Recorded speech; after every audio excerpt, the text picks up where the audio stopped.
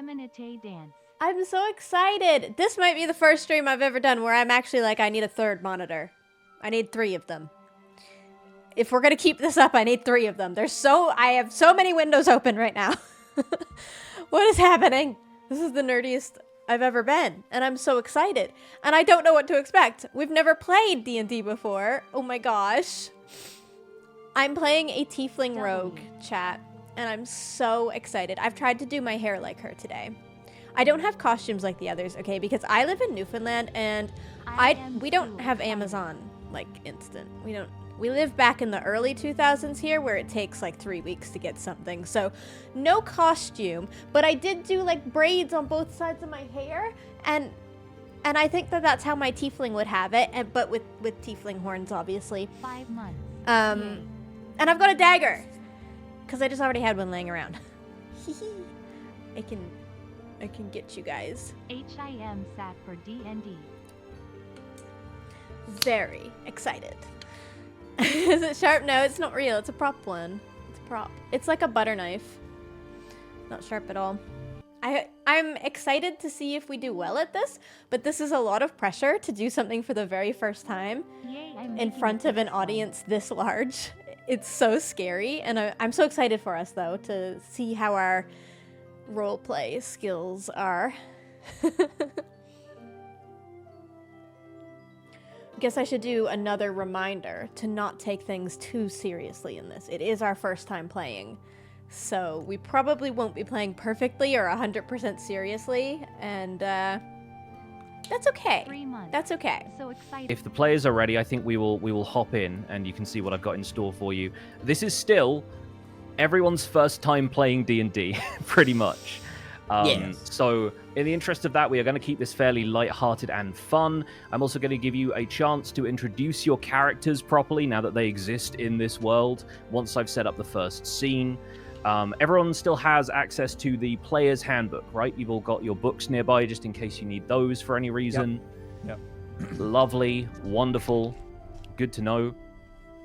I don't want to stress anyone out, but Jimmy's just texted me saying that he's having a bubble bath and watching the show. So he's always having a bubble bath. He's having a bubble bath. He's always having a bubble bath. Fun fact about Jim: always in the bath. Pretty loves much. a bath. Pretty much. I'm gonna adjust a couple of things here about the overlays because I want them to show up a little bit more. I want to show off some of the fantastic work that everyone's been doing to get these characters showing up. Yeah, great. So, yeah, we're going to introduce all of the characters once we get into the first scene. And as the Dungeon Master, to remind you all, I'm in charge of the world of the game. So I'm going to give you descriptions of your surroundings and events that occur in those environments. And then typically you'll let me know, or I will ask you what you want to do in various situations and scenarios. And in some cases, you'll be able to just do what you want, especially when you're roaming freely and exploring and talking to people. In other cases, I may ask you to roll dice to determine the outcome of something, especially if you want to get into combat or you want to use your skills. Feel free to interrupt me at any point if you need me to repeat or clarify anything, or if your character wants to take action. I have some written description that I'll be reading. Some stuff will just be kind of improvised and off the cuff, but feel free to interject anytime if you hear something you want to know more about, or if your character wants to react to something or do something to help the party. I think everyone's got a decent idea of what their characters are right now, but don't feel pressured to do like super in-character roleplay if you're still kind of feeling it out. If you just want to like describe what your character does kind of in the third person, that's fine. But if you want to be like, I stride across the room and talk to the person sitting in the corner, then you can do that too. As a DM, I'm going to be adopting a couple of character voices, but that's just so you can maybe tell some of the NPCs apart. This is going to be run through Foundry for everybody watching at home. Foundry Virtual Tabletop is our tabletop environment here, and you'll be able to explore freely when you aren't in combat. But I will be able to pause the game if anything momentous is about to happen, and I want you guys all to stand still for a couple of seconds. I think that's everything. Does anyone have any questions before we kick off? I'm going to try really hard not to just interrupt people and keep my Jen gave me a stern talking to, and so I have to keep my token still. That stern. And it was kind of I have to keep my token still. I told him to get a fidget toy IRL. Yeah, I'm gonna try really hard to be good, but just be patient because it's the first time playing. Also, I'd love if everyone could be patient with the tech side of things as well, because I'm running all of this from my computer and it's taking a lot of plates are spinning right now, basically. So if anything does go wrong, should we maybe do we want to play ads before we get started here, or is everyone kind of good to go? Always. So, goodness gracious, we'll have a quick like guided meditation and we'll pop an ad on. Ads. Everyone. There we go. I think the chat loves ads. Since we started, all they've said is, "Can you play ads?" Yes. Mine already played. All right. We will endeavor to keep regularish breaks because as time goes on, like by the end of session 0, I was a very tired boy. Yeah. I was a very tired boy. We need time for everybody to get snacks and not make crinkly snack noises on the microphone. Yeah, and if you get too tired, you get a bad case of the sillies. we will try our best to be silly, only in character. So yeah, everyone take a moment to breathe, center yourself, relax, and prepare to enter a fantasy world that has been occupying my head for the last little while. Once again, this is your story. You guys have been almost gifted this universe by the powers that were going to create it, and at this point, your characters know nothing about the adventure that we had at the end of session 0. Your characters have lived full lives in this world up to this point and are now out on their first adventure, their sort of maiden voyage into the unknown in this world. So I think it's going to be exciting to see what they are capable of, even at level 1, especially considering like how ridiculously everybody rolled their stats last time. Let's take a moment to be thankful for the audience we have, be thankful for the chance to play games together with people whose company we greatly enjoy, and let's have a real good time. Oh, you're going to make an old man cry. I can't wait to see how you keep up that voice for 5 hours. Yeah. I think the beard is actually helping the character voice somewhat. I think as much air leaves Scar's mouth as possible, it means the hair doesn't get in. Right, should we start? Yes, yes, of course. Let's get into it. And I'm going to start by changing up the music here. So we'll fade that down. And we'll start up something else. Here we go. My book. I just realized I have Minecraft open. Yo, Let me what? close that. We don't need that today. It might be part of the slideshow. That might be why the slideshow is happening, yeah. All right, here we go.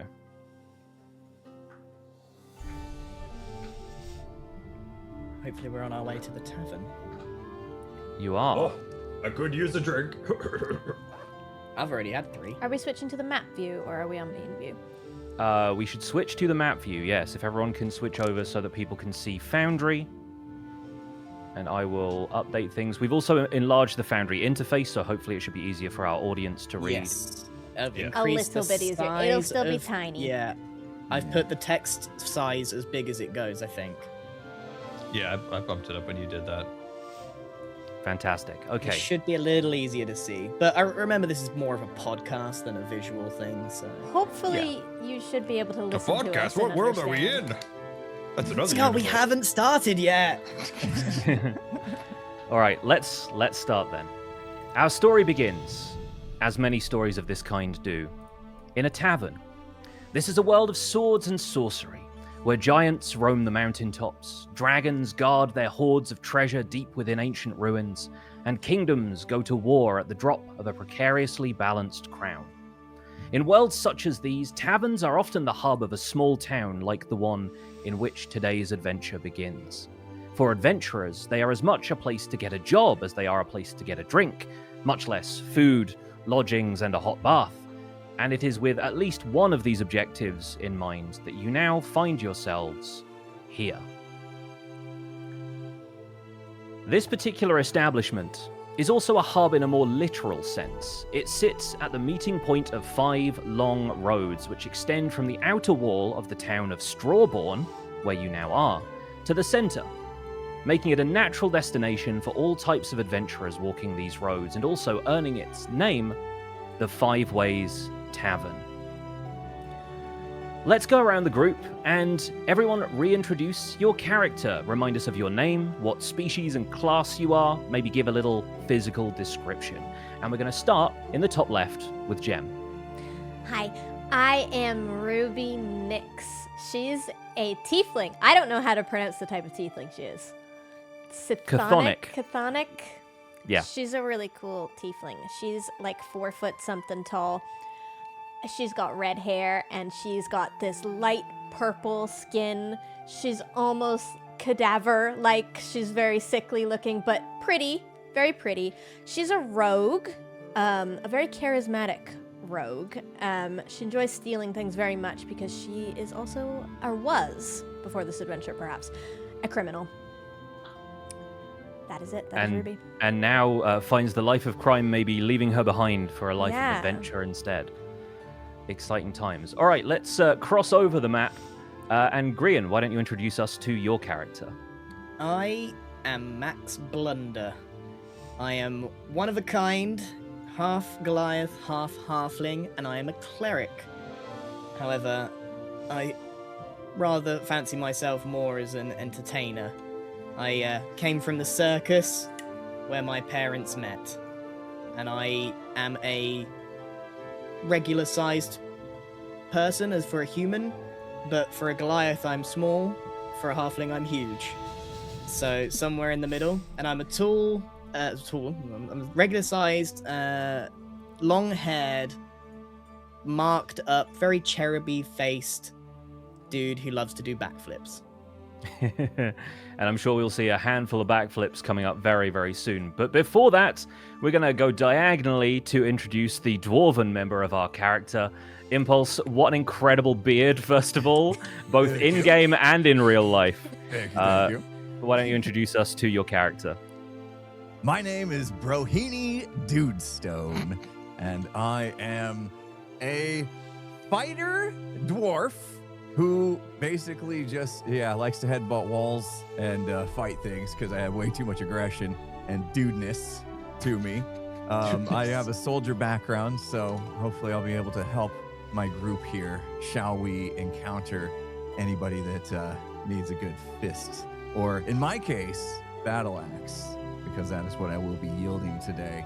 I have left my clan behind in search of technology. I want to see what's out in the world. You know, I grew up fighting and everything, but my clan, they were pretty stale, and I just have an excitement for adventure. I needed to get out and about and explore the world, and I've ended up with these lads on this adventure. Fantastic. We're going to get into whether or not everybody knows each other yet, although you are destined to become a party, but it's going to be interesting to see whether you've been traveling alone and made your way here looking for a group like this, or whether you already know each other, because a lot of people know our last, but certainly not least character. Scar, why don't you introduce us to your character? Oh, sure. Is this on? Is this on? Yeah, okay. Got a lot of hair in the mouth. Okay. I am Mr. Wizard. I've come from far and wide, casting my spells upon the world. These are not blank. These are all written very, very precisely. But I have traveled the world, selling my wares and spells, and I found this lot that needed my help. I'm just a wizard.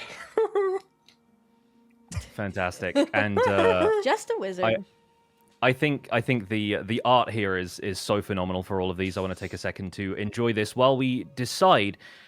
Do you guys know each other? I think maybe we've decided that a couple of you don't know each other, don't know anybody else from the group, and you're sort of arriving here independently.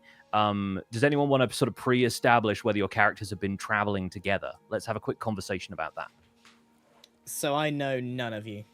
Max is new in town. Yeah, I'm one of a kind. I travel alone at the moment. I've just left the circus. I'm just here for a beer. A I do sensible enjoy place his to be. backflips. I've seen him by afar do them. Have you maybe seen the circus act? Maybe Mr. Wizard has been a sideshow at the circus where Max performed, but your paths haven't like properly crossed until now. Oh, I haven't spoken to him. Yeah, I do wonder where I learned my acrobatics from. So there might be a chance I recognize him, but he may not remember me. I have no idea who he is. Never been to the circus. Everybody seems like they are arriving at the tavern maybe independently of each other then, and fate is the thing that's going to bring you together. Yeah. The next thing I would like to establish is anybody in the tavern already, or do you want to start your adventure just walking through the door one at a time kind of thing? I will start in the tavern. All right. Yeah, I feel like maybe I'm already there having a drink. I'm going to move Max on into the tavern. Once again, the door is going to get in the way of me doing this. I have set up some walls so that you guys can't just walk through a wall apropos of nothing, but yeah, we will get you all in here. Is Mr. Wizard going to be walking in from the outside? Is he going to be like the last one in? He's going to be walking in wacky inflatable man style. Oh yeah. I could be in a Fantastic. corner Alright. somewhere in the tavern. You want me to pop you in a booth somewhere? Yeah, put me in a corner. We're going Okay, for every cliche fantastic. in the book. I love it. Great stuff. All right, well, I'll have Ruby over here. Let's say your back can be like up against a wall inside of there, and you can be like just kind of, feet up on the chair, maybe, maybe even feet up on the table. And I will introduce a little bit about our surroundings. We'll move Max in somewhere there. We'll move Brohini up here, perhaps at the bar. All right. As Mr. Wizard arrives, spring is becoming summer, and it is just past noon. So the hearth in the Five Ways Tavern is not lit, but the surroundings are pretty cozy. There are no two chairs made alike in this room, but that seems intentional. Hospitality for all of the races of this world means providing for a broad range of shapes and sizes, and if there was ever a pair of matched stools in here, one or the other of them has inevitably been smashed over somebody's head in a bar fight. The space is beamed and propped with rough-hewn but solid spars of wood, and is tall enough to accommodate the more lofty folk, like elves, dragonborn, and the wizard who has just walked in through the open doors. There are a few booths tucked into corners here and there where the ceiling drops and the halflings, dwarves, and gnomes can feel a little bit more comfortable. There are some rustic-looking chandeliers with rings of iron holding up 5 fat candles apiece, winched up into the rafters and tied off with a rope. Although there's enough sunlight streaming from the windows at this hour that there's no need for candles just yet. At this time, it's a little quieter, with many of the townspeople not yet returned from their labors in the fields, the mines, or the forests, but there are still a few travelers lounging around the room, which I think Ruby, Max, and Brohini you've probably taken into account already. But as Mr. Wizard steps into the room, you see across by the smaller of the 2 fireplaces, there are 2 tabaxi cat people, who I'm going to point you to here if I can hold that down. There we go. Over here on this table, they are playing cards and dice. They've got a couple of different games going. They look like rangers, potentially, people who would wander the wilds in search of maybe some game to hunt and maybe some wilderness to explore. Over by the other fireplace, on the opposite side of the room here, there are an elf merchant and his human traveling companion, finishing their drinks before prepping their wagon for a ride to the next town. I didn't want to fill up the scene with other NPCs, but you can imagine there are various and sundry other individuals in sequestered, quiet corners, studying maps, reading from leather-bound tomes, or nursing the dregs of the day's first pint. And the tavern master, a woman named Marchesa, is living up to the stereotype of all tavern masters everywhere by idly cleaning glasses with a rag behind the bar. What time is it? It's just after noon, so like maybe 12:30 kind of time. Like the sun is pretty firmly high up in the sky at the moment. Perfect time for a drink. It's actually a bit later than I start, but okay. Marchesa sees you wandering up to the bar. I'm going to make sure I don't have Brohini selected as well, and says, "All right, you're new in town. Here, I can rustle you up something. What you having?" And ask I'll Mr. have Mac. your cheapest drink. Oh, I see. You're looking to be a little frugal. All right. The coffers are tight at the moment. Oh, I understand. Well, good thing is the water from the well is good if you're looking to not spend any coin at all. Or alternatively, we've the house specialty, which is a pretty cheap wine that I brew myself. We call it 6-hour wine. Whatever will keep me off the toilet, I'll have that. Well, the 6-hour wine comes with my personal guarantee. No bathroom problems at all. Yeah, she slides you over a glass, like a little tumbler of a deep wine, a deep red wine that she pours out of a bottle from below the bar. Handing it over to you and expecting a couple of copper in exchange, she turns to Brohini and says, "And for you, Master Dwarf, what'll you have?" Just an ale from the well will do for me. Ale from the well. I'm not sure I've been using it for brewing, but I know the cut of your jib. All right, give me a second. And she walks over to one of these casks back here and taps off a pint of ale, and then comes back and slides that across the bar. Here you go, enjoy. I'm sure you'll be back for another soon enough. You look like you're no stranger to ale, young dwarf. Oh, sorry, I thought you were talking to me. I'll make myself comfortable over here. And she goes over to talk to Mr. Wizard as the conversation between Max and Brohini continues. Oh, it's a daily ritual for me at this point. How about yourself? Well, I do like a tipple every now and again. Say, I don't know what you're thinking, but I'm thinking about doing a backflip. I would love to see a backflip. Always good time for a backflip. I am delighted to hear it, young dwarf. Right, let me demonstrate. Right, how do we go? Ready? Right, Max, you need to open your character sheet. You can double click on your token to do that. Find performance from the list of skills and roll me a normal performance check, please. Sorry, say that again. Where we go? Acrobatics. Open up your character sheet. Acrobatics will do rather than performance. Sorry, I was forgetting you had acrobatics there. Right, dwarf, are you ready? I'm born ready. Let's go. First roll of the game. Let's do it. With a 7. Are you guys seeing the dice that are rolling on screen now, by the way? Yeah. Yeah, that's cool. Yeah, I saw that. Fantastic. All right, great. Because they should show up for everybody. Everyone's got different colored dice depending on your color that you chose when we all logged in, I think. So that should hopefully be all set up now. With a 7, you see a very lackluster backflip happens. I think with a 7, you sort of land it, but you land it kind of clumsily. You stumble backwards and maybe slam into the table that's here. And Ruby, how do you react as this this odd-looking half and half ends up almost wrecking the table that's immediately across from you? I would like to just make a show of polishing my dagger and scowl at him. Looks must like say, the Max- the imp's not very keen on my backflips. The floor's uneven here. It'd be easier outside. No, I don't know about that, Max. I have myself some acrobatic skills I would like to display after seeing that.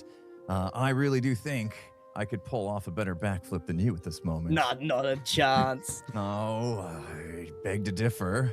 Shall we Marchesa, see? the tavern keeper, wanders over and says, normally I'd expect people to buy a few more drinks before they start wrecking the furniture, but I'm actually quite interested in this. So Same. go on, Mr. Dwarf, show us your best backflip and all. Dwarf. I do think it's better we try this after my first pint. Your and not little my 12th. legs. I All want right, to let's see the see. dwarf Wait and backflip. see. Let's Here see. we go. Let's see you down it. All right. Ta-da! Oh! The dwarf can backflip. Impulse, describe how perfectly Brohini Dude Stone performs a backflip. I actually managed to do a backflip from the ground and land on top of the bar. Not everyone can pull that off, especially at 4'8". Marchesa and a couple of the other people in the immediate area of the bar spontaneously break into a round of applause. Like, there is actually a moment of hushed silence, and then almost as if with a ta-da, you sort of pop up on the bar. And Marchesa says, wow, I've always thought of dwarves as a folk with a lower center of gravity. That was genuinely impressive. Oh, thank you. Thank you. I'll be here all night. Really, I mean, I if will. It's pint easy lined when up. you've seen how it's done. Do you know what I mean? I tell you what, if you've this sort of physical ability, even after a pint's in you, well, perhaps we'll have some good work for you around here. But about that more later. I think I need to attend to another customer. Excuse me, are you, Yes, I believe you're looking for a drink, are you not? I am, but I was wondering, this man over here, Mr. Bladder. Mr. Bladder, your backflip was very unimpressive. I wonder, would you be in the market for potentially an upgrade, a crystal to help you with your acrobatics, potentially, Sir Bladder. Sorry, who's Bladder? You, sir. Me? Mr. Bladder, of course. Sorry. Let me introduce myself, because you appear to have a false impression of who I am. I'm one of a kind, Max Blunder. Oh, Max Blunder! From afar, my little weary ears heard it as Bladder. Right. And you are? Mr. Wizard. Sorry, that's not a name. That's an occupation, sir. I'm a bit of an occupation person myself, and that's why I'm with you here to sell you potentially a crystal of dexterity. Mr. Wizard. Is that all? That's all I'm getting. No last name, no first name. Oh, it's my last name, of course. Mr. Wizard.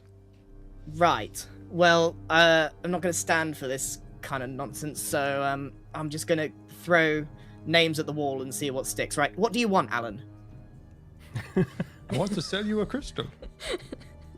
I have no need for crystals. I can barely afford the wine here. Bartender, I would like mead on the double, one for Bladder and one for me. Blunder. Blunder, of course. Blunder, is this on? There we I go. don't care what your name is. If your coin's good, you'll have some mead. And she goes to another barrel and starts tapping off a little bit of honey wine. Oh, honey wine. Yeah, it's on the wizard. It's on me, of course. I have plenty of coin. Yep, this lad looks like he does a fair trade in coins, so here you are, and yeah, she passes a couple of glasses of mead across the bar for you. And one for Broadsworth, the man at the end there, the dwarf, Broadsworth. Oh, you can call me bro. Bro, not Broadsworth. Okay. So your name is Bro, is it? Yeah. Well, Brohini, but now that we've met properly, you can call me bro. Right. Okay, Bro. And this is my friend Steve. He's a wizard. Oh, hi, Steve. Nice to meet you. Oh, nice to meet you, bro, Stiff. Sorry, Now that you lot have spent some time standing around talking, why don't you find yourself a seat? There's plenty of spaces. I think that lady over there looks a bit lonely. I'm going absolutely nowhere near that The inn. lady with the knife. Yes. Oh. I actually quite like the dwarf. He I could love a sit good here. knife. Let's go. Anybody who holds a knife has got a story to tell. You mind if I sit here? I would like to buy you a drink for that impressive backflip. Oh, much appreciated. Yeah, Brohini is missing a pint of ale after having just downed it, so Yeah, I think but- Marchesa moves out from behind the bar and hearing this brings one over. Let's get him one more pint. I'm gonna listen. I'm gonna listen in here. I'm gonna eat my kind. food, but with my ear pricked to listen. And can I get anything else for you, miss? No, nothing for me. I would like to just scan the area for something to steal. Interesting. Okay. So I think out of everyone, obviously, like your new companions seem to be, people with some goods on them. If you felt like trying to steal from any of them, what's but I think Mr. we'll Wizard maybe. got?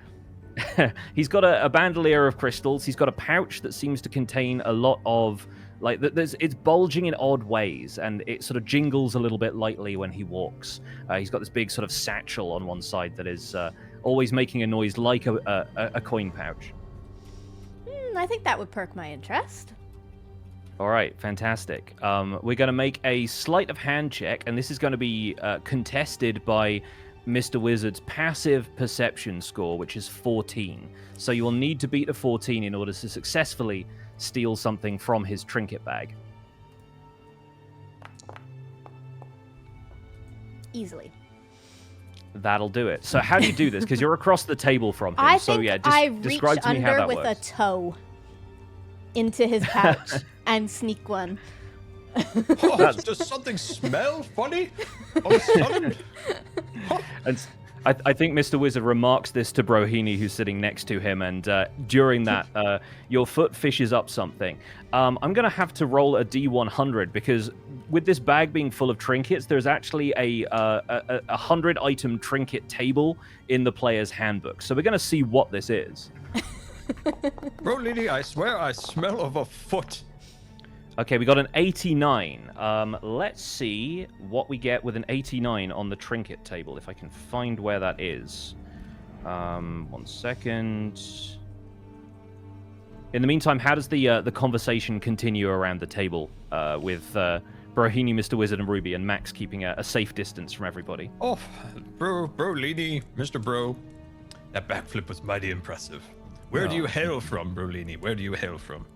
Oh, the mountains far away. I'm sure you've never heard of them. We are surrounded by giants, so we don't escape much. We don't come out to play often.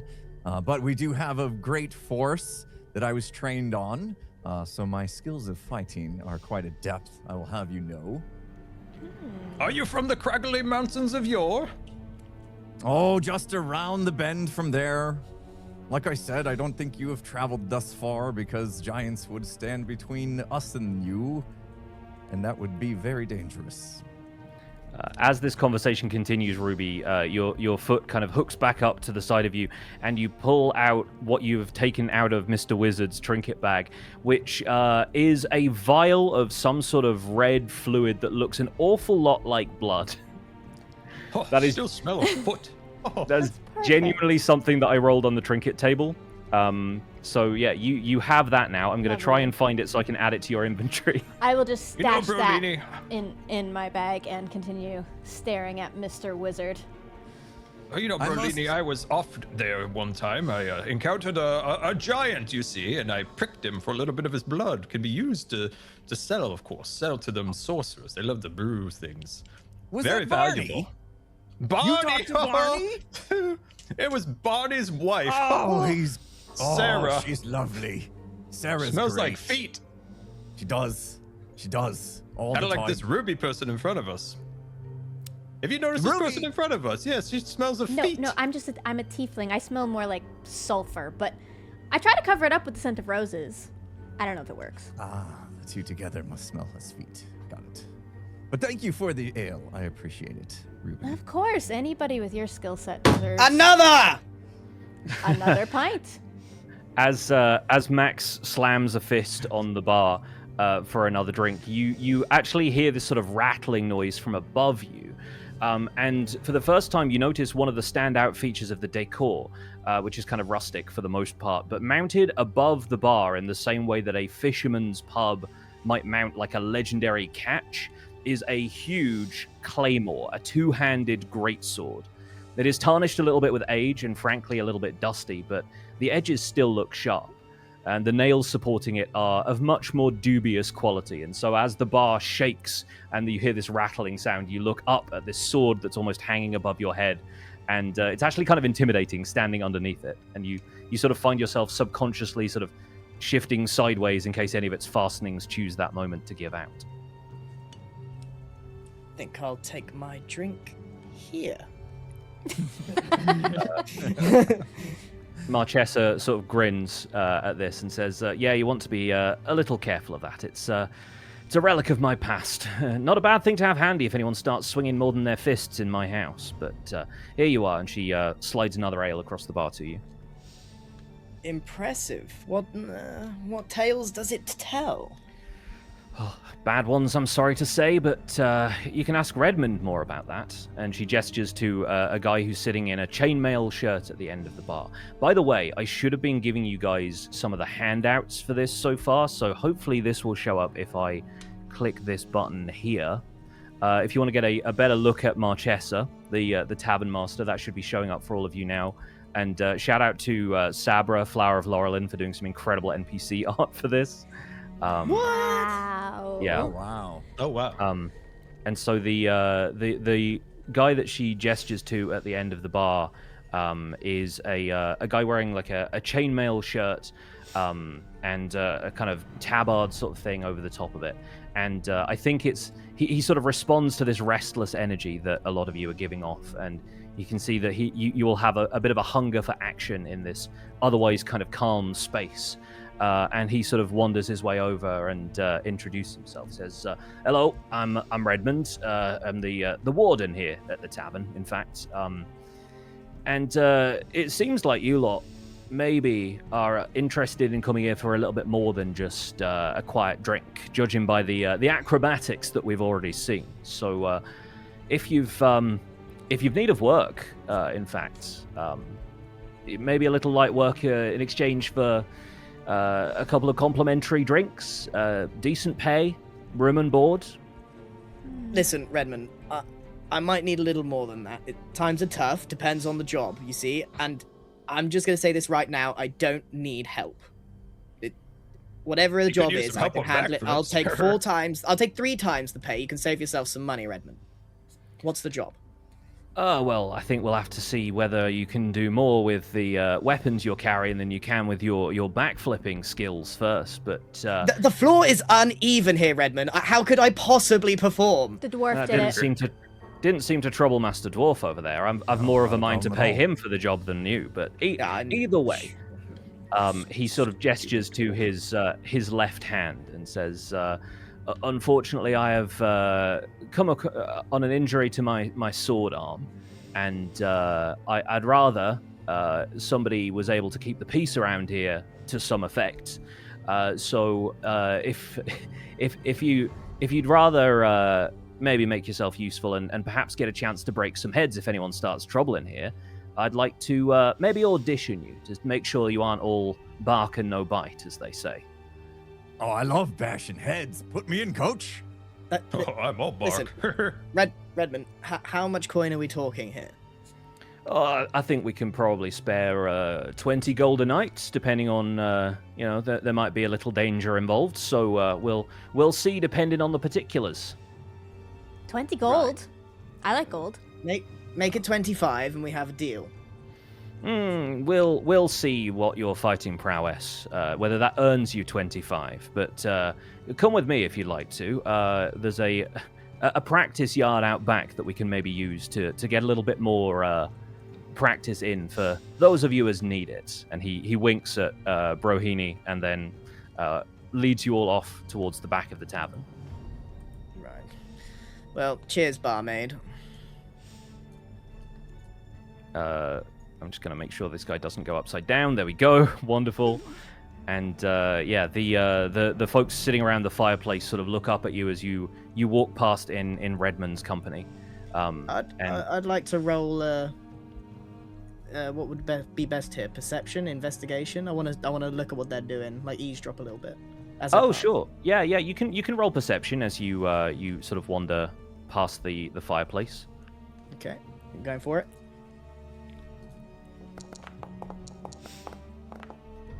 Get in. Ooh. All right, a 23. I think you clock that these are, one of them is a merchant who's just sort of taking inventory, sort of finishing off some of the records and ledgers and stuff, and talking to their assistant or guard or somebody who's sort of traveling with them to make sure that the caravan doesn't have any kind of issues.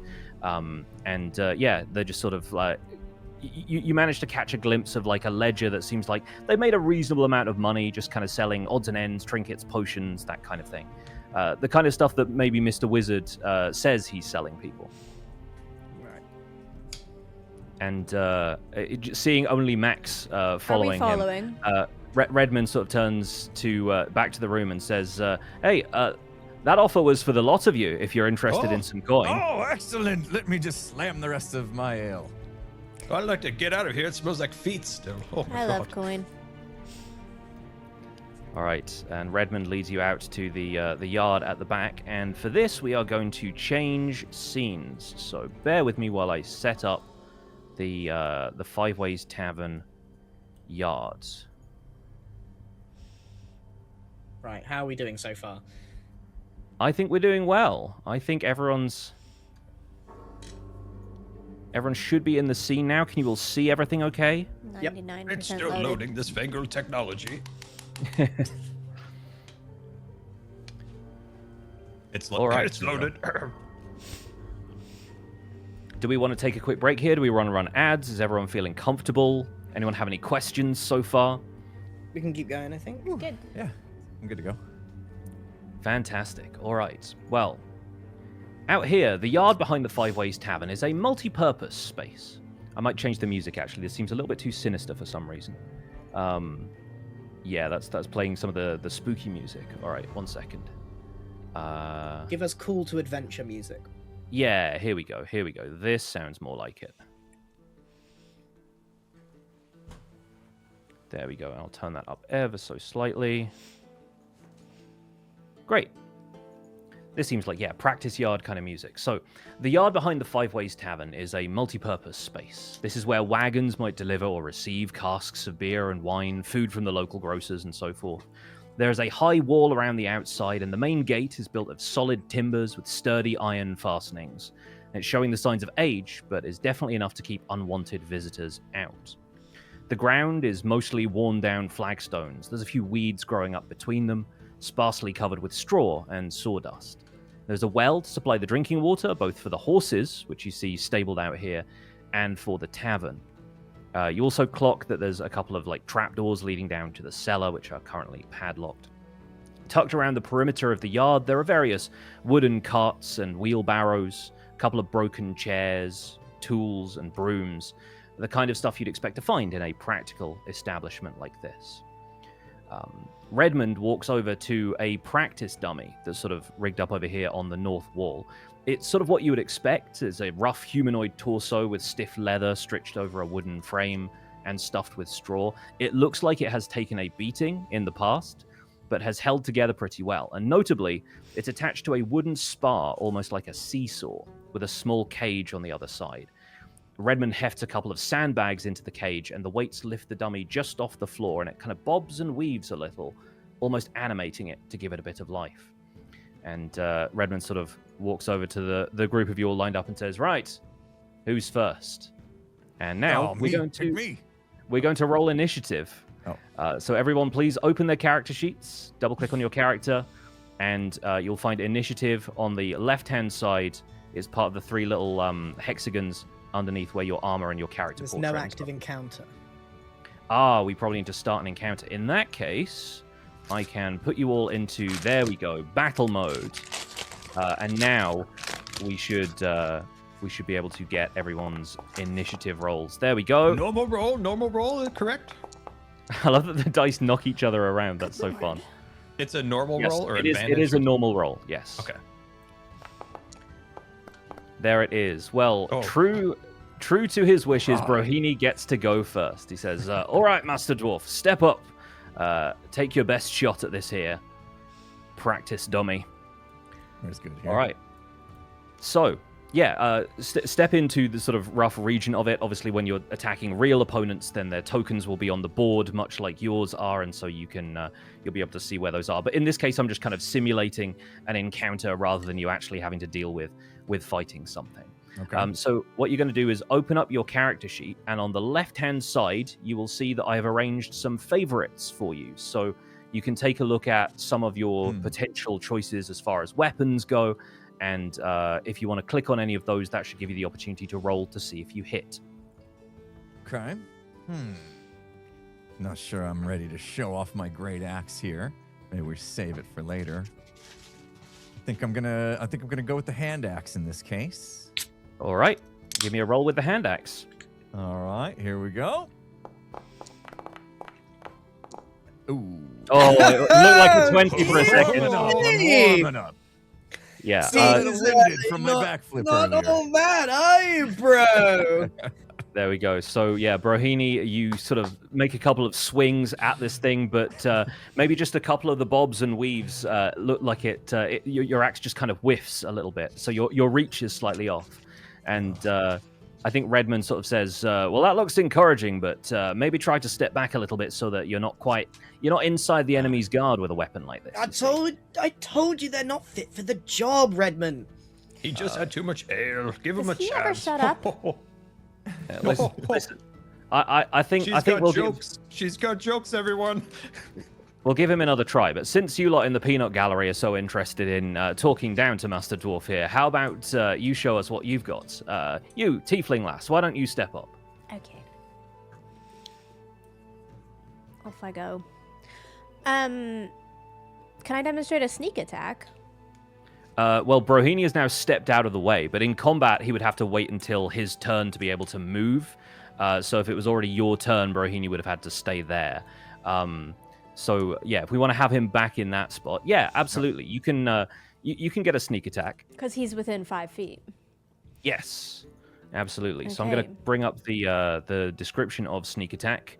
You can deal an extra 1d6 damage to one creature you hit with an attack roll if you have advantage on the roll, but you don't need advantage if one of your allies is within 5 feet of the target. Now, we're going to assume, for the sake of this, that Brohini is one of your allies, although you haven't quite made fast I like friends the dwarf.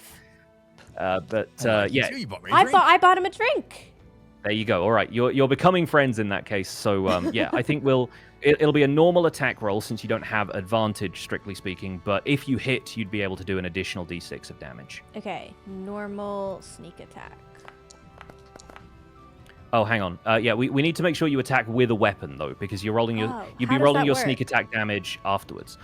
So from So the weapons dagger- on the left-hand side in your Roll favorites. the dagger first. Yeah, roll the dagger.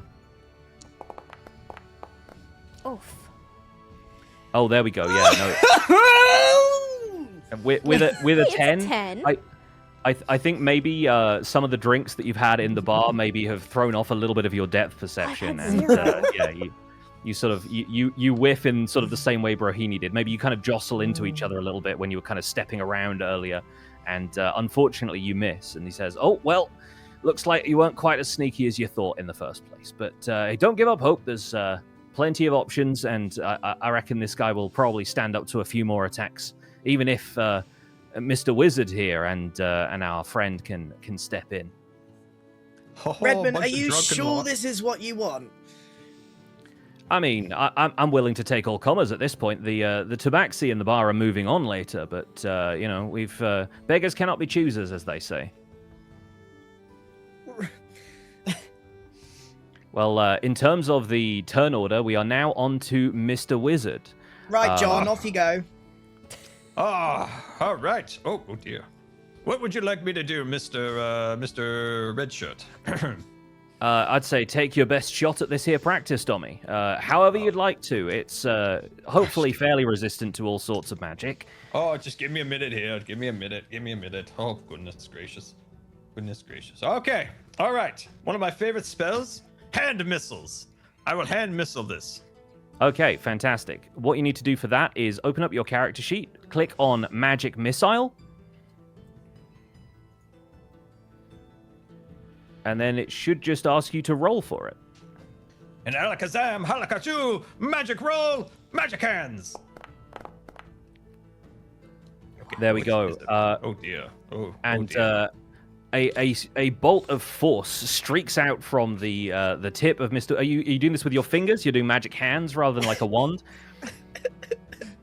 I got some hair in my mouth that I had to adjust. Sorry. Okay, I'm back here. Okay. So this dart of force. It says 3 glowing darts of force as well. So I think you need to roll that twice more. Oh, okay. Is it asking you to roll more? I don't know what the no. attack interface looks like. Okay, in that case, we can. So do he's something missed. about- He's missed, right? No, he It hasn't can't- missed. Magic Like missile can't miss. magic Oh, missile is a spell that automatically hits the target. It just does relatively low damage compared to some other spells. So but it was a feeble missile that we just saw. you're I'll about have to you see, know, Mr. Bladder, this was not feeble in any way. you're about to see 2 more though. Go into your character sheet and click on magic missile again. Okay, magic missile. I Casting don't know spell. why it's not doing 3 at once, but Yeah, let's see. Magic missile. I'm getting so many menus popping up. Let's see. You have no available spell slots which to cast this magic spell. huh. Okay, let me give you those back for a second. Yeah, hang on. That's something I should have really made sure that you guys had all of your spell slots and stuff back up to speed. So let me do that again. And yeah, why is that really strange that it's not letting you roll more of those? I'm not sure if I'm not seeing something that should be Are you should supposed be to just there. use the 4 3 times?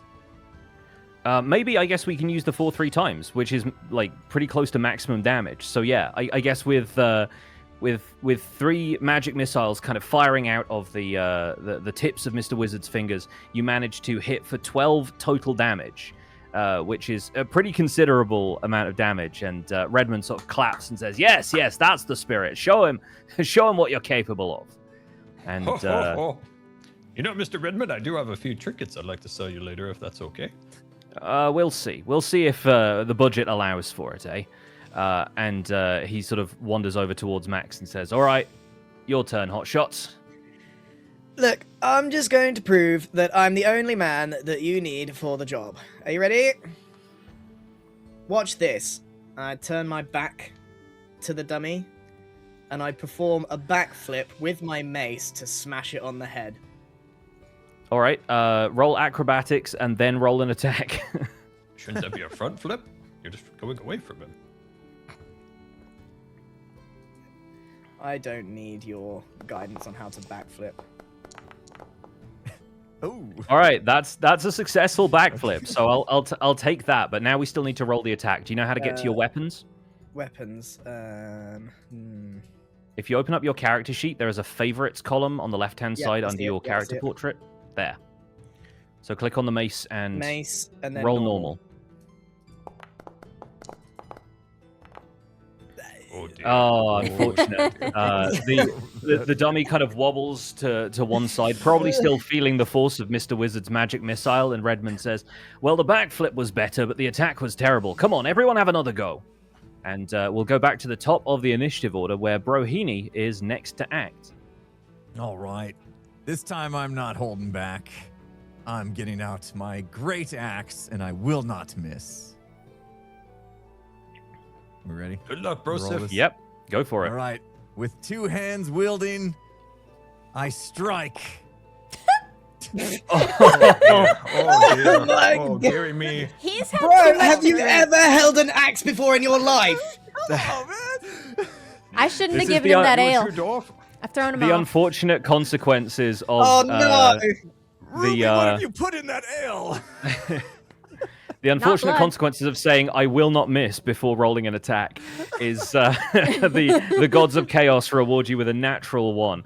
I think Brohini, like, just switching from the axe to the great axe, something feels off. You're like off balance slightly. This thing is bobbing and weaving in front of you, and I think after having had a couple of drinks, like, you're starting to see two practice dummies instead of just one, and you actually fall prone as a result of. You end up, like, we'll say not prone. You land on your back. You kind of topple over slightly, and the great axe kind of on your chest, almost in like dwarven burial pose. And Redmond sort of laughs and says, "Well, I do think the circus has come to town after all." One step I from the think I'll trough, just that stay man on the almost ground fell for a in. little bit. Nap It off seems that our ale. dwarf friend had one too many ales, and it's barely noon. Call that a Ruby, Tuesday. Ruby, you're up next. What do you do? Okay. Well, that was embarrassing. I think I'll pull out my short sword and give it another go. All right, show me a short sword roll. Oh my god. He says, "Maybe I've misjudged you lot, but you seem to be having a hard time hitting a wooden dummy, eh? Perhaps I'll make it a little easier for you here." And he takes one of the sandbags out so that the counterweight lets the dummy simply rest on the ground again, and says, "Oh, maybe this'll even the score a little bit here. Mr. Wizard, I've no complaints about you. I think you seem to be doing quite well for yourself, but maybe try a spell that isn't going to consume so much of that magic ability." Yes, let me get out my book. Whew. So, something that you should know, Mr. Wizard, is that having used a spell that consumed a spell slot, you need to rest before you can recover those spell slots. So, if you're using some of the first level spells, potentially that puts you in a risky situation if you need them later. So, what I would recommend doing for your next attack, if you'll allow me, is casting Ray of Frost instead, which is a similar kind of magical attack, but won't consume any spell slots. It does feel a little warm today. I think everybody could use a little cool down, especially Bro Stiff over there. He's very flush with ale. Oh my god. I get so Not scared of my only mouth. do we... No, he doesn't tell us his name. He can get none of our names right either. All right, Bro Stiff. I'm going to cool you down. Here we go. Ray of Frost. Oh, I knocked my hat off again. Oh. All right, and with a 16, that hits. So Ray of Frost, unlike Magic Missile, you still need to roll an attack roll to see if you hit. But in this case, you have. The Ray of Frost strikes the dummy squarely on the chest. So go ahead and roll the damage for that. Let's see, there's an advantage, normal, and disadvantage. Oh, if it's showing up with advantage, then it probably isn't the damage roll, is it? Where's the spell damage coming from? That's what's confusing me about all of this. Try hitting normal and just see what that does. Yeah, that looks like you're trying for the same attack again. Okay. Where does it let you roll damage for Ray of Frost? That's weird. Okay, there we go. Can you see the buttons that show up where it says attack and then it says damage underneath in the chat? If you don't have the chat open, by the way, I recommend popping it out with right click. Oh, yeah, chat. I see it. All right, pull that out. And, oh, yeah, I'm sorry. This is what I should have had. Okay, so should I? Okay, now it's on. Max Blunder is in the process of casting Thaumaturgy out of turn. Oh, sorry. Sorry, I was reading it. What's your fine, thumb don't worry. button away? I thought you were about to use the booming voice one to just give him a dressing down, but... Sorry, I was trying to read what I could do.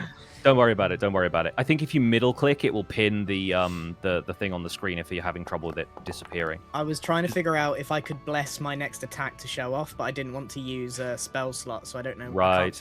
I can't tell if this uses a spell slot. I will be able to tell you in a second. Bear with me, but we also need to resolve. Oh yeah, Bless is a first level spell, so it would consume a spell slot to do that. Okay. Mr. Wizard, you have a damage button in the chat. If you want to click on that, you seem to be clicking on attack over and over again. Mr. Wizard had... Sorry, we got some ads playing annoyingly, and I don't. Right. Okay. Yeah. Sorry. There we go. If we could just hold the fort down for just 10 seconds. Yes, for absolutely. a minute. We'll just wait a second. Fantastic. And we at least have some damage for a Ray of Frost now. So are we getting a feeling for how like the flow of combat works here? Is this sort of starting to make sense for you guys? Oh, not at all, but I'm working through it. I want to walk up to this dummy and really smack it one. How would I manage to get myself an advantage doing this so I can really show off?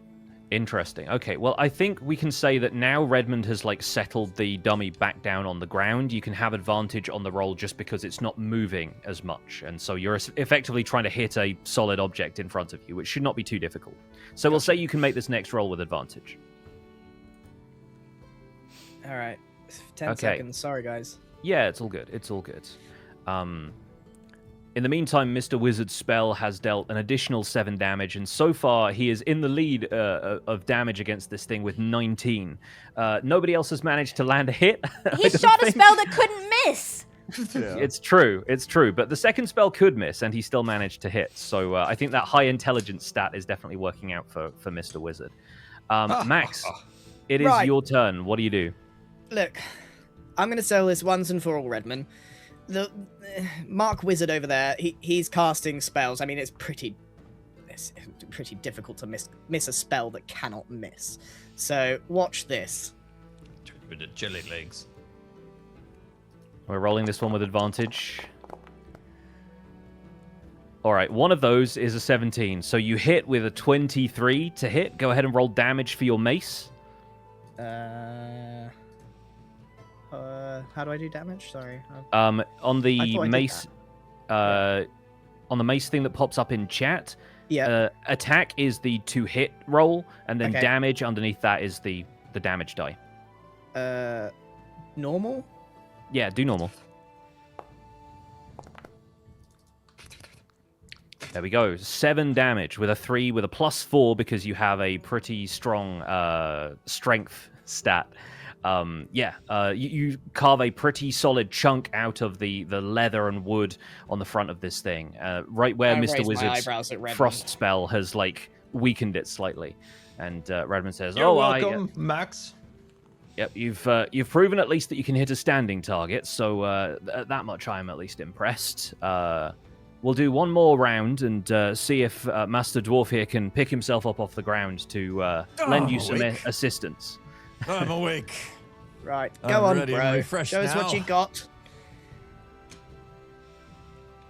All right, I will Rohini. try So my far, great axe again. you haven't shown us much. He could Try the great backflip. axe.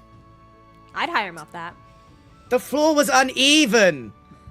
I didn't need the floor. I backflipped onto the bar. All right, I will give another go with my great axe this time. I will prevail. Oh, Aha! Oh. Oh, See that'll what do I it. can do. That'll do it. That's a critical hit. So when you roll the damage for this, you should be able to find the damage in the chat alongside the great axe. There should be an option there to roll a critical hit. Why can't I find that? 1 second. Oh. Bro Stiffness needed a nap. yeah, I enjoyed Fresh that he just needed to on his lie down. toes. I did. I just needed to lie down for a little bit. Everyone needs a good lie down. I'm good. Yeah, why is it hard to find the damage part? Damage. There it is. I see it now. Here we go. And hit it with great force. Of a yes. Oh my. Wow. 10. Fantastic. So for 13 slashing damage, you absolutely carve this thing up. I don't know why. Did you have the option to roll critical hit there? Yes. No. Okay, I cool. don't know. Wait. Well, yeah. When you pop out the damage Yes, I did roller, roll. it should give you the opportunity for critical hit. Yeah. So roll one more d12. Just open the damage thing again and hit normal, because you should technically be rolling 2 damage dice for having done a critical hit. Oh, okay. Here we go. If you roll a natural 20 in combat, that is a critical hit, and it means you deal extra damage. So you get another 13. So you've now dealt 26 damage to this thing, taking you firmly into the lead. I just needed a good nap. There you go. Fantastic. And this has created an opening for Ruby to come in with another sneak attack. So Ruby, do you want to give it a try? Yeah, sure. With Much like Max, we will give you an advantage to hit. So go ahead and roll. Sure. All right. And with a 25, I think you hit. So go ahead and roll damage with your dagger. Cool. How? Open up the chat. Yeah. Alongside all of the dagger entries in the chat, you should see damage as a button that you can click there. Yeah, same problem I had. It didn't show up straight away until I said I can't find it, and then all of a sudden it was there. So I don't know if you clicked something, Pix, or... Do I need to like I've- pop it out? What a... I will show you guys what I'm seeing on this side, which should be what you guys are seeing. And if not, I do not know why. I don't see... Damn. Oh wait, damage up on this roll, not on that one. Yeah. So not on the roll where the Why is number there came two up to say you boxes? hit. Okay, I I see don't know. This damage is just now. the way Foundry does things, I unfortunately. see it. I see it. There you go. So with an additional 4 because of your dexterous attacks, you deal 8 damage. Plus, you Oh, can do now I need to do open my up your sneak character attack? sheet and use sneak attack. Yes, absolutely. Go ahead and roll that too. With an extra 6, fantastic. So you managed to carve this thing up for 14 damage. And Redmond says, yeah, well, I think that's a little bit enough. The dummy is looking the worse for wear at this point. At this point, I would like anybody who wants to make a perception check, please. Sure. Might as well all take advantage of that. All right.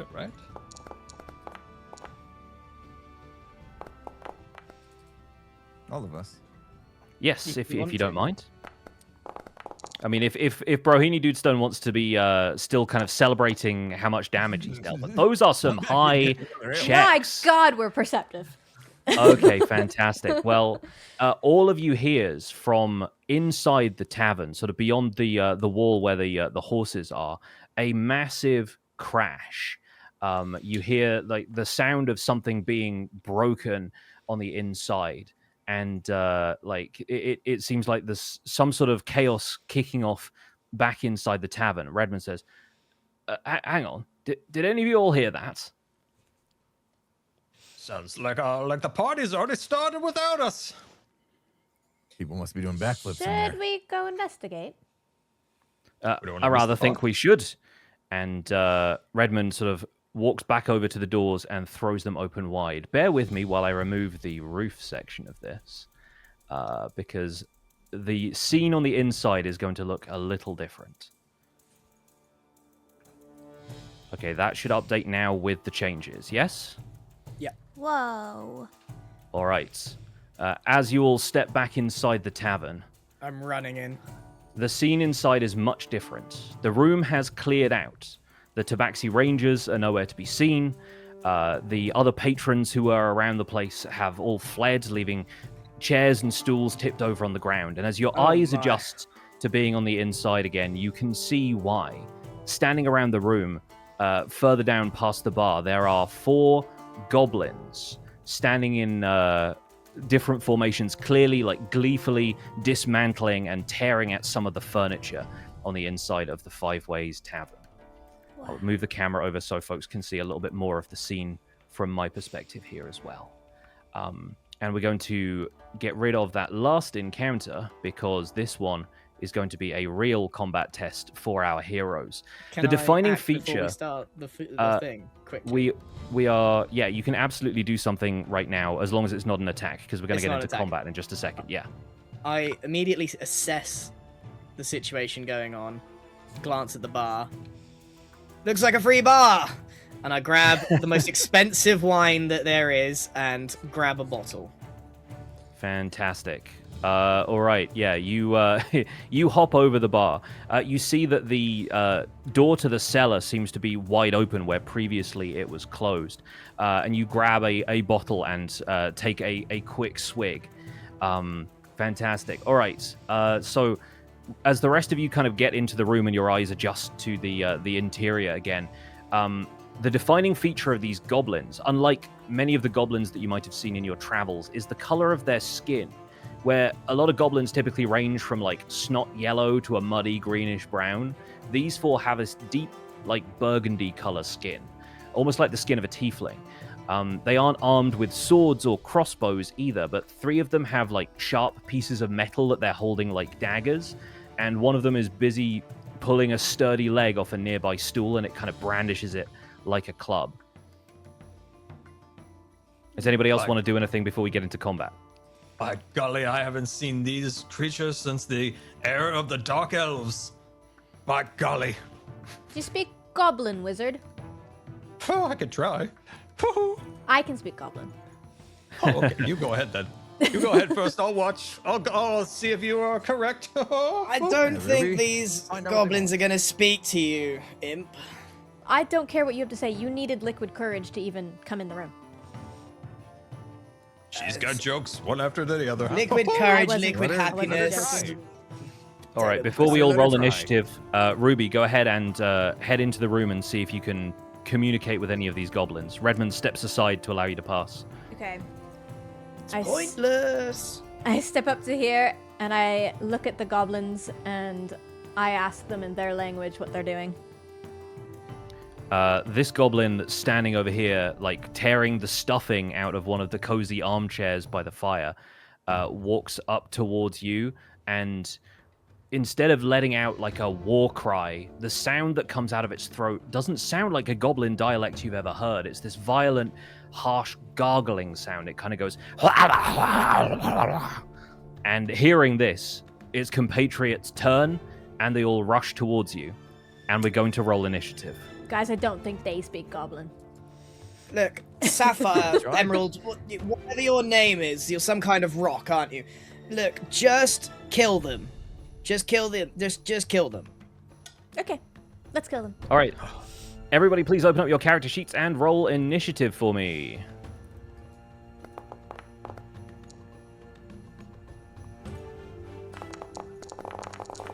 I'm also going to be rolling for all of the goblins, so there's going to be a lot going on here.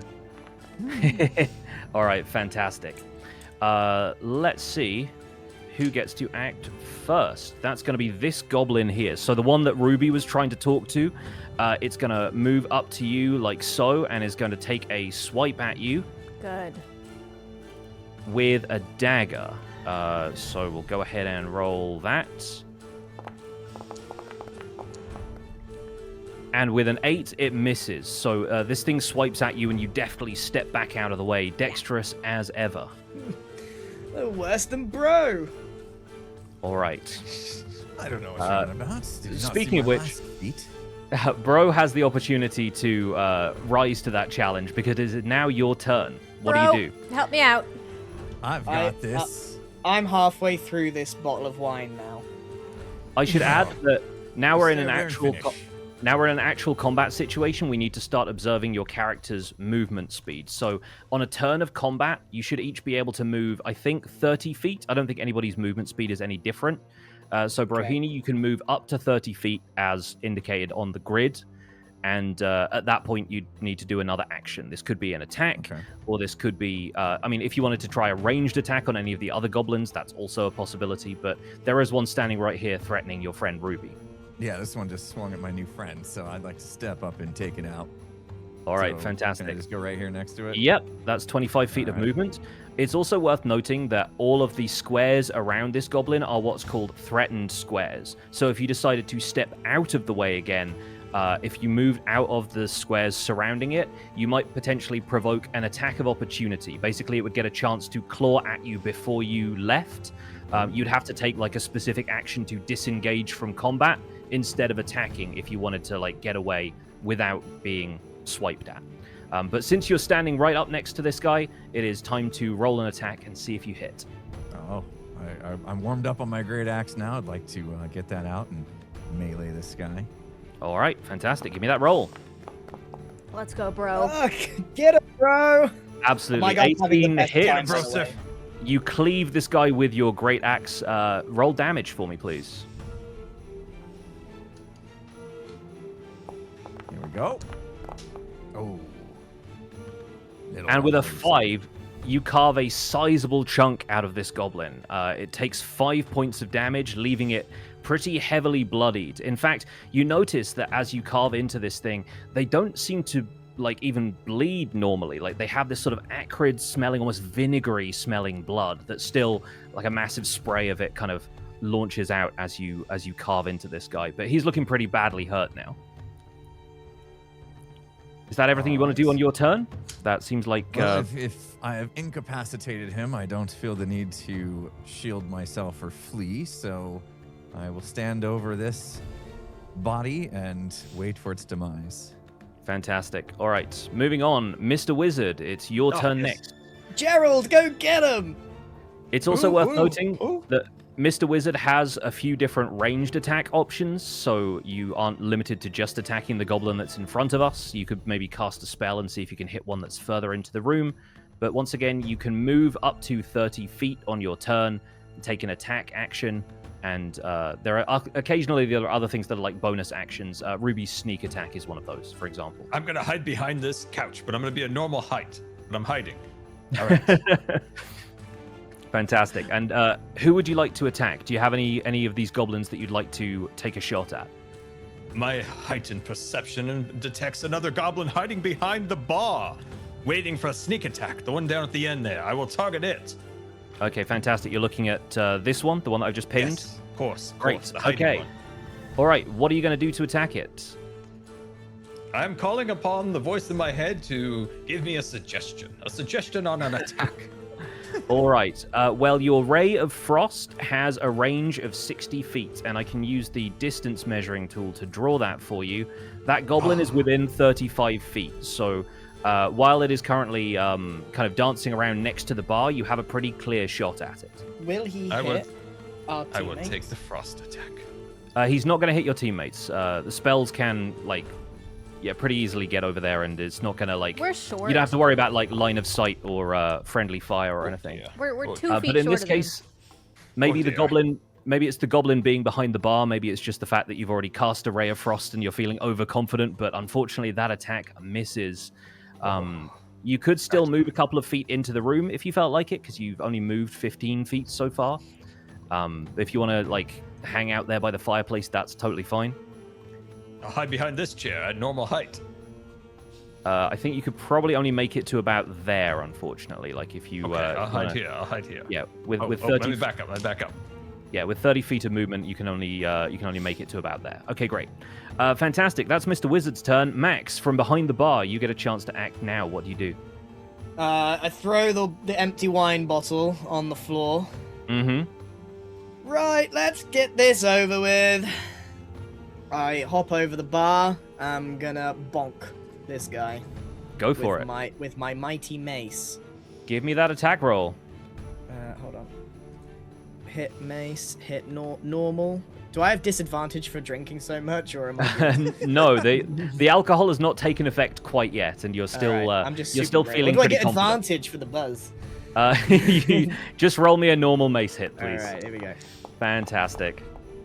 All right, Oh, that's looking like a hit to me. Good. A 24 definitely connects. Go ahead and roll damage, please. I'm having that same problem of like not seeing the Right damage. above where you Okay. think you should look. Yeah. Oh Yeah. yeah, I now. If you're see looking at the damage. if you're looking at the full chat, it's like It's it pairs really the attack and the confusing. damage together. Yeah. All right. With 8 damage, you manage to cave this thing's head in with a hefty thwack of the mace, and it goes down. Let me quickly get back into. Well done, Bladder, Max. That's -8. You left that thing with -6 health. So, yeah, the goblin Conked out lands of on, existence. yeah, like lands on the floor in a massive heap and is out of combat. So that one's taken care of. It's not going to attack anybody again. We are now moving on to the rest of the goblins. So I think this one, having seen Mr. Wizard take a shot at it, is going to run up between Max and Mr. Wizard and is going to try attacking Mr. Wizard with its claws. Although this is going to be a dagger roll because that's the way that works. Go ahead and roll that. All right, that's a 9. A 9 does not hit Mr. Wizard's armor class, so it looks like Mr. Wizard gets to live to see another day. We're going to move on to the next goblin, who is all the way across the room over here. Wacky inflatable dodge and weave. This one is going to move. Its maximum movement is... Yeah, it's got 30 feet of movement. It's going to take the dash action, so instead of being able to attack, it's just going to do a double move to get all the way across the bar to over here. And this last one that's jumping on the furniture over on this side is going to act after Ruby gets a turn. Ruby, the one in front of you is currently dissolving on the floor. What do you do? Disgusting. I wipe the vinegary blood off of me. And is Max within 5 feet of that one right there? He is. I should also add that Mr. Wizard should be, and unfortunately, Scar, you can't move if it's not your turn, so I'm going to have to put you back where you were. Yeah. Oh dear. But yeah, Mr. Wizard should be right Wasn't there. he one lower? Yeah, he is meant to be there. So there's 2 people within 5 feet of that guy. Okay, so I would like to get my dagger out and sneak attack this guy. Fantastic. So head on over there and go ahead and roll for that dagger attack.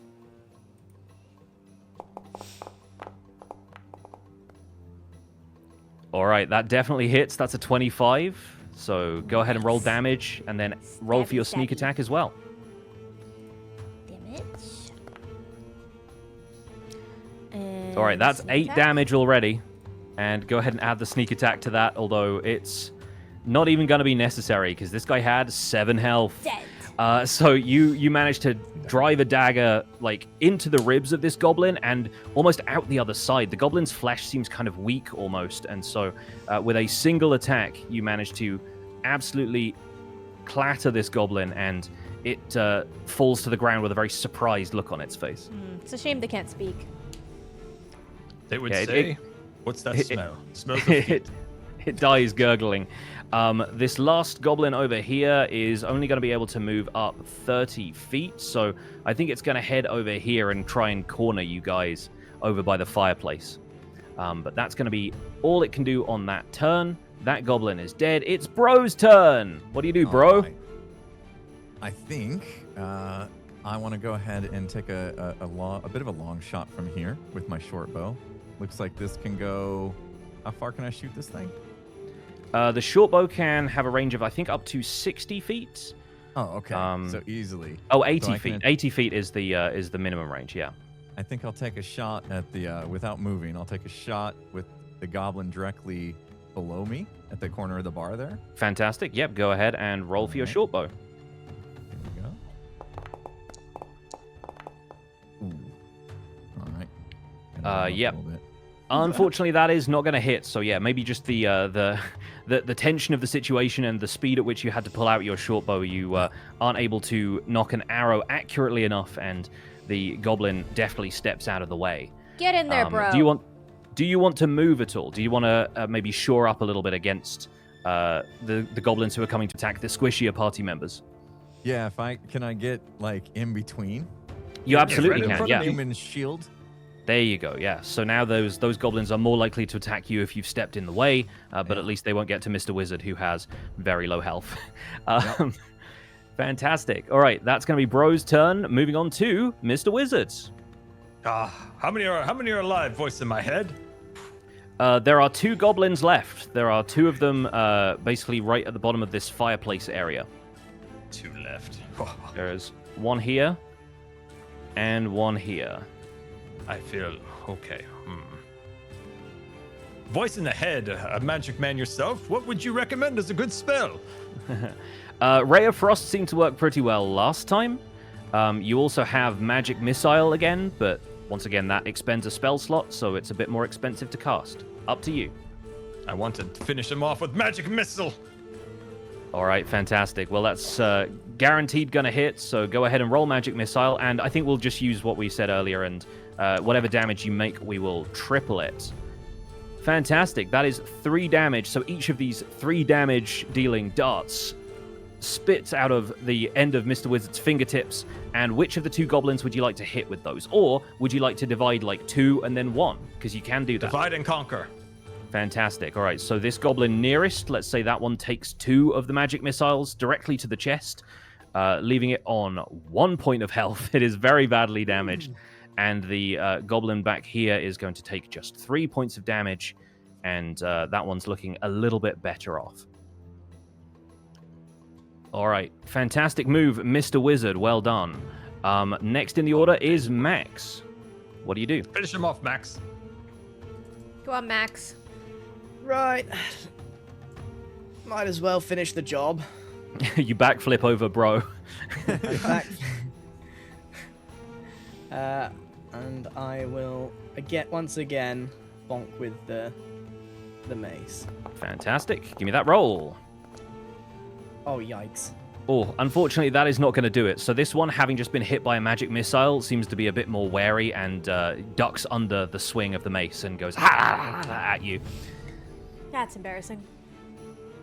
At the same time, you guys hear a clattering sound from behind you, and Redmond yelps and sort of stumbles backwards as another goblin appears. And we're going to add that one to the list. This one seems to have been hiding under a table near where you guys approached, and so that one is going to get a turn on the next go round.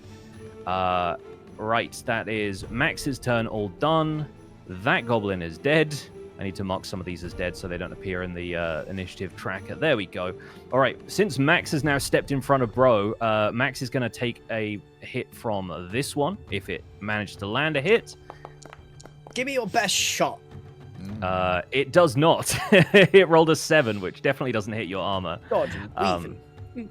Yes, so you're managing to definitely step out of the way. It is Ruby's turn next. Redmond, just behind you, has yelped as another goblin steps out of the wreckage of the table. There are also 2 goblins to the south of you. What do you do?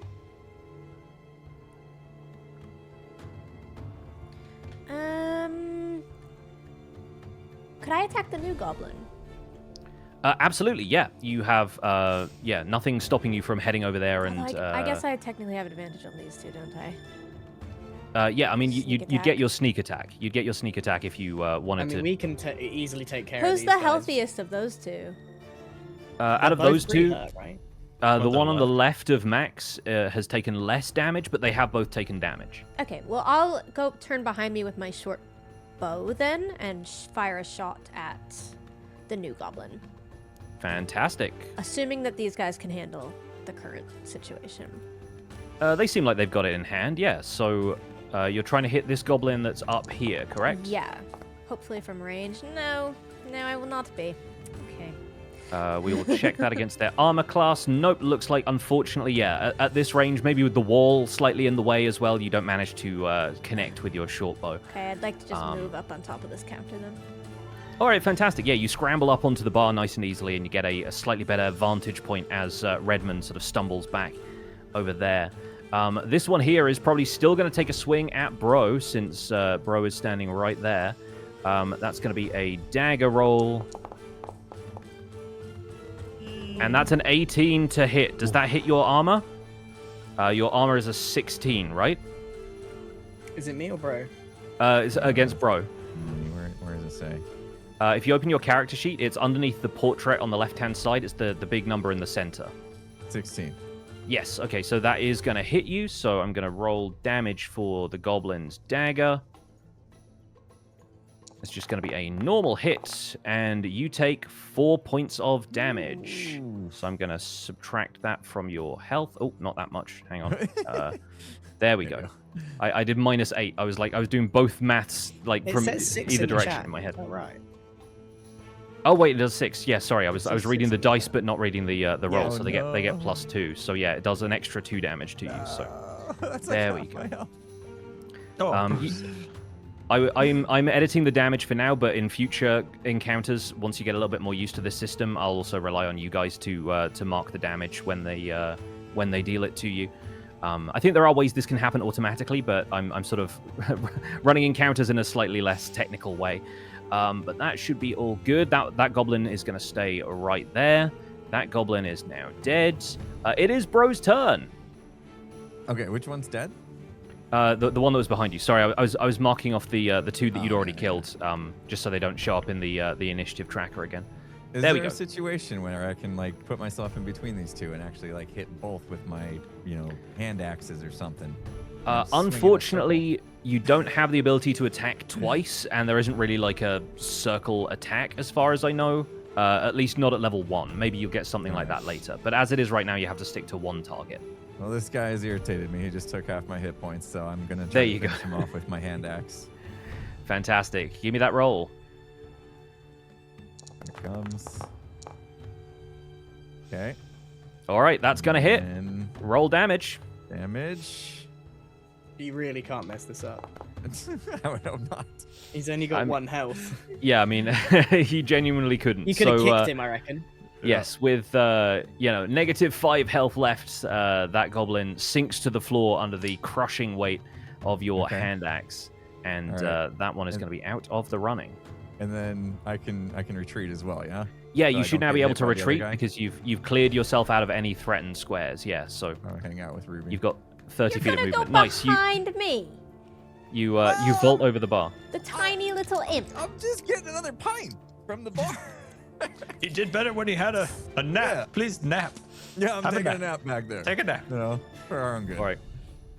This goblin is going to step out from over the table because it is now that goblin's turn. It's going to try and take a swing at Redmond with what seems to be a longer bladed weapon instead of the crude shivs that the other ones have. This one has something that looks a little bit more like a scimitar, and it's going to roll to hit Redmond.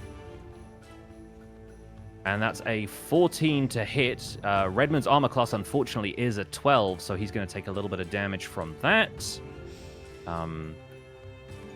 That's going to be a d6 roll plus a little bit extra. Redmond takes 6 damage, trying to defend himself from this, but unable to get his sword out in time. He takes a slash and, is down 6 hit points.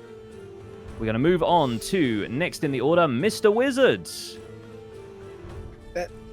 Billy Wizard, listen. If Redmond dies, there goes our coin. You double back, shoot your magic fingers or whatever you do, and I'll take care of the little goblin in front of me. Great plan, Max. Great plan. I move up. I'll move up. I'm moving up on Redmond. Getting in range. Opening up my spell book. I believe in you, wizard. You got this. Magical man that whispers the thoughts upon my ear. Why do wizards What is a talk thunder so much? wave? It's every What is wizard. a thunder wave? A thunder wave is, unfortunately, a spell you are no longer able to cast right now because you've expended both of your level 1 spell slots.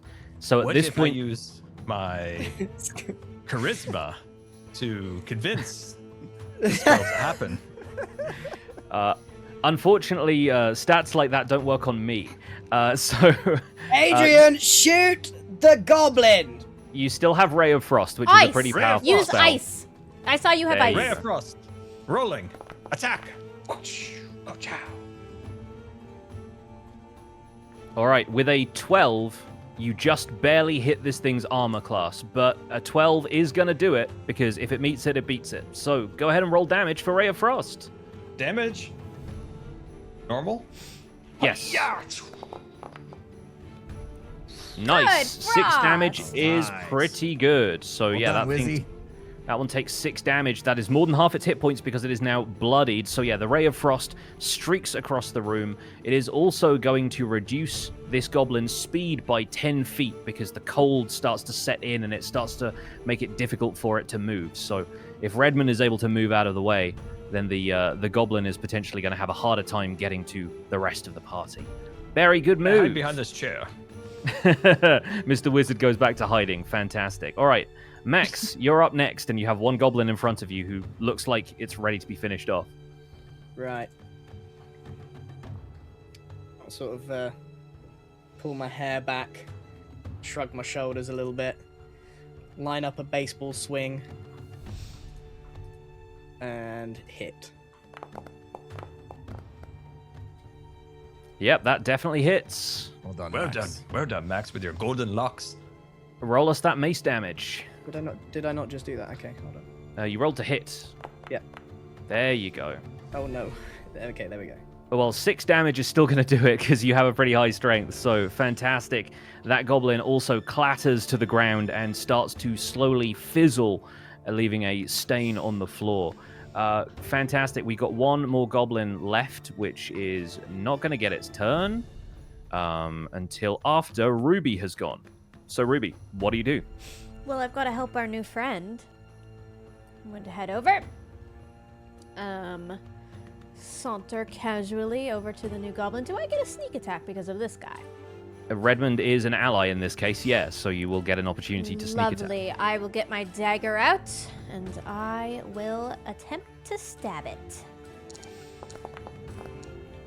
That is going to do it. I will stab Fantastic. it. And I So, yeah. damage, and I will sneak. All right, so 6 plus 3 for a total of 9 damage to this thing, and the good news is it had 4 hit points left. So that goblin is taken out, and with that, the encounter is over. You guys have triumphed, and the goblins all seem to have kind of at this point dissolved. They've sort of like in a way that you haven't seen creatures do previously. They all sort of like melt a little bit and start to turn into mush almost. And there's this awful kind of vinegary smell as they do so. So I'm going to clear off some of these from the board here. And Throw me a bottle. I want to bottle the remaining blood on the ground and put it in my sack. Ah, here you go, Wizzy. okay, Brahini throws a bottle to Mr. Wizard from across the bar. And now that we're out of combat, do we want to run some quick ads just so we can take a little break and digest a little bit? Yeah. Sounds good. All right, Very good fantastic. I'm gonna use the little job, boy's everybody. room. Yeah, bio break. All right, yeah, let's take a break Ad and time, break. ad time. see you after the ads. All right, see you in a minute. Don't leave. It'll be really annoying if you leave. Well, they're all using the restroom after our nice if combat. you I could will just- loot the place. know, sit for a minute or two. Be back in a sec. Yes. Mr. Wizard is going to take a look at what's in the fireplace. Just checking about, seeing what's around. Everything's been pickpocketed Fantastic. probably by them cats. I'm going to briefly open chat to check in with everyone and ask, how's everyone doing? How is everyone doing? Is it all looking okay? I'm still trying to like run the tech side of things as best I can, so I'm sorry if you guys miss some of the action occasionally, but I'm running the encounter on this monitor. I've got the stream up on here. I've got the camera window down here. I will probably try and like zoom out some of the maps when we get into battles so that you guys can see, but I also want to zoom in so you get all of the moves and everything.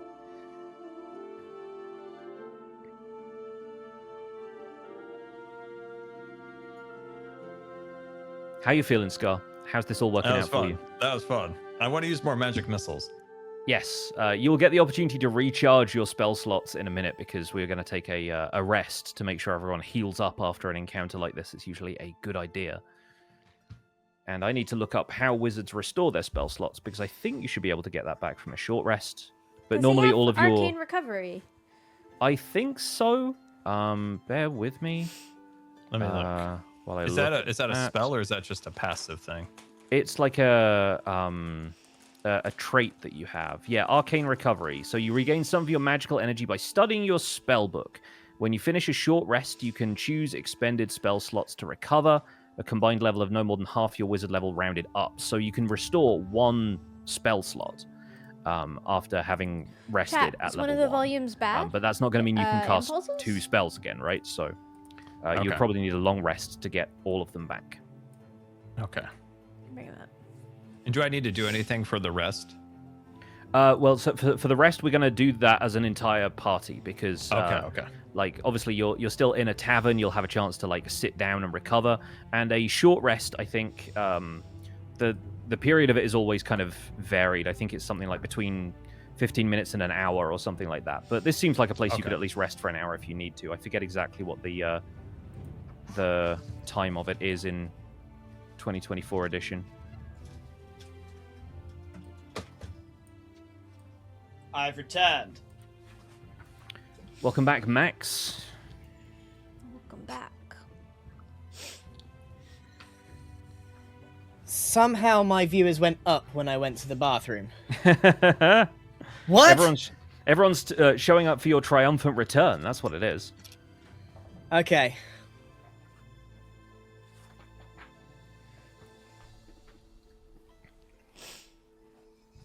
Is everyone taking a little break still? Going loud. Sorry. Yes, I think so.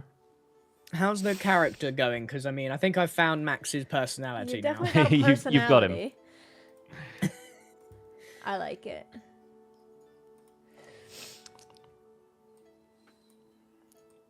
All right.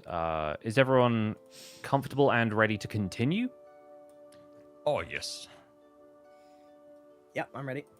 Abs, that's Good, a because lot. the entire Okay. interface just went dark Thank on my you. monitor. Bear with me one What the second. heck? Someone I'm back. gifted 600 subs. That's What? way too, that's way Yeah, it's a lot of too subs much. happening, huh? Crazy That's town way over too here as much. well. That's Really- why it took me so long. People were being Yeah, it's amazing. very, very kind. Really don't need to do that. I don't even have alerts on. Yeah, I didn't. I only saw it go by the chat as we were looking. Thank you. Oh, I'm so stuffed up. Sorry. Oh yeah, you're still sick. Aw. Max isn't is it really like a snack time? meanie. He's more just really up himself. He's just really got an ego, and he doesn't really like warm to people quickly. We're 2 hours in. We could eat our snacks now, right? I've I've been been. snacking this whole Yeah, time. you, It's you so can hard you to can eat this absolutely have your beard, though. snacks. I'll get snacks on the beard. Well, Thank while you, you're Abs, that's- snacking, I sincerely hope that you are a multi-millionaire because you really shouldn't be throwing that kind of subs Yeah, around. it's way too many subs. It's That's so way many too subs. many. Thank you very much. It's very, very kind. And I know you're the same person that did it to Ollie as well when we were skiing. So, well, as the dust settles and everyone has a snack, you can sort of figure out what you want to do at this point. Redmond, sort of breathing heavily from having taken a wound, sort of goes, oh, well, I've no idea where they came from. We've not seen goblins in these parts for a while. It's brazen of them to come into town. And in broad daylight, too. And Marchesa actually makes her way back up from the cellar. I'm going to lock her. Marchesa! You're here! alive! Where were you in the fight? Oh, they broke some of the barrels down there in the cellar. So much for that claymore. Oh, yeah, and she I think hustles around from the bar and just sort of checks on the wall to see that it is still there, and says, "Yeah, I had to hide down there in the cellar from them. They broke a couple of the barrels, but I'm not sure what they wanted. They didn't seem to. Did you deal with them all by yourself, Redmond? Did this lot take care of them?" And Redmond says, "Aye, they more than acquitted themselves well after a dubious round in the practice yard. They seem to have done much better against a real opponent." They weren't What was the name goblins. of the They didn't barmaid? speak goblin, guys. I couldn't speak to them. And what was Who that hideous cares? smell? Who cares? Why Yeah, would they you smell even want worse to than talk to me. them? Look what they've done to the place. Poor It's Marchesa true. here. Poor Marchesa. Just got to clean all this up. I've got a dash soon. One second. Sorry, the for whatever reason the scene keeps going black for me on my monitor, and it's not good. No, it's fine. I can reload it from here. It just takes a second, and it's Maybe disorienting. Max needs to do a backflip while we wait. Yeah. Surely Max are is tired. Are we getting some, little compensation for our time here? I mean, I we like did the way do Max this thinks. pro bono. Oh, Marchesa. Marchesa says, "Oh yeah. Oh, I can absolutely pay you for your time. Listen, while we're talking about compensation, there's one other thing you can do for me, and I'll make sure that your pay is doubled if you'll take a job. They've broken into my cellar, and they've smashed a few of the casks, but they've also ruined my supplies of the boar moss. And I'll need to have a."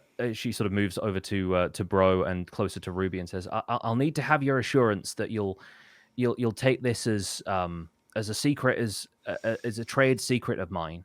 I need you to say that you'll not share this around anywhere else." Aye, you have my word. She says, the boar moss is like a brewing agent for the wine we make here. The 6 hour wine, we make it in house. And when you grind it into a powder, it's like a fast-acting yeast, but it accelerates the fermentation process so that you can make wine in a matter of hours and not weeks or even years. But this is a secret that's known only to people who live around here, really, because the moss grows in the Heartwood, not too far from here. It's just outside of town. You might even have come that way, but most people don't go in the Heartwood. It's a wild place, sort of the born of rangers and druids and the like. But if you could maybe trek out to the Heartwood and find me some of the boar moss, that would help restore the supplies, and I'd make sure again that you were as fairly compensated for your time as I could manage. Well, hang on. You charged me full whack for that cup of wine. You're telling me you made it in a couple of hours? You must be raking it in. Aye, and that's why I'm worried. You see, because if the boar moss is gone, then there's every chance that I won't be able to serve it anymore, and I'll have to buy the expensive wine that comes in from the merchants who travel through here. And we're in the middle of nowhere here. We don't get them very often, so my business would be in real trouble, I tell you. And Morticia, once again, how much the moss do you put in per barrel, and how long does that ferment for? I'm not sure I can give you all the details. I mean, I do still need to make some coin here, and maybe I can give you a demonstration if you're able to bring some back. The exact amounts, a bit more of I do it by feel more than anything, Ignore the wizard. I like the way that you do business. I think we can get some moss. I'll get the moss. I'll do it. Max, I do know a man, a moss You can salesman, if follow. you will. Max, I think you might need our help. I do not need help. I'm gonna go to the forest. I'll get this moss. Just tell me where it is. And I'll be the Lads. first. I'll fetch it. Bring it back here. No problem. I'll be honest with you. You seem like a plucky lad, and I think that's mighty fine and all. But if you go into the Heartwood on your own, there's very little chance you'll be coming back. So I recommend you take these fine folk with them, mostly to get the dwarf here out from behind my bar. They're more than welcome. Yes, and I think you'd all be welcome to stay here and all, free of charge, for as long as you need it. Just you helping me save my business, free. I could do with a little rest after taking a whack from one of those goblins. Oh, aye, yes, please have a rest here. But obviously, once we get some customers in, Redmond and I will help. We'll tidy the things up in here. But they'll be wanting the wine, and we've little of it left. So if you could get it done this afternoon, I'm sure you'd be able to trek to the Heartwood and back before nightfall. I suppose I could suck it up for an adventure. Let's go, Here, dwarf. we'll Redmond. Let's right some of the armchairs and let's give this group a little rest before they set off. And Redmond moves fellas, over. over here to the circle. There's chairs for everyone, pillows. Redmond moves over to help sort of right some of the chairs. And so in game terms, we're going to be taking a short rest. What I want everyone to do... The chaise long and backflip onto it. Open up your character sheets for me. And in each of your character sheets, you should see a button at the top above where your stats are that there's like a short rest and there's a long rest. Yep. Mm-hmm. Are we doing Got short it. rest? We are doing short rest. So click on that. And that should give you the option to recover any health that you've lost by rolling hit dice. So I think each of the characters that you guys have made have hit dice depending on your character class. Like fighters get a D10, wizards I think get a D6, and that's also the dice that you roll when you're recovering health in a situation like this. If you were to take a long rest, that recovers like all of your health and all of your like used spell slots and that kind of thing. I don't think Shall we I roll? took any hits, right? Do I have to I- roll it, or can I just short rest? I think in this case, Max hasn't taken any damage. Yeah, I haven't done I haven't got anything to regenerate, so it doesn't really Yes. matter. Bro Dude is the only one who has taken a rest, or has taken any damage. So you get to rest and The rest of us will chat while It Bro didn't roll a die when snoozes. I did that. okay. Oh, do I need to click roll? Okay, I need to click There roll you go. instead of There just you go. rest. That Okay. that'll be it. Here we I go. rolled, but I don't think Give I'm me something supposed good. Oh, 6. I mean, that was all you needed because you only took 6 damage. Oh, so true. Okay. with you get 7 as well because it also adds your I think your Constitution modifier to that. Sweet. So my max is 12, so it's just 12. Can Scar Yeah, get a yeah, so spell you'll- slot with that short rest? say again. I think Does so. Scar get a spell slot with a short rest or no? Yes, because of arcane recovery, which is it says you spend some time resting. You're sort of like leaning back in an armchair. You're studying your spell book, and yeah, you can recover a spell slot. You can't recover more than that right now until you level up, but you can recover 1 of your 2 expended level 1 spells. Do I need to do anything for that? No, that's happened Okay. automatically. Okay, sweet. I've added the spell slot back to you, but that just happens as part of a short rest. Broseph, Oh. do Wizzy, you what's know up? do you know a wizard of your kind named Shortfoot, the Brave? No, never encountered Shortfoot the Brave. Tell me He about was him. he was a funny man. Loved the drink. Remind me of Max, quite honestly. Maybe Max knows him. Max? There's no one like me. Okay. Someone's edgy. By the way, if you guys want, if you hold down Shift while you're moving your character tokens around, I think it should let you land somewhere that isn't like in a square of a tile. So if Max Oh, wants to yeah. like creep a little bit closer to being actually on the chaise, you should be able to hold Shift and it'll allow you to move slightly more fine-tuned, basically. Yeah. Cool. So Max sort of like stretches out on the chaise, getting a little bit comfortable. Is Bro like happier kind of sitting on the floor? Is that the kind of sitting on like one of the little low cushions? Oh, yeah. Yeah, I mean, Stretched out on the rug. I'm low to the floor as it is, so don't take much. Fantastic. All right. And Marchesa brings around each of you a little drink to give you some courage on the road. And before long, it's probably, let's say, about like 2:30, maybe 3 o'clock in the afternoon at that point. But yeah, by the time you've all had a short rest, you're feeling revitalized and ready. Mr. Wizard has closed up his spell book and is ready to move on. We better go. We're gonna lose the daylight. We gotta see this moss. Marchesa, what does this moss look like?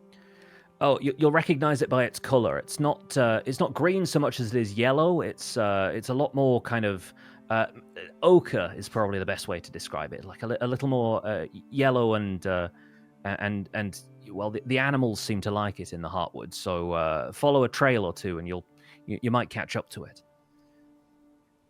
Huh. Righto. hop straight up. Are you coming, Redmond? No, I think I'll probably be best put to use here.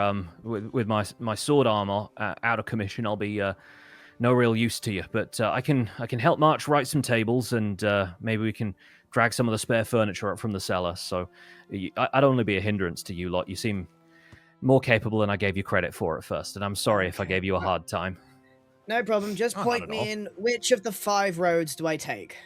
You'll need the one that heads out of town to the to the northeast. Right. Well, Marchesa, Northeast. pleasure. We'll see you shortly. Best of luck. Come, new friends. Come, new friends. Oh, what a lovely Friends, I don't even know tavern. your name, Blake. I said I was the Mr. Wizard. It's not her name. You know, And as I know this- a salesman of moss, but unfortunately he is disposed at the moment. It would have made us quick work I of this hate job. wizards. Hoo-hoo. And as this conversation Right. continues, I'm going to try and make this next scene more visible to you guys without your tokens being on here. So that should now show up for you guys, right? Foresty Yeah, art. Yep. Yeah, art. Yes, fantastic. All right, so we're not going to have a map for this section just as you guys are traveling through the Heartwood. The Strawborn Heartwood stretches ahead of you. It's a 20-mile stretch of wild woodland which is untouched by the lumber cutters. Preserved areas like this occur throughout the land, usually hunting grounds for local rangers or for areas for druids to practice their arts. And there isn't really a formal road to follow once you get outside of town, but the woodland is very clearly out there in front of you.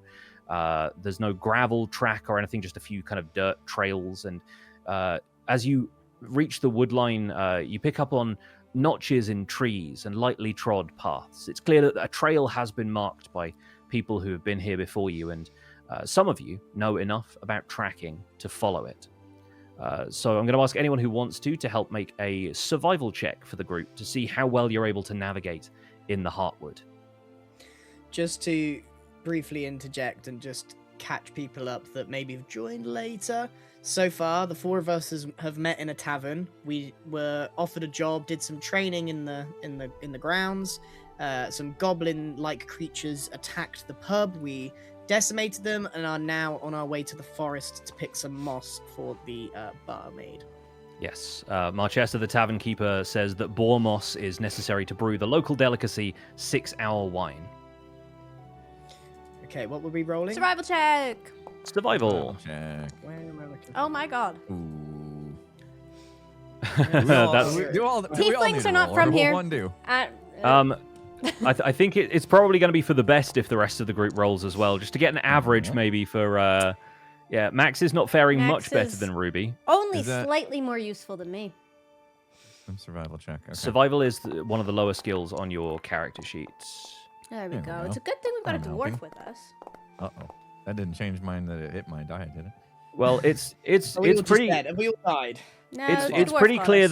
that Bro Dude is definitely the tracker of the group, at least for this excursion, because yeah, I think maybe you pick up on some of the areas where, like, you know, this tree was clearly marked by the axe of a dwarf who was out here, and you're kind of almost like regaling everybody with the tales of times that you've been out sort of in the wilderness, roughing it, surviving, and everyone else is sort of stumbling along behind you, tripping over tree roots and trying their hardest to keep up as you sort of merrily march on through the forest. Give us a snatch of that conversation as the group gets to know each other on this strange errand they've been sent on. I didn't bring the right shoes. That's Oh, what it don't worry is. about that. The path will be paved because I will lead the way.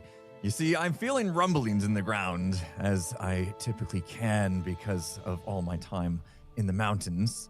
And I believe I know the way we shall go, if you all That's- would follow me. That's good, because you can barely see over the bushes. No, I don't need to see. I can feel my way through this forest. Dwarves are the best, truly.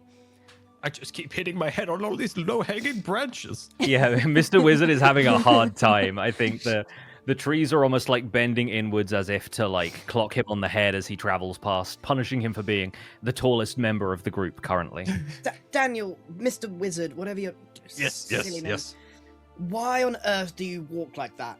Just walk like a normal person. Why are you waving your You arms around? cannot start like judging. some- Why do you speak so much? It's always You'd speaking. hit less branches if you weren't flailing round. Anybody yeah, in but you chat? don't realize they're the ones that I'm dodging as I flail. Anybody in chat who's got a wiggle emote, drop your best wiggle emotes in honor of Mr. Wizard. He's a wiggly guy. Hey, Mr. Wizard. Yes. So, let's say I had a vial of blood. What do Oh, you think it yes. would be from? Have you ever collected blood? Oh, I collected a little bit of blood recently from a giant up in the Frost Hills. Giant. Below What where do you do with that? Mr. Oh, yeah, speak again. Oh. What do you do with blood? Giant blood? My ears aren't so good anymore. I suspect he does nothing with giant blood. Oh, giant blood, you say, lass. Useless wizards, honestly. I feel like my character is just like jumping around very dexterously. She just occasionally gets distracted by flowers and bugs and things as we go. 'Cause the survival check was so low. It's just Yeah, yeah. barely keeping on the track. This is. Ruby, I smashed a bug here. I'm so sorry. I think, despite how rough the roll was, Gem, I think that's a really great excuse for why Ruby's survival check was so good and or so bad, rather. And so I'm going to give you a point of inspiration for that because I think that was a really inspired choice. So open up your character sheet, and the rest of the group can probably open up their character sheets so you guys can learn about this as well. Okay. Inspiration is a mechanic that's triggered in a variety of different ways. I like to award it for like good role-playing decisions and like fun details that you can add to the story. I think I'm going to give Scar one of these as well, just because of the amount of details you've been coming up with. I find it really exciting, but I'm also going to have to watch the VOD and take so many notes. But the way this works is if you open up your character sheet, which right now you'll probably have to do from like the character menu up on the side here. I can, I should be able to. Is there a hotkey that we can use to? Because I'm finding myself opening this up over and over again. There might be, but I don't know it off the top of Yeah, my I couldn't head. figure out how to drag it into that. I just bar have down mine there. left open, and then you like double click the top, and it minimizes. And then Yeah, just- you can minimize the That's character what I've sheet been as well. doing. That's Yeah. I don't know if it like persists through me switching scenes and whatnot. So It does. I wasn't It certain has if I been could do for it that me. way. Oh, Great. cool. Okay, cool. But yeah, if you open up your character sheet, near the top where you've got the short rest and long rest buttons, you've got your number 1 there, which is your character's level. There's a little fastening on the left-hand side, almost like the gem of a ring. If you click on that, basically tracks that you have inspiration. And so yeah, Mr. Wizards is now turned on. I can see in the in the character sheet there, and yeah, Ruby can have one of those as well. Basically, what Did I that do it wrong? means. No, you did it exactly right. And what that means is you have a point that you can spend anytime you like to basically give yourself advantage on any D20 roll, whether it's a skill check, a saving throw, or an attack roll. You can spend a point of inspiration, and in that moment, something incredible happens, like a turn of luck happens, and you get advantage on that roll. But yeah, that's just a resource that I can give you if I really like what you're doing with the storytelling side of things, and I will try my best to find like ways to highlight the extra stuff you add to the story in the process. So I really like that scene. So hopefully you guys enjoy having a little extra advantage in what's going to happen next. Any questions before we continue? I'm happy continuing. Fantastic. Right, we're going to move on through the Heartwood as the trail broadens in front of you into a clearing. And I'm going to bring everyone's tokens over here, so bear with me for a second. Let's drop you all down here.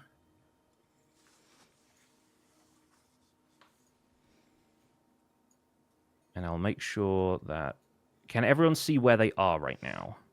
Still We loading are for so me. small. There we go. Coming up. Yep.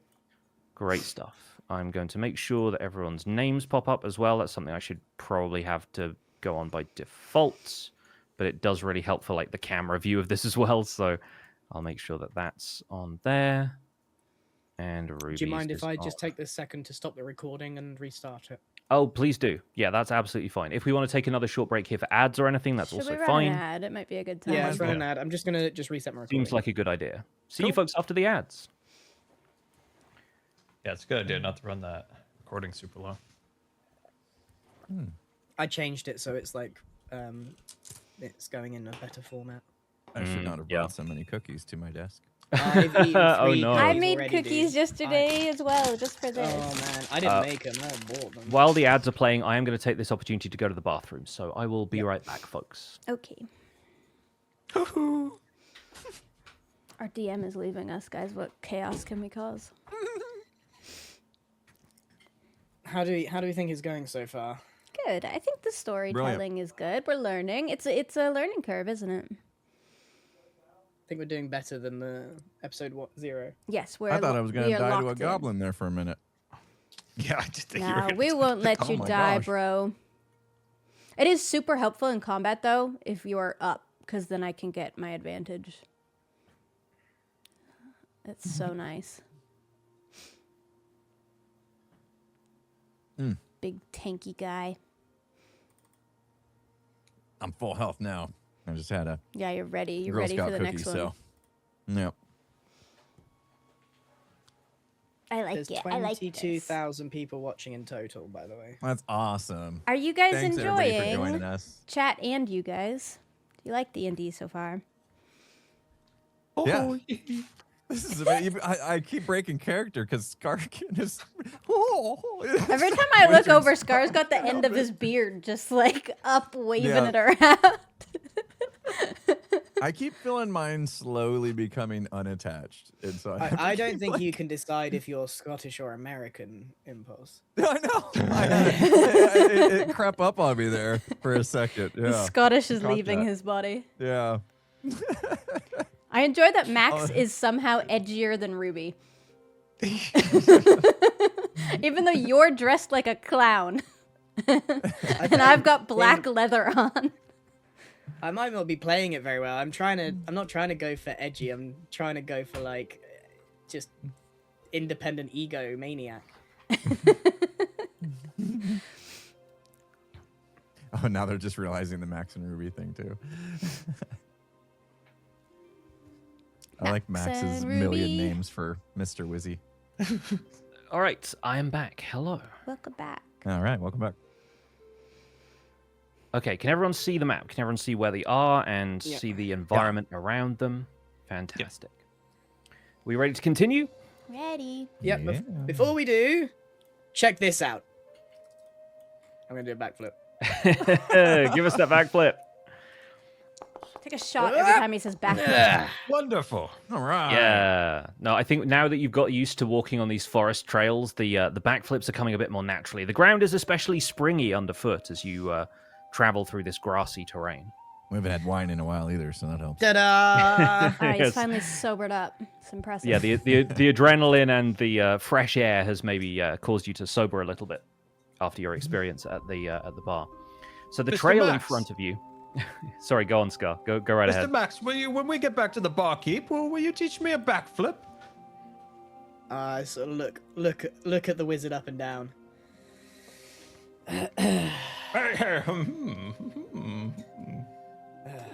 Sure thing, Cadence. I'll teach you a backflip.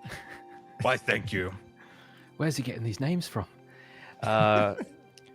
The trail in front of you broadens out into a clearing where you see that the grass has been stamped flat by a passing company of someone. You're not sure who, but whoever it was, they had heavy boots and a need to make themselves comfortable for the night because they have left traces of a campfire.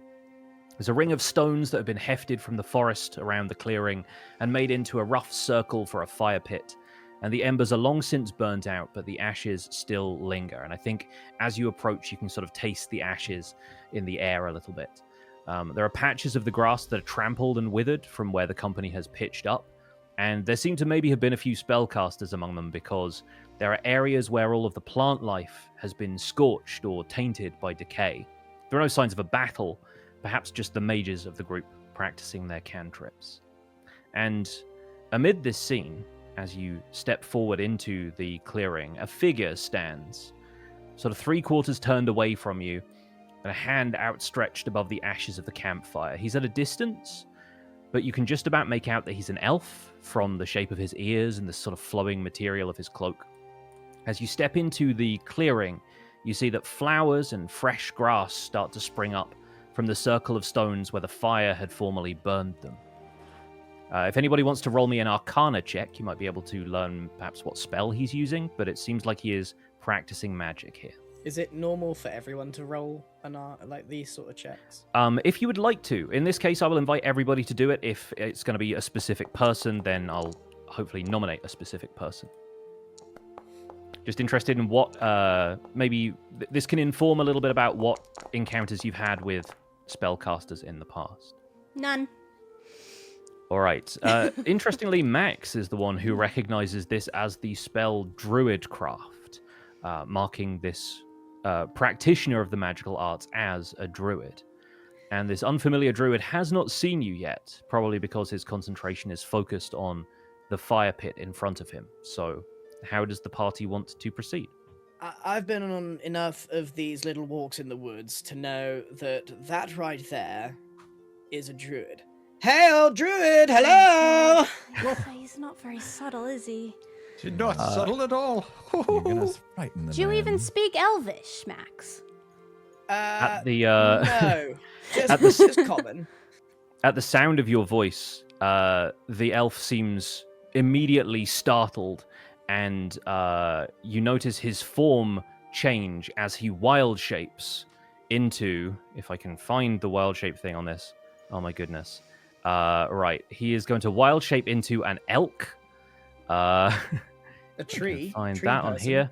No, sorry. A deer, Lucy, a deer. Yeah, sorry. Big deer. I thought he meant ent for some reason. I don't know why.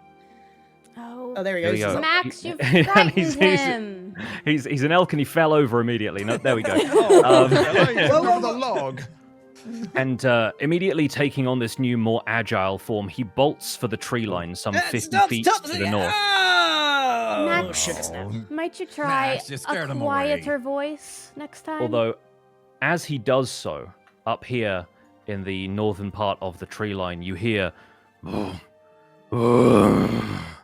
as an enormous brown bear emerges from the tree line and immediately takes a swipe at the elk. And we're going to grab those two and put those in combat ready mode, because this is now turning into what seems like an altercation between this druid and a bear that simply assumed the elk was prey for it. So how does the party want to proceed? Do you want to intervene? Are you We going to have roll to initiative help. for this? Theodore, do something! I will. March forward, everyone. Magic All right. at hand. We're going to pause the game here before everyone has a chance to move too much, so that I can put you all into initiative order, and we can start this as an official combat. Theodore. I was gonna suggest I'm a running snack, out of but names. It's okay. getting hard to come up with names, I'll be honest with you. I must know more, but I'm trying to not use people I know.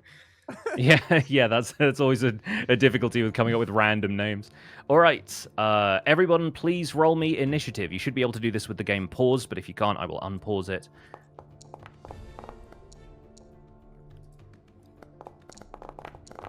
Fantastic. Looks like everyone's getting the hang of rolling initiative, at least, which means I'm doing my job. Well, okay, I'm rolling for the bear, and the bear is going to act before the elk does.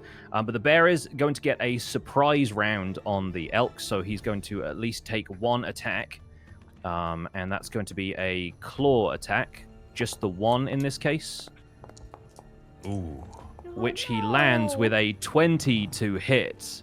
And so the elk is going to take damage from that claw, which is a d4 plus 3 for 5 damage. So in his elk form, he's immediately swiped by this bear, and the druid seems to be immediately hurt by this.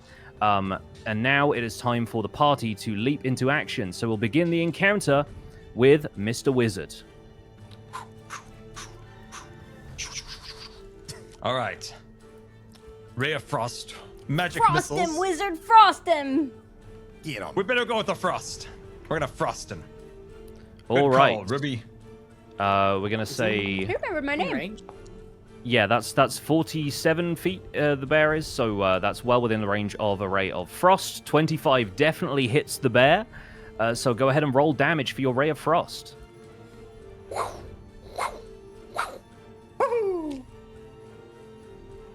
There. Thank you.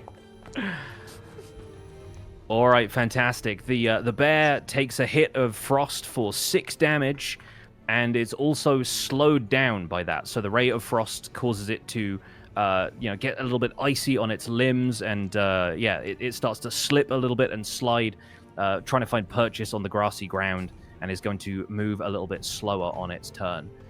Next up in the order is Ruby.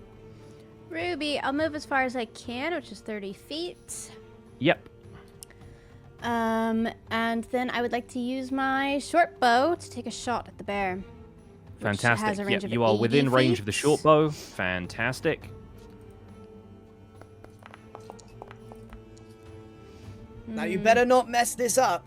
13. A 13 hits. A 13 hits. The bear is a decently sized target even at this range, and it has an armor class of 11, so a 13 hits. Go ahead and roll damage.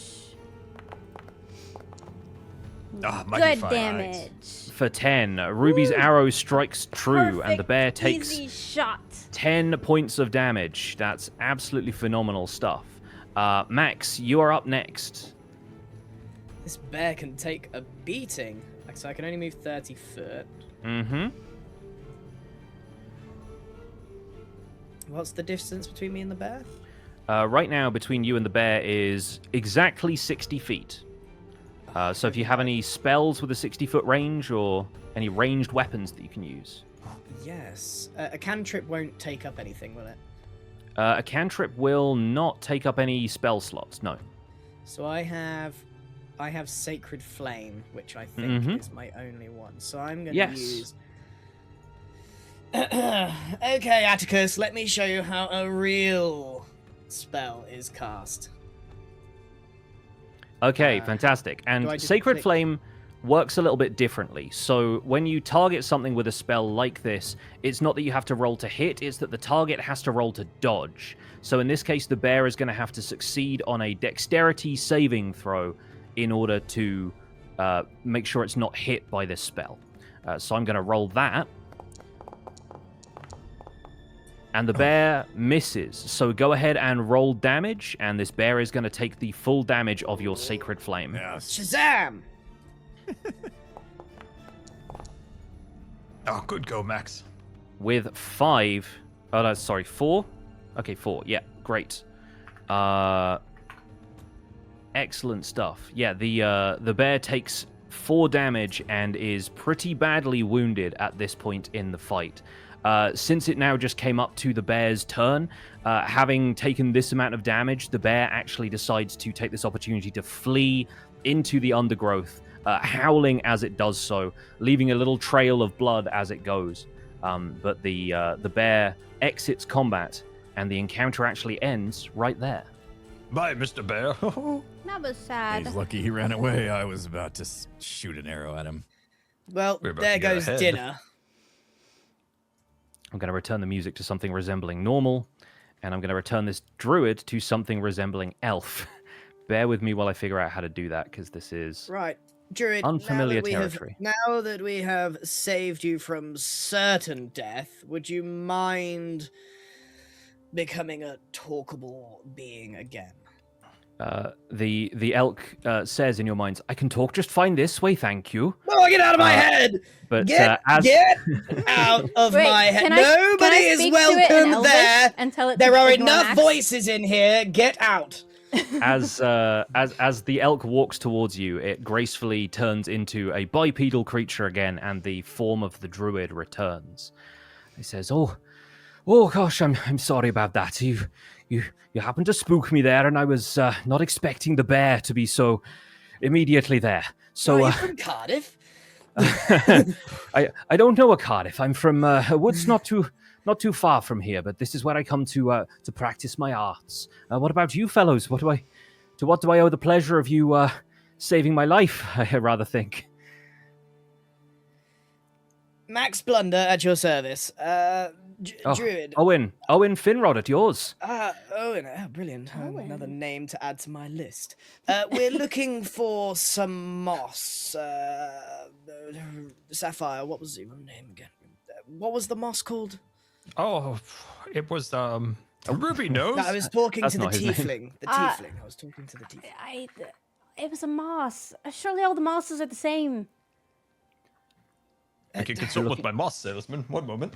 Did no one write down Wizzy, what did you not write blimmin' this moss we down? were after? Did no one write it on their hand? Max, you could have He's wrote the it only down. one with a book. Owen sort of stands back and like grins slightly at this group of clearly not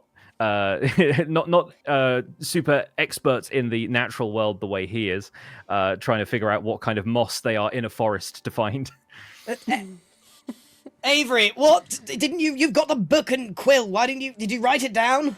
I did. It takes me a moment to find it. I'm looking. My And- moss and what- salesman's not answering his carrier Wait, pigeon. wait, wait, There's some kind of pig moss. I want to just turn to Owen Pork and moss, ask pork in moss. Elvish if he knows about a moss that makes wine quickly. A winemaking moss? No, I've not heard of the type. I've not known even the master brewers to use moss in their brewing. Must create quite an odd flavor. It's ochre. It's yellow. I remember. Oh. It was pig moss. Oh, No, not pig. Boar moss. Oh, of course. That's what I said the first time. I did. you're looking for boar moss? Oh, Yes. well, I'm quite surprised to hear that somebody is planning to use it for brewing. That seems quite dangerous. Dangerous. The boar moss is sort of volatile stuff. The beasts of the forest become a little more aggressive if they eat it or really anything that grows from it. It was certainly aggressive on my stomach. That wine was. Whew. And you say a wine is made from it. Well, that's what the barmaid said. We just need Well, some. that's- We just need some. Very well, but it seems mighty suspicious. Let me step over here a second and consult with the spirits of the forest. The spirits of the And forest. Much appreciated. he sort of concentrates, and then his concentration is broken for a second, and says, "Excuse me, you there with the pointy hat? Are you Pandolfo the Great? I think I've seen your show, the traveling with the crystals." I know somebody by that name, of course. But you're not him. I mean, Pandalf? I know him. I could give him word that you were inquiring if you need me to. Just tell me what you want of him. Well, I was just fascinated, and he seemed a tall fellow, sort of like you. Are all handsome wizards too. your height? Pandalf. Your name is Pandalf. You would have never gotten there, No, Max. You would have never gotten there. Pandolfo. He was quite clear about this at the time.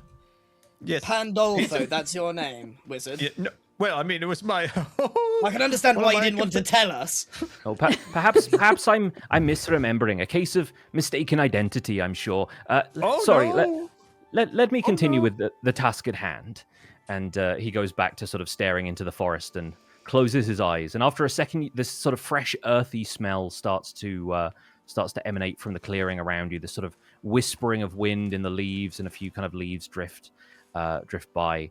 And Owen, sort of after a moment, takes a deep breath and turns around and says, "If you follow the trail to the north, I think you've managed to spook the bear. I don't think the bear will be a problem, but I think there is a spot where the boars do like to graze, and there might be some of the aforementioned moss around those parts. So take the trail north from here, and you should hopefully find some." Owen, before we go, can you... why else would somebody want this moss? Well, I don't know. It's normally it feels a bit dangerous to be around. To be quite honest. Dangerous. Is it valuable? I mean, if you want to agitate some wild beasts, perchance, but not really. I agitate just fine on my own. Oh, we know. He sort of chuckles nervously at this and says, "Well, I'd best return to restoring this glaze to its natural beauty. But if you've any other questions about things of a natural nature, then feel free to drop by if I'm still here. Sounds good. Yep. And this Pandolf, he was a handsome man, right? I'm going to like sit right next. I'm going to whisper in his ear. Owen, Aye. do you want to see a backflip? Oh, it has been a long time since I saw a good tumbler. Good lord. Right. I'm going to start Watch walking this. away and not watch. I'm going to it. stand on the log. Ruby immediately leaves. All right. You ready for this? Watch this, Owen. Here we go. Give us a show, Max. Hup! With a 16, you pull off a pretty decent, I think, a series of backflips followed by a round off. And Owen pops down his staff to kind of give you a polite round of applause and says, "That was very, very good. You must have had a lot of practice." Well, he did learn from the best. I've The done dwarf a is couple better. of backflips in my time. Right, you are, Owen. Toodle pipski. Bye-bye. Thank you very much again for saving me from the bear. Farewell, Pandolfo. And the group of you disappear into the tree line, leaving Owen Finrod behind, taking care of the campfire. Guys, that He was a delightful man. You see that one? That was a good one. Very well done. Sorry to have missed it. All right.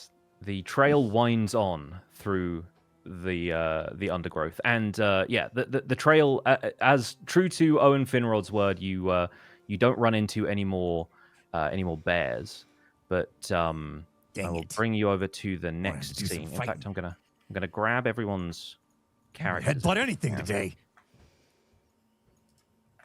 Did anyone Alright. see the Got killed bottle by by a the fire? goblin. There was a bottle of mead. Did anyone pick it up? Do you It want me doesn't to start seem like they stealing did. from you? For you? I'm many Not from you. things, Remy, but I am not a thief of a man's mead. All right, I I'm going to could be, rearrange though, everybody at if you the wanted. start of this scene. How much of this map can you currently see? I feel like maybe the token vision is off for this one. I can see The whole map, all but I and zoomed into us. I can see a path to the right, and it goes Yeah. up to a Could couple see, of like, trees. Okay, Yeah. great. Fantastic. could I see think it. for whatever reason the thing I'm using to actually run this from is being kind of glitchy, but that's fine. Okay, so everyone starts here at the entrance to this little section of the trail. The trail widens slightly, and at this point you have been walking for maybe another hour or so, just kind of picking your way through the trees on this trail, and after a while you start to hear this and this snuffling sound is coming from further up the trail. Boars. Team, squad, do you hear that? Yes, and we should be very quiet I and feel very it. sneaky. Max, I think you personally, I think you could just sit here for just a second and maybe let us take a turn assessing the situation. I can Yeah, You're let's get this just, one you're off. very loud. You're very loud. I hear but nothing. It'll just go off into the woods. You're Mr. Wizard, distract him. I'll I go pull sneak out my up. bagpipes. Nope, no bagpipes. Please, No no boar backflips. is It's a No gonna wizard. stick bagpipes. around after a little ditty on these. Might I Oh, suggest God. Ruby sneaks in on this one? Merlin's beard. I would like to sneak up the trail a little bit. And, All right, And just you see can- what I can see. Perception. you can roll me a stealth check to do that. I take a deep Sure. inhale. Hurry up, Ruby. He's If got his Mr. Wizard bagpipes could out. just clamp his hand over Max, that would be great. Is there an attack for that man in the head? Oh, a 15. You got saved from a 7 by some very, very good Very stealth good skills. stealth. Okay.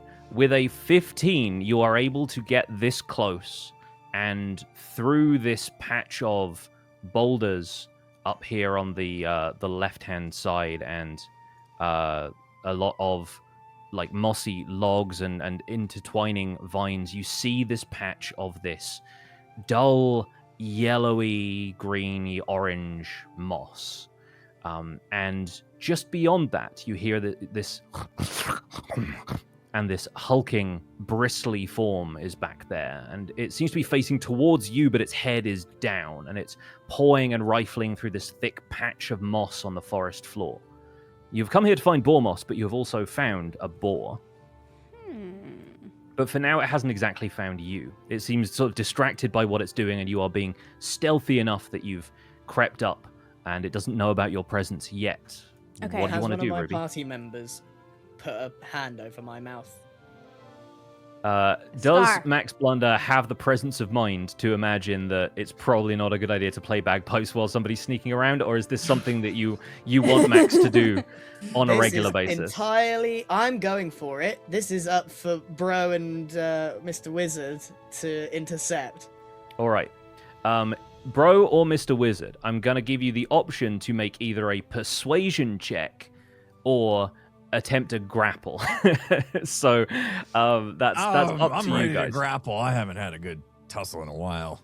All right. Let me hold Max back here, guys. I'm leaning into the anti-Riz that is my character. He's got no charisma. Fantastic. In that case, we're going to make this a strength contest, which is typically how you decide like grapples and stuff like that. So what I need Brohini to do is open up your character sheet, and at the top where your stats are, the row of 6 stats, if you mouse over the strength stat with the text STR, it should start glowing, and that will just let you make a generic strength ability check. So you're not rolling to attack with a weapon, you're just seeing if you can use your strength to restrain Max in this moment. All right. It Max, was a long walk, and I have short legs, so we'll see what I got left in me. I'm also very strong, so this is Yeah, gonna be Max, fun. I want you to do the same thing. I want you to basically roll your strength and see if Bro's or yours is higher. Okay. You want a 3, 2, 1 this? Yeah. 3, 2, 1, roll. Oh my god. I take a deep inhale. Wizzy, I might need your assistance on this one. Max Blunder just critically succeeded on avoiding being grappled. And I blow the bagpipes as loud as I can. I think honestly that is enough. And the boar's head snaps up. And Ruby, from where you are, like your eyes focused on this boar, obviously you're probably rolling them at this point. Yeah, they're in the Not to back hear of them. my head. Yeah. But once they return to the front of your head, you see that the boar has like almost like flecks of foam around its mouth and this sort of like slightly crazed, maddened look in its eyes. And I will say that with the addition of the bagpipe noise, another boar emerges from the cave for nearby. the love of God! Max, look what you've done. And we are going to get into another encounter. Oh, Max, I hope you had a couple daggers in that bagpipe. Max, Grow I am up, going to use everybody. a dagger on you. It's just a couple of boars. I see dinner. Everybody, please roll initiative. I see an idiot.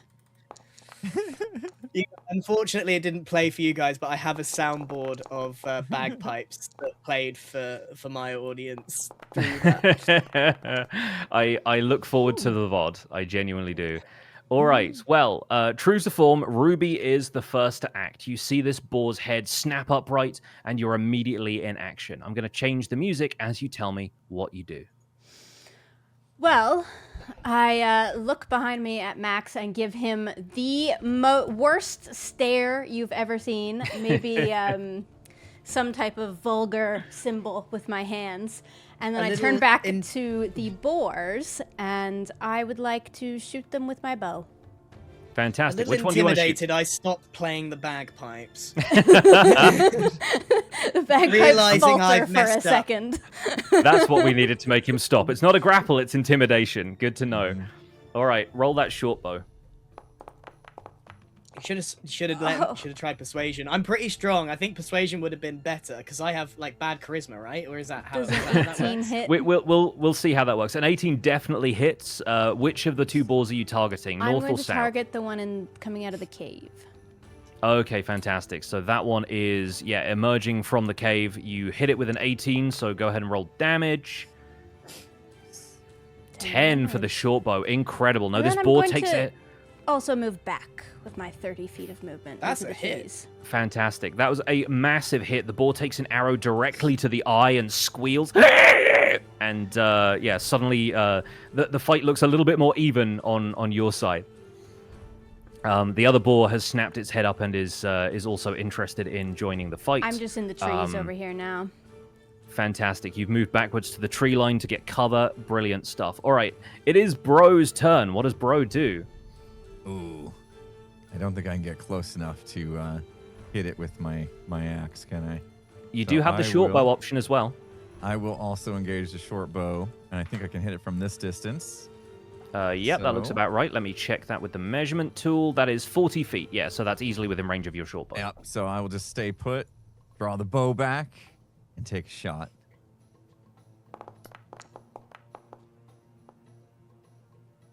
Okay. All right, a 15 hits. Which one are you aiming at? The one in the cave or the one that's not been injured yet? Do we know how many hit points are left on the one in the cave after Ruby's attack?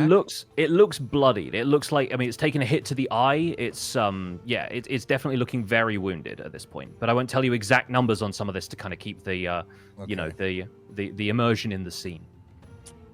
Yeah, I'm gonna try to finish him off. The one coming out of the cave. So hit Roll the that damage because you definitely hit. Bro, I will let you eat the leg if you get this. I mean, Yeah, easy 8 mode. damage. The arrow lands in this boar's side as it attempts to charge out of the cave, and the boar is downed. Yes. Down, So bro. that one, that one is out of action as the second boar steps up to charge. Does Bro move at all, or are you staying where you are I'm in the happy. scene? I'm far enough distance. don't wanna move Oh, forward our and take any tank hits? is in the. Oh, yeah, I might as well move forward in case my turn Bro, comes again, I suppose. I mean, I don't want to tell you what to do here, buddy. no. But if you don't get in front of The wizard. that's If what you don't I'm get here in front of the for. wizard, Kanan the over wizard will here, I die. won't be able to he's swing probably my going axe if to I don't die. get close. You guys better not miss, though. Well, congratulations. You fell into my trap because this boar has 40 feet of movement, so it can actually attack you now. Haha!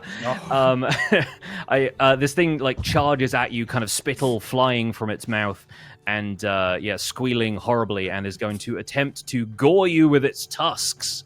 Don't So worry, it's going bro. to make You got this. it's going to make a Don't worry about moving attack. Everyone's going to be incredibly moved by this Oh, as it God. lands with a 21 to hit. God. So that's going to take Should have trusted my some soldier instincts. damage roll, and with a gore here, with 2d6, it lands for 5 damage. This thing is charging at you full tilt and deals 5 damage to you as it like skewers you in the leg with one of its sharp tusks. We'll avenge you, Broseph. You better. Well, he's Y'all not dead talked me yet. into moving close to that thing. Impulse, You you're want me right to minus my own hit points now? subtract your own hit points now. So if that's what cool. was it? So I'm down to 5 damage. That took 5 damage, so I'm down to 7. Yep. Is that how I do it? Just double click that? Okay. Yeah, and you can either choose minus or you can do the maths yourself and just add in whatever your new hit point total is. But yep, that boar has stepped out and engaged with Bro, and now the other boar is dead. It is Seems to Mr. be Wizard's killed. turn. Right, Enzo, off you go. Oh, I'll show you all how it's done. Got any more Moving ice up a in ya? block here. Oh, we'll find something. Magic missile time, I feel like. Yeah, I feel like it's time for magic missiles. Finish off this creature for taking my brosive friend and leg pain. I can't do that voice. You're gonna give yourself an asthma attack, dude. Be I careful. am 100%. All right, casting spell. Casting spell. All right, Rolling. roll the damage. Oh, and that's a massive hit from Magic Missile. That is That 3 of them? 15 damage total, yeah. Wow. And so that takes the board down in its entirety. And it is flung backwards by these bolts of force as the magic missile connects, and it lands in the patch of moss, bleeding, and a section of it maybe gets caught on like the outstretched branch of a tree. So you see a drop of blood start to fall, and it lands on the moss. It sizzles and hisses, and from out of the moss rises this twiggy, unnatural looking form. Like somehow this sort of spiny creature made out of like twigs assembles itself from the blood that drips into that spot of moss, and a twig blight has joined the fight. Oh, We're going great. to add that to initiative order, and we'll see what happens next. All right. It is not going to get to act until the next turn, but you've all seen this sort of monstrosity emerge from the ground as the two boars lay dead nearby. Max is up next. What do you do? Go get him, Max. Does anybody know what on earth that is? Shoot at it. It's a twig man. Thanks, Marco. Right.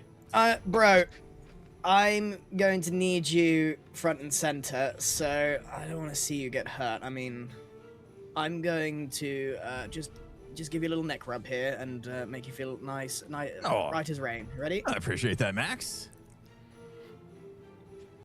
Oh, it takes up both my slots. It's 2 slots to heal. I don't think it should. Hang on one second. It says cast at level, first level, 2 slots.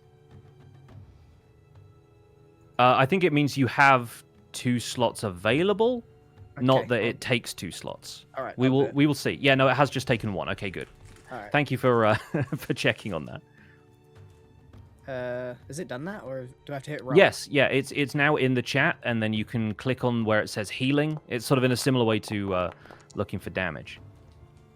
There you go, fantastic. So cure Wow. wounds for 11. So yeah, bro gets to Magic add 11 hands. points of health back, Look, which he is is useful Go- for go- something. Go back to 12. yes, all the way back up to Alright. full. Oh, I appreciate that, Max. Feel much better. Fantastic stuff. All right, so moving back to the top of the turn order, Ruby, hiding in the trees, you see this twiggy form emerge from the patch of moss where the boar died. What do you do? How far away from it am I? Let me measure that real fast. You guys can measure stuff as well. I believe you have like the token vision has measure like some extra distance. controls, and you have measure distance, like a little ruler icon there. So you should be able to measure that Control out. click. I just missed the golden opportunity to give you neck kisses. Ah! Maybe about next time. 40 There will be more feet. opportunities for cure wounds. It's 40 feet, Can't so I'm wait. gonna clamber up a tree here and shoot my short bow again. Okay, fantastic.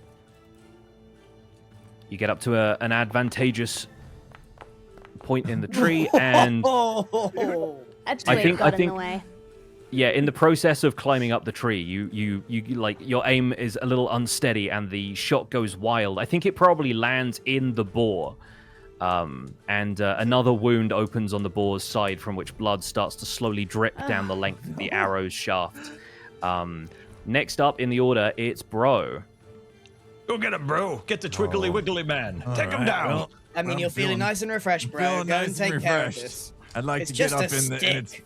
yeah, I can get up in there and hit this thing. You got an axe. It's made of wood. It's time. It is time for me to show my strength with my great axe. And I will attack with the great axe with the roll of. There we go. Heck yeah, that definitely Okay. hits the twig blight. Go ahead and roll damage. Oop, Twiggly on me. wiggly man, actually. Damage roll. Here it comes. Take this thing down. Let's go. Yep, that'll do it. You cleave this thing directly in half, and this living kind of bundle of sticks and this sort of strange animalistic shape immediately crushed by your axe. You cleave the thing in half, and its body lays still. And with that, we are out of combat.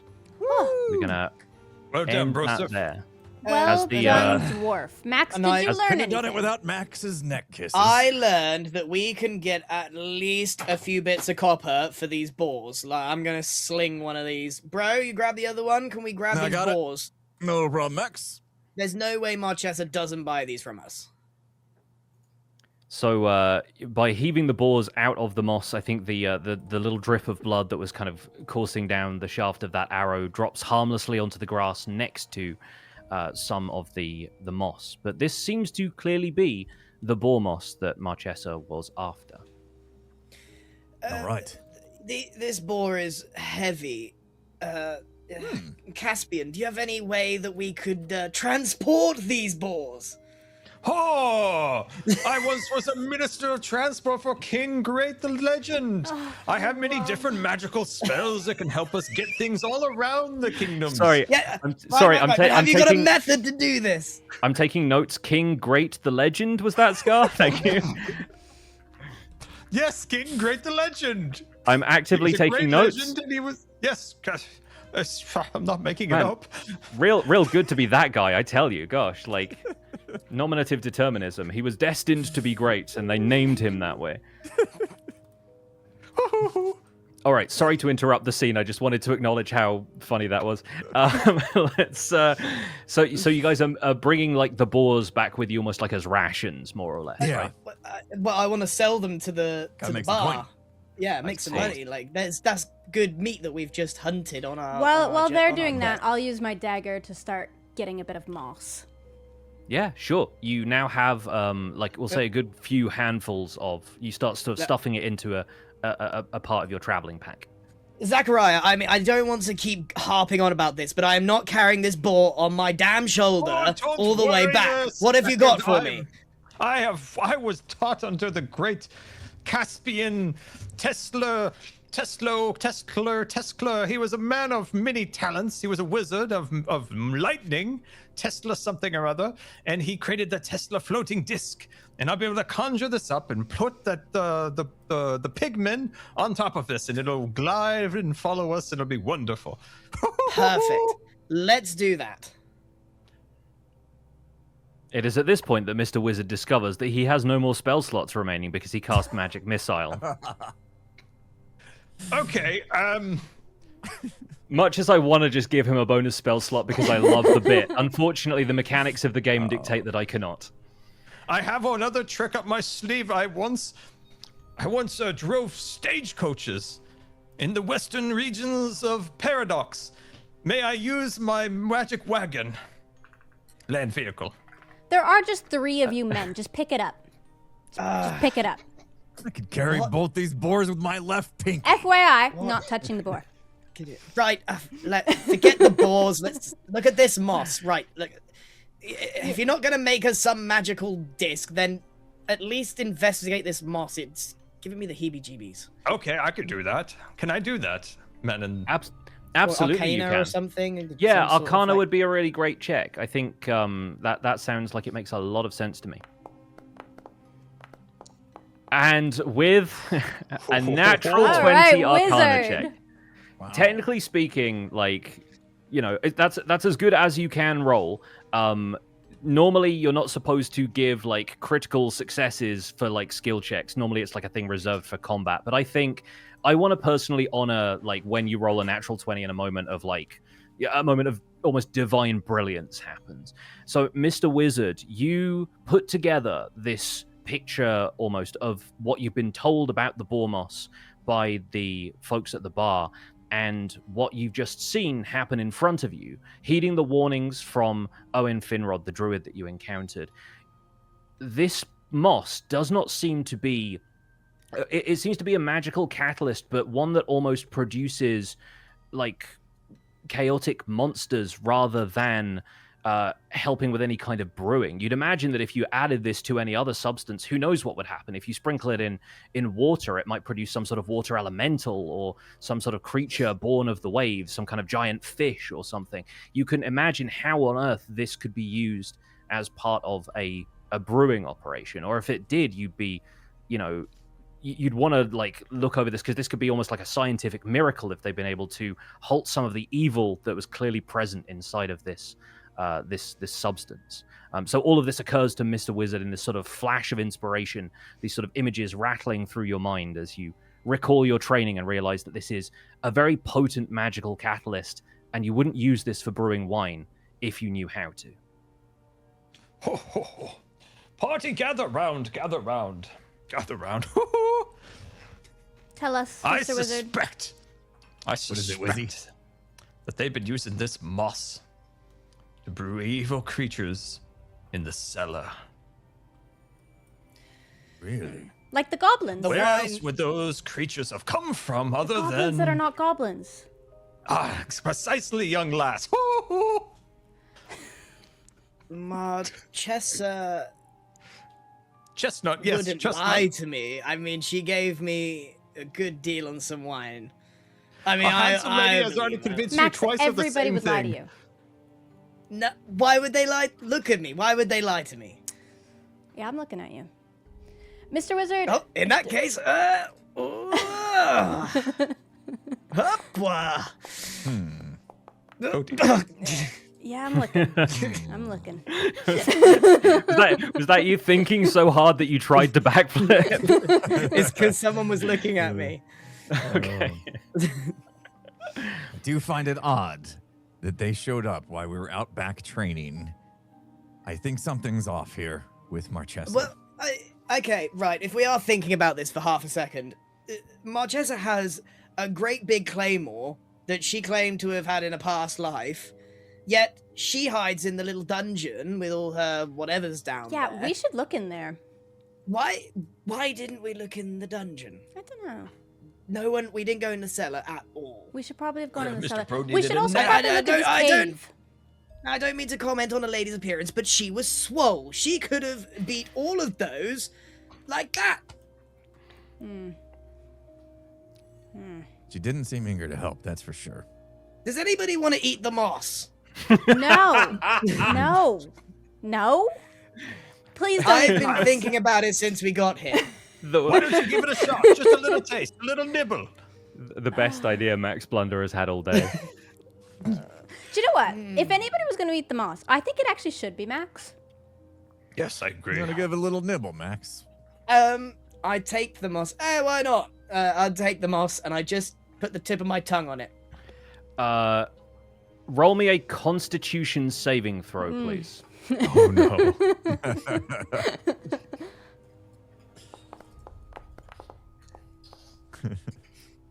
Okay, I think that is enough. You spit this out immediately because it starts to fizz on your tongue as though your tongue is attacking the inside of your mouth. And you have the presence of mind with that saving throw to not spit directly onto the patch of moss in front of you. Instead, you spit sort of off to one side next to like the tree stump that's just to the north of you on the map, and you watch as like it sort of almost decays the grass around it. Like your spit turned into some sort of malevolent force that just didn't have enough energy to survive. Huh. Well, that's I've had absolutely worse. vile. I've had worse. Right, That's what do we definitely want to not for do, wine. team? Because there's no way we are giving this to Marchesa. She is up to no good. Could we, and here's an idea, grab a moss nearby and sell her that? Meanwhile, one of you sneaks into the cellar and sees what's going on I'm down there. sneaky. I like the it. sneaky one do it. Because if there's anything I hate, it is a barmaid getting one over Max Blunder. I like it. It's a good plan. I think we should do that. And we should take lots of moss with us, because this stuff's probably worth a lot. The good moss or the fizzy bad moss? Both. Yeah, I say a bit of both. Put it in my sack. With all the other trinkets. Shove it up the bore. That might make it come back alive. Right, and more importantly, what are we doing about these boars? Leaving them here. Do you want to eat them? Yes! Why do you think I got Okay. the bagpipe out? Well, Fine, carry I'll them carry the then. bore with my pinkies. What about my land vehicle? My land vehicle. Your land vehicle is probably back at the tavern because you never brought a wagon of any sort with you. So I presume that the land vehicle is probably parked somewhere in the town of Strawborn right now. Benjamin, Merlin's beard. I forgot to cast my summoning spell on it again. Gosh. Benjamin, in the future, I don't want to carry heavy things. Could you please just save some of your magic for your hoverboard? What is the point of all Thank those you. I muscles? will. Of course. All right. Alright. I have a delightful land vehicle. I just left it back. All right, I got the Let's bore. head You back. get the moss. So before the party moves on from this scene, a couple of things. First of all, I want to award Max Blunder a point of inspiration for attempting to eat the boar moss. So go ahead, open your character sheet and add the little Awarded for inspiration being gem. an idiot. Because I'm leaning into my character. no, absolutely. I think that's absolutely what Max You're Blunder not would an do. idiot. Given Max is an idiot. given the evidence we have about Max Blunder's character thus far, absolutely what he would do. So congratulations on that. I also want to give Brohini Dudestone a point of inspiration as well because of wanting to rush forward and protect your friends against the boars in the fight. Even though that left you open to attack, absolutely 100% the fighter thing to do. So I'm going to make sure everybody has a point of inspiration, and I think you've all earned those points. As the party plans their plan as they move on back to town, do we want to take another quick ad break before we reach the Five Ways That's Tavern really once good timing, again? Let's actually, do it. 'cause, Great yeah. timing. Alright. Great timing. Chat, Hey, we will see you listen. after the ads. Hope Appreciate you're you enjoying watching the the adventure. ads. Like, if we want to do this in the future, the ads are what does it. Thanks. Yes. A lot of time and effort goes into this, mainly on Pix's side. Yeah, there's Oh been my a gosh. little bit of effort, but I've had Amazing. so much fun planning this for you guys, and making the maps and everything has been really fun too. I'm learning a lot about this whole process. So yeah, I can make this happen smoother and faster, and with slightly fewer technical hitches on my end. I still don't quite know why my interface is getting like weird issues here, but we should be fine. is amazing, I'm Bix. enjoying learning what Max Blunder is like. Yeah. Because I had a vague idea that he was this pompous whatever, but like, yeah, being able to like get into the character is quite fun, and how he interacts with people. I really liked your bagpipe playing while I was sneaking. That was the funniest possible that was solution. very good. Yes. My thought was Max Blunder doesn't like see the boars as a real threat. Like, he doesn't want to take this encounter seriously, is my point. He just sees dinner. If they were real monsters, I think he'd be more scared. Oh, here we go. Ooh. Yeah, what's this? I need to fix the lighting on this scene, is what this is. We need to have some global illumination. There we go. Okay. That's more what I had in mind. Yeah, I seem to have an issue where whenever I click on any one of your tokens, it darkens the entire screen for me, and then like all of the selection boxes and the dice and stuff don't show up. Like, they kind of show up on a shadow layer, but not like a proper foreground layer, which is weird. But I'm rolling with it. I'm learning, and I've got my camera view, and that looks fine, so that should be okay. You're doing great. Thank you. I'm panicking slightly, but it's under control. So I'm going to do a quick recap for everyone that's like joining. Yeah, no, that'd be later. fantastic. Yeah. So we, 4 individuals that do not know each other. We met in a bar. Someone offered us a quick job. We went out back to beat up a dummy. We came back in. The bar was in shambles. There were these like little goblins that weren't quite goblins that were wrecking the place up.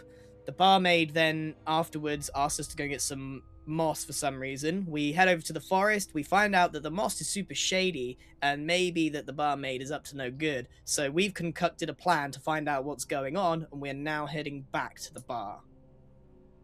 With dragging a boar with you or boars. something. I got it. Yeah. I got both of them. Brohini's got pinkies. 2 boars, one on each shoulder. Or Yes. No, my pinkies. I'm just pinky. I was gonna say that's what. Which is hilarious because you're a dwarf and boars are about your size. Yeah. Yeah, and he's- you have yeah, the I'm same very strength buff. as him, and you're just being lazy. Very think- buff. his arms are like the width of his biceps are like boar sized. Yeah. So he's Boar on more than boar. up to the job. Exactly. My borceps. The biceps is wild. Okay. So as you return to the Five Ways Tavern, the night is winding on a little bit. Although it's maybe early evening at this point, and it's summer evening, so the light is starting to fade from the sky a little bit. But it's still like starting to darken, and there's like a little bit of a chill in the air as you arrive. Inside the Five Ways Tavern, you do not see much in the way of activity or light as you approach on the path coming back from the northeast of town and the Heartwood. So as you approach, we're going to treat this a little bit more, a little differently to your first arrival. Excuse me. Hey, Max, Yes, imp. do you think knowing what we know now would be a good time to sneak, or like later? Why would we sneak? Hmm. She's expecting us. I think we stroll in as if we were. If you get caught, the jig is up. Maybe me, Max, and Mr. Wizzy can chat up the barmaid for a little bit, and while we have her attention, Ruby could sneak into the cellar and see. I've got a great rapport with the lass. Yeah, I'll compliment her Max. muscles. Okay. Let's just all return can teach in me how with to do our a moths backflip. first. You, rock lady, look, you're clearly the smallest here. You would easily, if you just like stand pretty close to the bar, she won't even see you anyway, so you can just sort of sneak off to the back. Yeah. perfect. Yeah, I'll do that. That's easy. Or just say you need to use the bathroom and whatever. Yeah, but that's the excuse if you get caught, not preemptively. Right you are. Okay. Sounds like we got a plan. Am I good to open the door? Give it a try. As you approach the door of the Five Ways Tavern, you find it much less welcoming than it was on your last visit. The door, when you try it, is locked. Has anybody got a lockpick? Yes! But look in the windows. Look. Yeah, should we? Okay, alright. Look. You're able to Oh. peek in through the windows, and you It- see that It looks fine. while a lot of the furniture has been righted in the room, and the signs of the scuffle have more or less been tidied up at this point, there is nobody behind the bar. In fact, as you peek in through the windows, you can only see some dull embers glowing in the fire. You cannot actually see anyone moving on the inside. I'm starting to sense that we've been had and I'm not getting my coin. Well, we do have some powerful Maybe they moths just had show to for close it. up. They're out of wine. They have no Right. moss. Let's go and see what's in that cellar. Can I try Ruby, to can you break lockpick us the in here? door? You can By absolutely all try means, to pick the door. please. What do I need to roll to do that? That would be a sleight of hand check, I believe. Although you are also using thieves' tools, which I have, I think. that's a DC 15 to pick the lock. But yeah, you will have proficiency with thieves' tools. So go ahead and make a sleight of hand. If all else fails, we just use Bro as a battering ram. Oh, I get to headbutt something. Yes, 11. finally. With an 11, unfortunately, your tools are not quite up to picking Right. this lock. It's Bro! It's headbutting something time. about the size of the lock. Maybe it was fitted to be a bit more robust. Obviously, a Wait, tavern is a place hold they on. have to keep good security. Is it? I want to make sure there's absolutely no one in there. So I'm going to put my ear to the lock to try and listen. Fantastic. Make a perception check for me, please. Oh, I keep forgetting where that is. There it is. The old yikes. All right. With a 9, you cannot hear anyone moving inside. All right, no I'm one going in to there. ram this Wait, door down. should we go around the back? There was a back door. Can I do an insight or of any kind? Get a little insight into how to get through the doors or anything? I use my mind, my intellects. So insight in this case is more about reading someone's intentions and figuring out whether they're lying to you, which at this of point you course, of realize course. would have been a great thing to know earlier. But in this case, no. Investigation seems to be like on the same sort of line as perception at this point, when you realize there's not really a whole lot you could do to figure out whether or not the door is locked or isn't. It clearly is. You don't really know how else you could help the situation. Does anyone else But want to do guys, a perception check? See if you get better than When me. we were around back, there was a little hatch in the where the dummy was. You want to go Did around? you guys see that? I'm not gonna lie, I quite like the idea of ramming this door down. No. I'm ready. Send Brosif. I'm you ramming wanna the door. By all means, Sapphire, if you want to go, go. Fire. Sapphire, grab the balls off of Brosif. Okay, how do I ram this door down? That is probably going to be an athletics check from Brohini. Where's that? Top of your skills. Oh, I got it. Yeah. Ruby's Is it, sneaking we're around able the to side. split up, right? Yeah, you do. Here we you. go. 14. With a 14, are you ramming it down with your head, your shoulder? My head. What? All right. You reel backwards as an enormous thump with your head makes this massive impact on the door, but unfortunately, while the door splinters slightly, it probably leaves a couple of splinters in your forehead, and you are unable to break it down. It like I'll just add rattles those to backwards the on its collection. hinges. but it Step holds aside, firm. bro. Seriously. Guys, I found Well, another that was worth a door. shot. Hold on, Emerald. Right, here we go. Emerald. I'm gonna kick the door down. All right, give me an athletics check.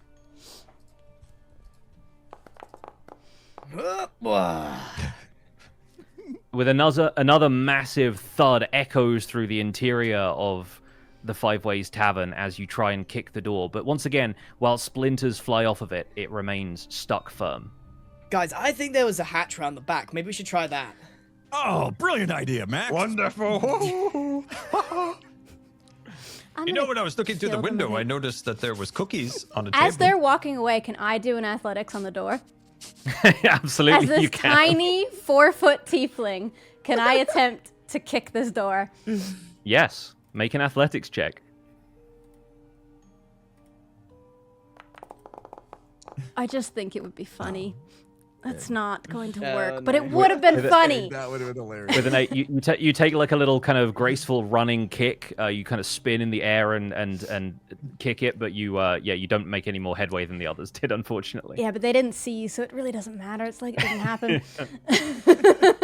I love it so much. So good, so good. Hey, look, All right. everyone, I found a door. I here. could lockpick this one, maybe. It's locked. Uh, Second Yes, try. you find a back gate here. There is also a high wall around the perimeter, but it's obviously open to the elements I back like there. to climb it. So climbing is an Hop option. on my shoulders. I could Picking the climb lock it. is an option. I would like to All right. climb. Fantastic. Give me athletics or acrobatics, whichever you feel like your character would be best at. Okay. Okay, with a 12, you're able to gracefully scale the wall. The DC for that was a 12, so you're able to make it no problem. You flip over the top of the I like to fence think I and clambered up Max or Wizard. I will Partway. move you in there through the door because you managed to land on the other side in the yard. And now What do can you I open see? it for them? From the inside? or is it fully From this locked? side, you see that the lock is one of those ones that's just like a bar across the back of the door, and so you're able to heft that and open the door up Oof. to let the others in. So that is now unlocked, and you should be able to click the door to open it. In you come. Oh, There you go. good Nice. show, Red Rock. What? Ruby. It's Ruby. Ruby. Okay. Look, there was a hatch right here. Ah. I remember it from our yes, I training. remember. What do you, Me too. Exactly. Me what do too. you think's in there? Noticed. Probably. We should find out. monsters Can and I stuff. put my ear to it? Yes, you can. Make a perception check.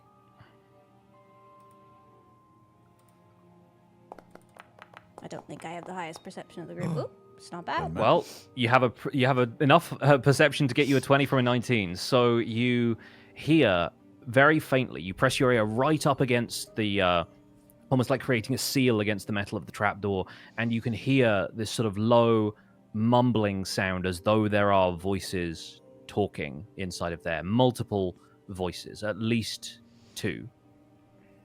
Guys, there's people in That's there. Marissa and Redmond. Shh. There's people. People. There's people. Marchesa? I don't know. I don't know which people, Yeah, but do I you know that there's recognize any multiple voices? people. Redmond? Hmm. Perhaps they're just in. Why would they lock up? They're expecting us back. I don't like this. Should we check the other way in? Well, we know Good, that they must be pretty sealed in there because they didn't hear us try and bash the door down 3 times. It There's this feels door over like here. Let's see if it's locked. we Looks need like to it get is. their I- attention. Well, it's funny you should say that. Oh God. But I think this calls for a stealthier approach. I think we try, pick the lock, sneak in and listen in, because I don't like what's going on here. I can do that. Hold on. Get it open, Ruby. Perhaps from inside the building. That Right. that hatch might lead directly into the room. Oh, you Ruby, think we... with your with your criminal background and knowing that this is just like a padlock, this is your bread and butter. So if you want to try picking the lock on this trapdoor, I will give you advantage. I could have advantage. Do you want me to pick this one, guys, or should I get us in the main tavern? No. If you could just open it and listen in enough to hear who's talking and what they're saying. Can I I'll crack the lock first. Let's sleight of hand this with advantage. Mm-hmm. Easy money. It would have been good. All right, a 24. The lock slides open like butter. It's completely silent, and you're able to just release the catch, and the trapdoor seems like it will swing open. The hinges look like they've been oiled recently as well. Okay. You've noticed that as I would somebody like to with do it so quietly, and just enough to get my tiny little 4-foot frame in. Fantastic. All right. Okay. Like a cat, you sneak into this place completely unnoticed. Is everybody else following at this point? Hi, God, I hope not. No, think we're we should playing the stay back bagpipes. All right. I think well, we're gonna let Ruby go ahead on this one. okay, Ruby. You step down into. There's a ladder that leads downwards into the cellar. I'm not going to switch the scene yet because everyone else is still on the outside. It's but okay. what Describe you it to see me. is a very, very dark space. There seems to be light coming from one corner of the room, but it is very faint, and you hear the muttering of two voices. They sound like potentially Marchesa and Redmond, but it's too difficult at this point to make out what they are saying. I have dark vision. Does that allow me to see anything? Yes, yeah, no, because of course you're a tiefling. Yeah, so what you see row upon row of massive oak wine barrels. Several of them are in they're basically inside these kind of housings that hold them, and like trestles to kind of lift them off the floor. There's a bunch on one side, and a couple on the right hand side of you seem to have broken open. There are a few smaller barrels, bits of debris around the outside of the room. But yeah, there is like zero light down here, and the only means by which you're able to see is your spectacular night vision. In the distance, you can see some other storage areas, and there seem to be a couple of rooms that are walled off inside of this cellar, but the majority of it is a large open space with these massive barrels in it. Okay, and the people. Ruby, what's that? the people in it, they're like around a corner. They're not. They seem to be in vision. one of the walled off areas at the far end. There's light spilling out from an open doorway, but you can't see much because a lot of the big barrels are kind of in the way. You can just make out that there's light coming from one corner. So I'm gonna go look up the ladder and tell them that it's okay to come down this far. Quietly. All right. Does everyone want to move down the ladder? Yeah. We can do it. Quietly, Max. All right. I will get you guys moved over to our next scene.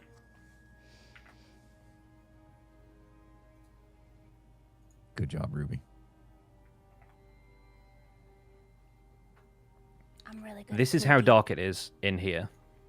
I think Ruby and Bro would be able to see a little bit more than this, but in the interest of maintaining the atmosphere for the folks at home, you see only what light is coming in from outside on the... There we go. On the light that's coming through the trapdoor. Like the fading sunlight outside is still illuminating some of the cellar. Mm-hmm. I can use my thaumaturgy to do some fire play. So I can just get some light in our hands. Interesting. Let's take a look at the... I think you can only affect existing flames, right? Yeah, you can cause flames to flicker, brighten, dim, or change color, but you can't create flames this way. There is a separate spell called Light that does stuff like this as well. So. Does Mr. Wizard clear his throat that loudly in this cellar? No. Mr. Wizard, Could I- Wizard, you're gonna get us caught. Could I sneak a little ahead of the group and just continue scouting for them? Who can see in this darkness? Which one of you can see? I can see. If you listen to the wizard, Just take our hands and bring us where we need to go. I'm going to slap you. with my wacky inflatable tube arms. I'd like to cast light. There we go. Our wizard has the light spell. So, yeah, the way that works is you touch one large or smaller object that isn't being worn or carried by someone else. Until the spell ends, the object sheds bright light in a 20-foot radius and dim light for an additional 20 feet. So what would you like to illuminate? Hartley, if you shine that light, you're going to get some attention. I'd like to illuminate Max. He is a large or smaller object. I guess maybe his clothes are what starts to be illuminated? Yes, his clothes. I'm enchanting his clothes. Okay, fantastic. Give me 1 second.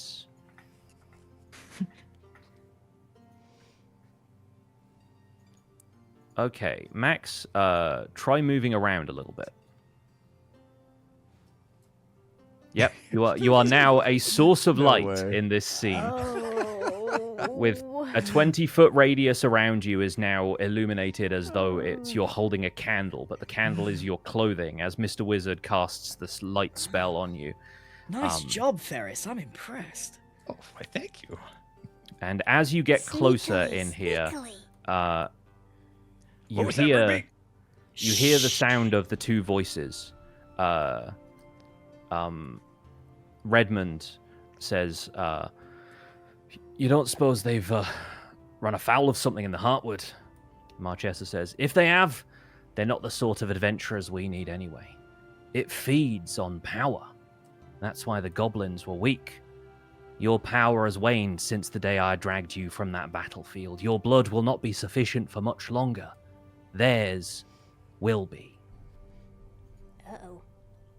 You hear Redmond sort of sigh in frustration, and I'm going to put a different bit of music on. Here we go. He says, "I don't like this march. It's against the natural order we were sworn to protect." And Marchesa cuts him off. "We were sworn to the sword and nothing else. The Empire wanted us to fling ourselves against the tide and be swept away. And when we washed back ashore, bathed in the blood of our comrades by demons conjured from the foulest pits, they branded me an oathbreaker. They cared nothing for the natural order, and neither did our enemies. So why should I? There are monsters on all sides, so I say we shall have monsters on our side as well." Through the barrels on this side, and as you're sort of sneaking around, you can see her draw some sort of glowing object. It looks sharp, and I will send you guys another fantastic piece of art so you can see what Marchesa looks like right this second.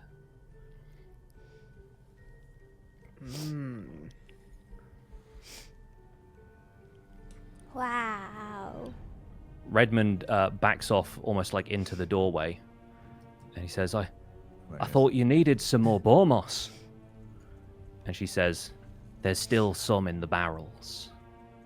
She stretches a hand out, and this dark aura sort of emanates from the room beyond. As she speaks a word of power under her breath, Redmond drops to his knees, gasping for air. What do you guys do?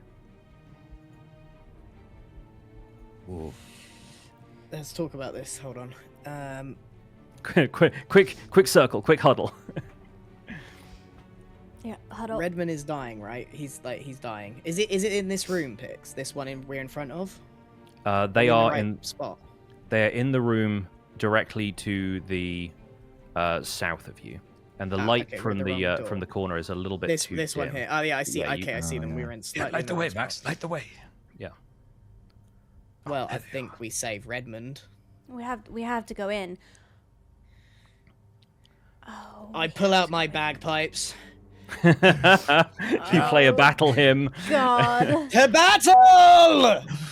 Save Redmond and his coin! I call foul. This might actually be a All right. good time for bagpipes, you know?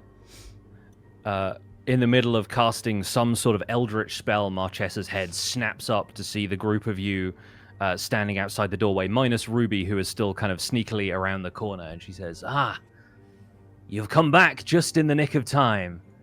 Your blood will do fine." And we're going to roll initiative, everyone. Oh.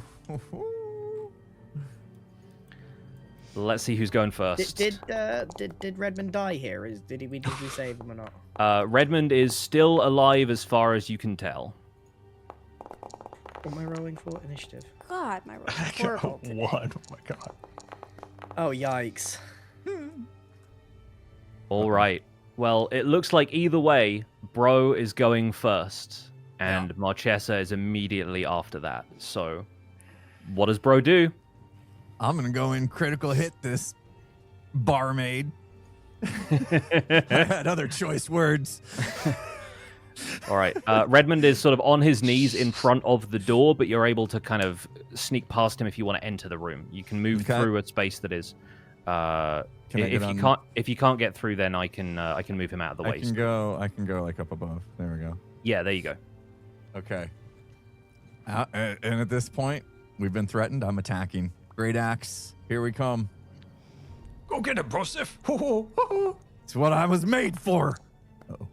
Oh dear. Oh dear. Oh dear. You're made for something. That's okay. Roomster, we need you. We need you quickly. A 9 is unfortunately not going to do it. As Marchesa sort of sidesteps out of the way and says, I expected better of you. And she is going to take her turn next. So Marchesa is going to try and attack Bro with the dagger that she has just drawn. Max, get those neck kisses ready. Oh dear. That is going to be a 16 to hit. Does a 16 meet or beat your armor class? What's my armor class? Where is that? It's the number underneath your character portrait. 16. Okay, so that hits. All right, she's going to get a damage roll on you. Okay. Only doing 3 points of damage, but she draws blood, and you notice a drop of your blood remains on the end of her blade. Uh-oh. With that, Marchesa is going to push past you and outside, which means she does provoke an attack of opportunity. So Bro gets to roll that great axe swing again. All right. Here we go. Get him, Brosif. This is it, guys. There we go. All right. Nice. As she steps away from you and tries to push out into the room beyond, you manage to get you swing your great axe at the back of her retreating form, and you land a hit. So go ahead and roll damage. Here we go. Yeah. Oh, that's an enormous hit. Oh my goodness. Okay, right. She takes 14 damage, her retreating form. Like you manage to slash her across the back of the leg with the great axe. You feel the axe like impact on like the muscle and possibly even the bone of her leg as she steps out, and she yelps in pain and is going to push past Mr. Wizard. She's going to stay here because that means she doesn't take an attack of opportunity from anybody else. But she is. Oh wait, no. Ruby gets a chance actually. If she's moving that way, then Ruby gets an opportunity to attack as well. So Ruby, if you want to go ahead and roll. Sure.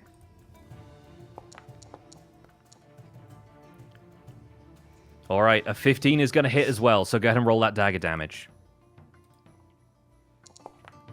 Ooh. All right, that's another 5. Okay, so she takes a lot of damage in the process of pushing her way out into this room.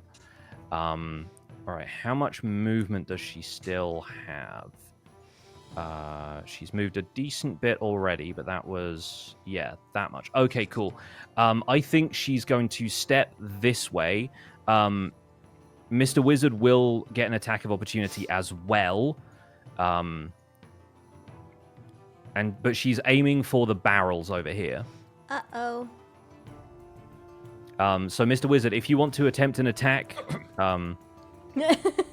As if woken from rest. Ray of Frost will be cast upon. All right, go ahead and Damage roll the attack. Oh, KR. Did it go? I don't see a roll happening, No. so click on attack. There it goes. Oh, you're rolling for damage already. You need to roll to see if you hit with this one, so go ahead and roll the attack roll first. Oh, I'm sorry. It overlapped. All right. Yeah, no worries. All right, a 12 is just below her armor class. So your Ray of Frost goes wide and hits the debris around one of these other barrels. And as a final action on her turn, I'm going to treat this as a bonus action just because I want to see what happens next. She plunges the dagger into one of these barrels. And the barrel starts to rock violently on its trestles. The drop of blood that was on the end of the dagger seems to have been a catalyst of some kind for the barrel to start doing whatever it is doing in there. How much water is in this barrel?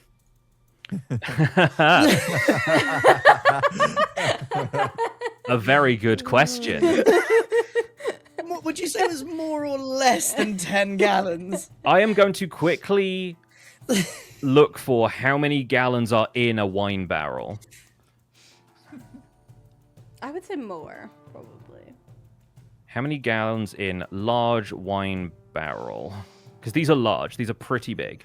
Okay, a standard large wine barrel commonly used for aging, such as a Bordeaux or Burgundy barrel, typically holds 55 to 60 gallons. How many can you remove with create or destroy 10. water? Okay, cool. Definitely an option if you want it, but yeah, I will leave that choice with you, because that is the end of Marchesa's turn. It is Max's turn now, and this barrel nearest here, this one right there, is the one that is currently rocking violently on its trestles as though something explosive is happening on the inside of it.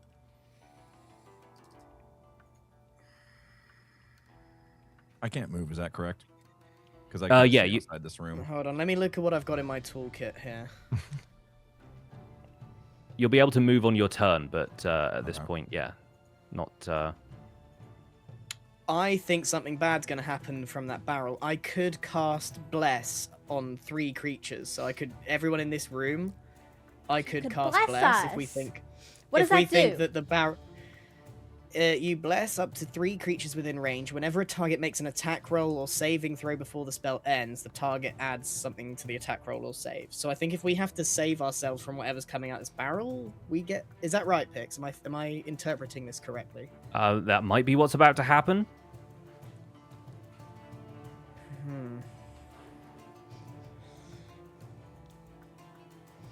There's a couple of options, I think. Let me see.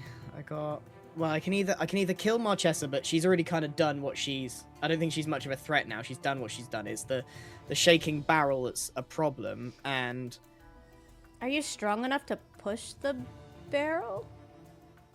I'm pretty strong, but I don't. It's kind of like.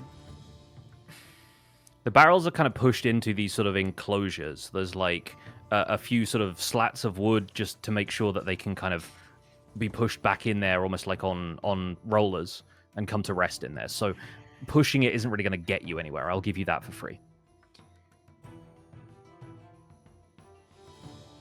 Right, so I've got a few options. Do you want to hear them, team? Because I'm not sure what to do. I could either bless everyone in this room, and if I understand what that does, it would help us if this barrel's about to explode. Is that right, Pix? Yeah, so bless says it basically gives you an additional 1d4 to attack. So you get an extra chance to hit, basically. Yeah. I can figure out a way to destroy this barrel. I could burn it, or I could create water to burst it. Or I could do a backflip. Those are the options.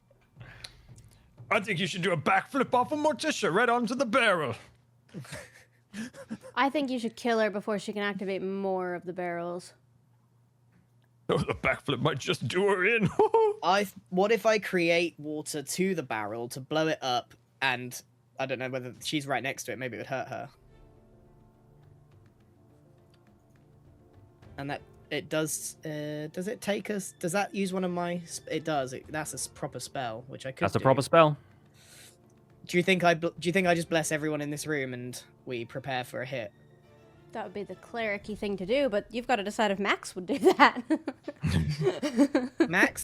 Max, for all his pomp, doesn't want to see anyone get hurt, which is why he's a cleric.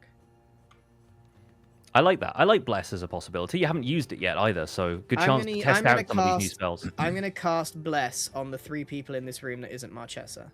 Great, fantastic. So, yep, that means that, Ruby, Mr. Wizard, and Bro are all blessed. I will see if I can add that to the 3 of you.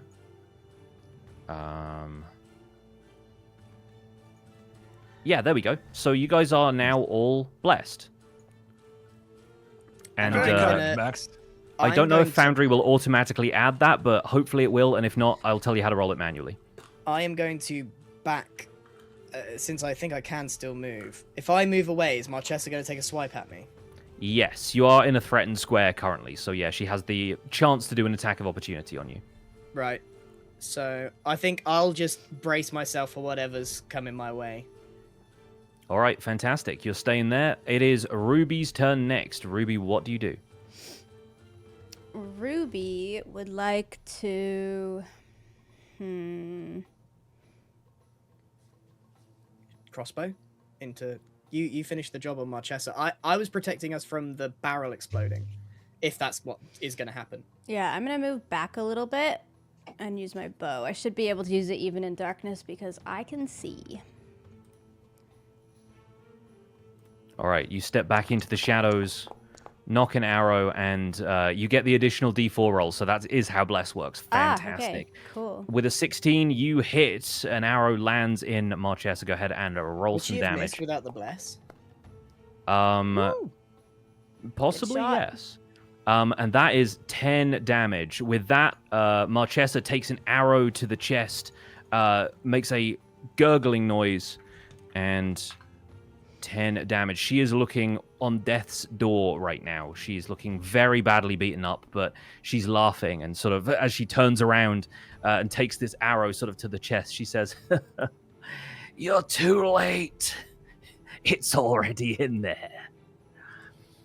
And next up, we have Redmond. Redmond basically kind of picks himself up off the ground, looks at Bro, incredibly weak, like he's sort of, his face is pale as though he's almost been drained of blood already, and says, "Go, take her on. She lost the faith a long time ago. There's only hatred in her now." And that is going to be all Redmond can do this turn. He sort of collapses to the floor underneath this table.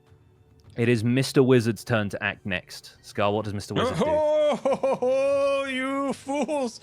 You thought you could get one on us, huh? What if I just magic hand that barrel and dump out the contents? You can absolutely do that if you wanna give it a try. Mr. Wizard doesn't know what to do. I could kill Marchesa. Come over here with There's Ruby. ads playing. There's ads playing. All right, we're gonna pause for a second and Do you hit we'll ours let the as ad well, play. then? Yeah, hit yours. Let's take Yeah. a second. Maybe we can discuss with Mr. Wizard what to do. I will Yeah, even Mr. pause the. I'll pause the game so that nothing can happen in the meantime. We can all have a good chat about what Mr. Wizard is doing. Mr. Wizard could take his floating disc and float that barrel away. You have no spells, Mr. Wizard. You have Oh no my slots. gosh. You cannot cast anything other than your cantrips. Okay. Which are Light, which you've already cast, Mage Hand, which can move stuff around. It's it says- magic hand. Whenever you cast a spell, you can use the hand to manipulate an object, open an unlocked door or container, stow or retrieve an item from an open container, or pour out the contents of a vial. I don't think Mage Hand is powerful enough to be able to move something as large as the barrel, but the barrels do have like corks and stoppers and things in them. So potentially you could have a try at working one of those loose. Or you could use Ray of Frost to try and deal as much damage, whether to Marchesa herself or to the barrel. as possible. Is Marchesa not dead? She's not dead No, yet. No, she's she is. almost She is very badly hurt. Like she's on think, death's door. Mr. Wizard, I think maybe we finish Marchesa because she could cause more problems to us. I'd like to I've take her blessed out with the us. staff. Okay. Right, my ads are done. Give me like You didn't. 20 seconds left. People watching Yeah. the ads, appreciate you. We paused the game. We were just discussing what to do. Oh, I have a question about how something works. Second Yeah, wind. go for it. Second Second wind. Like wind if is. I want it, I could restore some of my health points with that, right? Yes. You can use that as a bonus action on your turn, and so in addition to moving and taking an attack, you could use Second Wind as well, and that is something you can use to restore hit points. Yeah. Okay. And 1d10 plus also- your fighter level, so you'll always get like a +1 bonus to a d10 roll. Can you use Ray of Okay. Frost on the barrel? Would that freeze the contents? Sorry, Impulse, you had another question? Yeah, healer's kit. Can I save Oh. Mr. Redman with my healer's kit? You could definitely, you could stabilize him maybe with a healer's kit if it looks like he's dying. As of right now, it doesn't look like he's dead. It just looks like he's very weakened. So Okay. I'd say No need. you can save the healer's kit for now. But Okay. yeah, it allows you to stabilize an unconscious creature that has no hit points without needing to roll medicine, basically. So you can prevent somebody from having to make the saving throws that you have to make when you're actually dying. Got it. Okay. Yeah. Thank you. Carry on. All right. Are we ready to unpause and talk about what Mr. Wizard's choices are? Yes. Yeah. Okie doke. What does Mr. Wizard do? Mr. Scott, Wizard. you could either attack Marchesa, or is there a world where we freeze the contents of the barrel? Because you could use Frostbolt on it.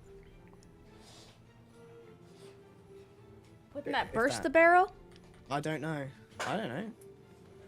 Mr. Wizard feels the greatest threat is from the barrel. Morticia's bleeding out.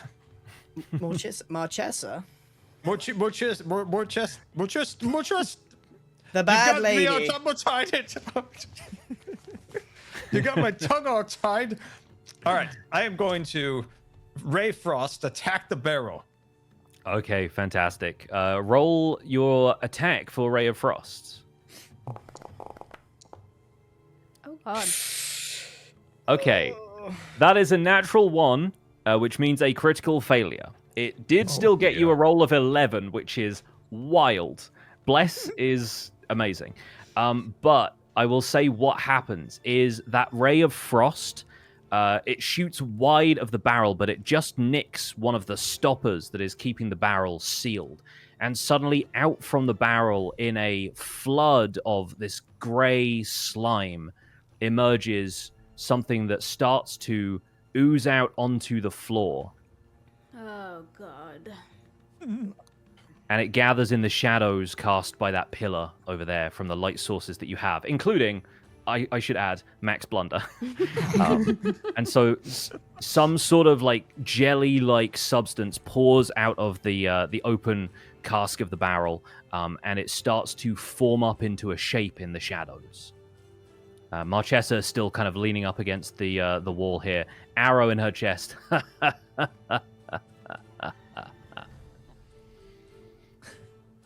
All right, that is Mr. Wizard. Do you move at all? Do you want to get a look at what this thing is, or are you staying where you are? I am a weak man, Come to me. gangly. Come to me, wizard. I'm going to hide over in the corner. Or what'd you say? What'd you say? Come to me. Person? I can't see you. Oh. Where are you?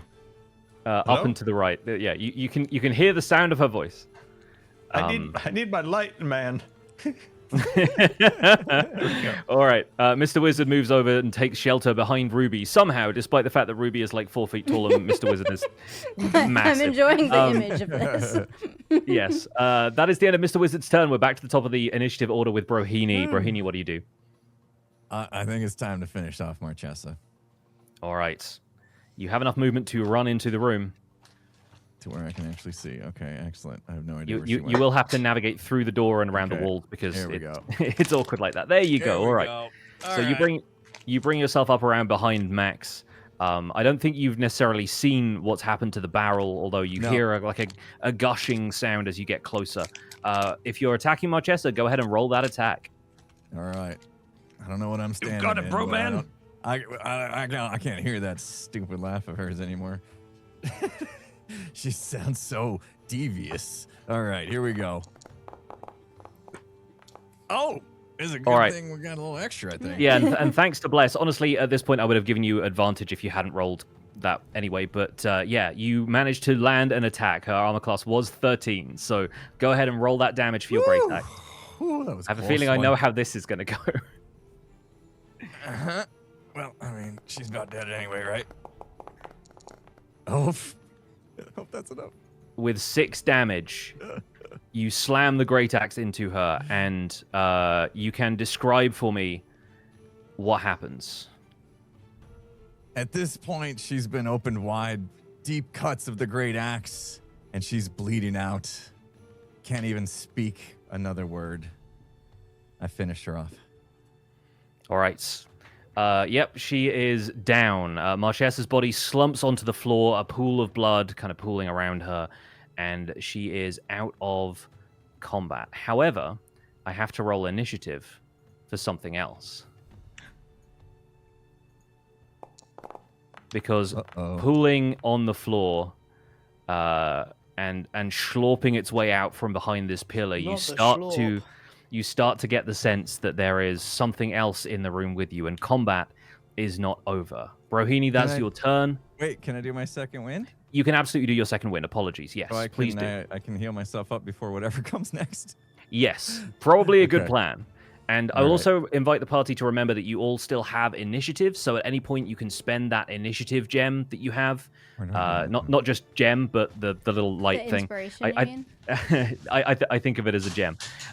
Yeah, you can spend inspiration. Okay, It will here we give you advantage on any d20 roll, so that includes attacks and stuff. Okay. All right, that gets you 6 health back. That's not to be sniffed at. Yeah, I was only down 3, so that at least gets me full again. Pretty good. Pretty good. Okay. Okay. All right, it is now Max's turn. You hear a schlorping noise from behind the pillar, Max. What do you do? Do you guys hear that schlorping? I don't, sir. So you think we're idiots? Also, what are we standing in? It's gooey. Look, I don't want to be a wet flannel, but maybe we just, like, run. I'm good at running. Let's reassess this situation. What are you perhaps. talking You about? can't At least try move, to hit Scar. it. What you doing? Yeah, Put I'm yourself gonna- back. Sorry, I'm going back. I'm going back. Move Mr. Wizard back. Max, try to I hit have- it. Illegal Try to move. hit it. Traveling, Mr. Wizard. Traveling. I have no spell slots, right? You have no cantrips, like you can't secret flame it. I have Sacred Flame. You've also got a mace. You got I can't ways you see can hurt the a thing. stupid thing. Yeah, this is true. What about the man in the room? Yeah, Raymond. we have to fight this. We can't just let him die to this. Should we speak with him? No, we're in combat. Before he dies. If I move 5 foot, can you then Yep. backtrack 5 foot, or is it one move done? It's if you move 5 feet, I will tell you now, you will be in a threatened square of the creature that is forming up on the floor. If you move directly down, you stay 5 feet away, and that means you're not within its attack radius. Right. So I'm gonna move here, and I can just see the grey ooze. yes, the grey ooze is starting to form up on the floor, And and I'm I'm cast- gonna move it into a proper square. There we go. I am gonna cast Sacred Flame. Fantastic. Okay. And I think I might Danger. inspire myself on this one. Oh, yeah, okay. In that case, if you're using your inspiration in this way, that means that it takes disadvantage on its dexterity saving throw, because this is not one that you roll, this is one that I roll to dodge. You might be surprised to learn, oozes, not the most dexterous things in the world. Alright, so maybe it's not worth it. But no, I think, honestly, if you want to use your inspiration for this, it will be a good thing if you hit.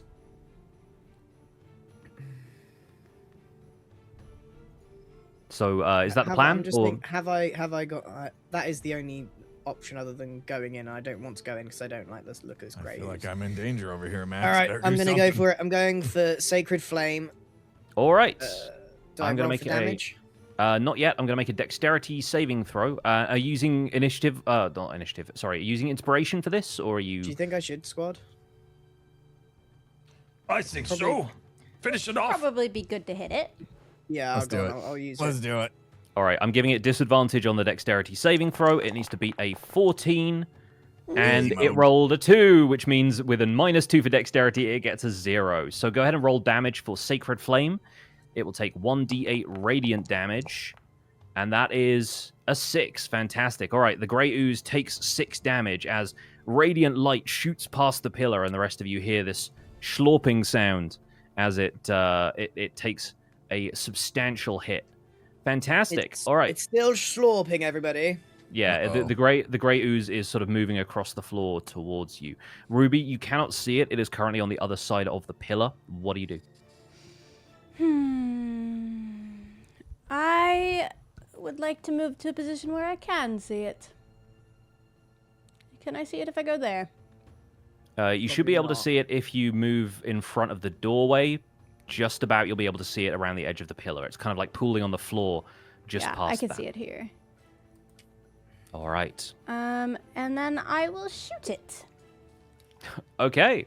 I've been enjoying shooting things. Do physics apply in the same way here? If you shoot an arrow into ooze... You are about to find out what happens. Okay. Provided Let that me this arrow hits. experiment, Max. I grab... Oh my god.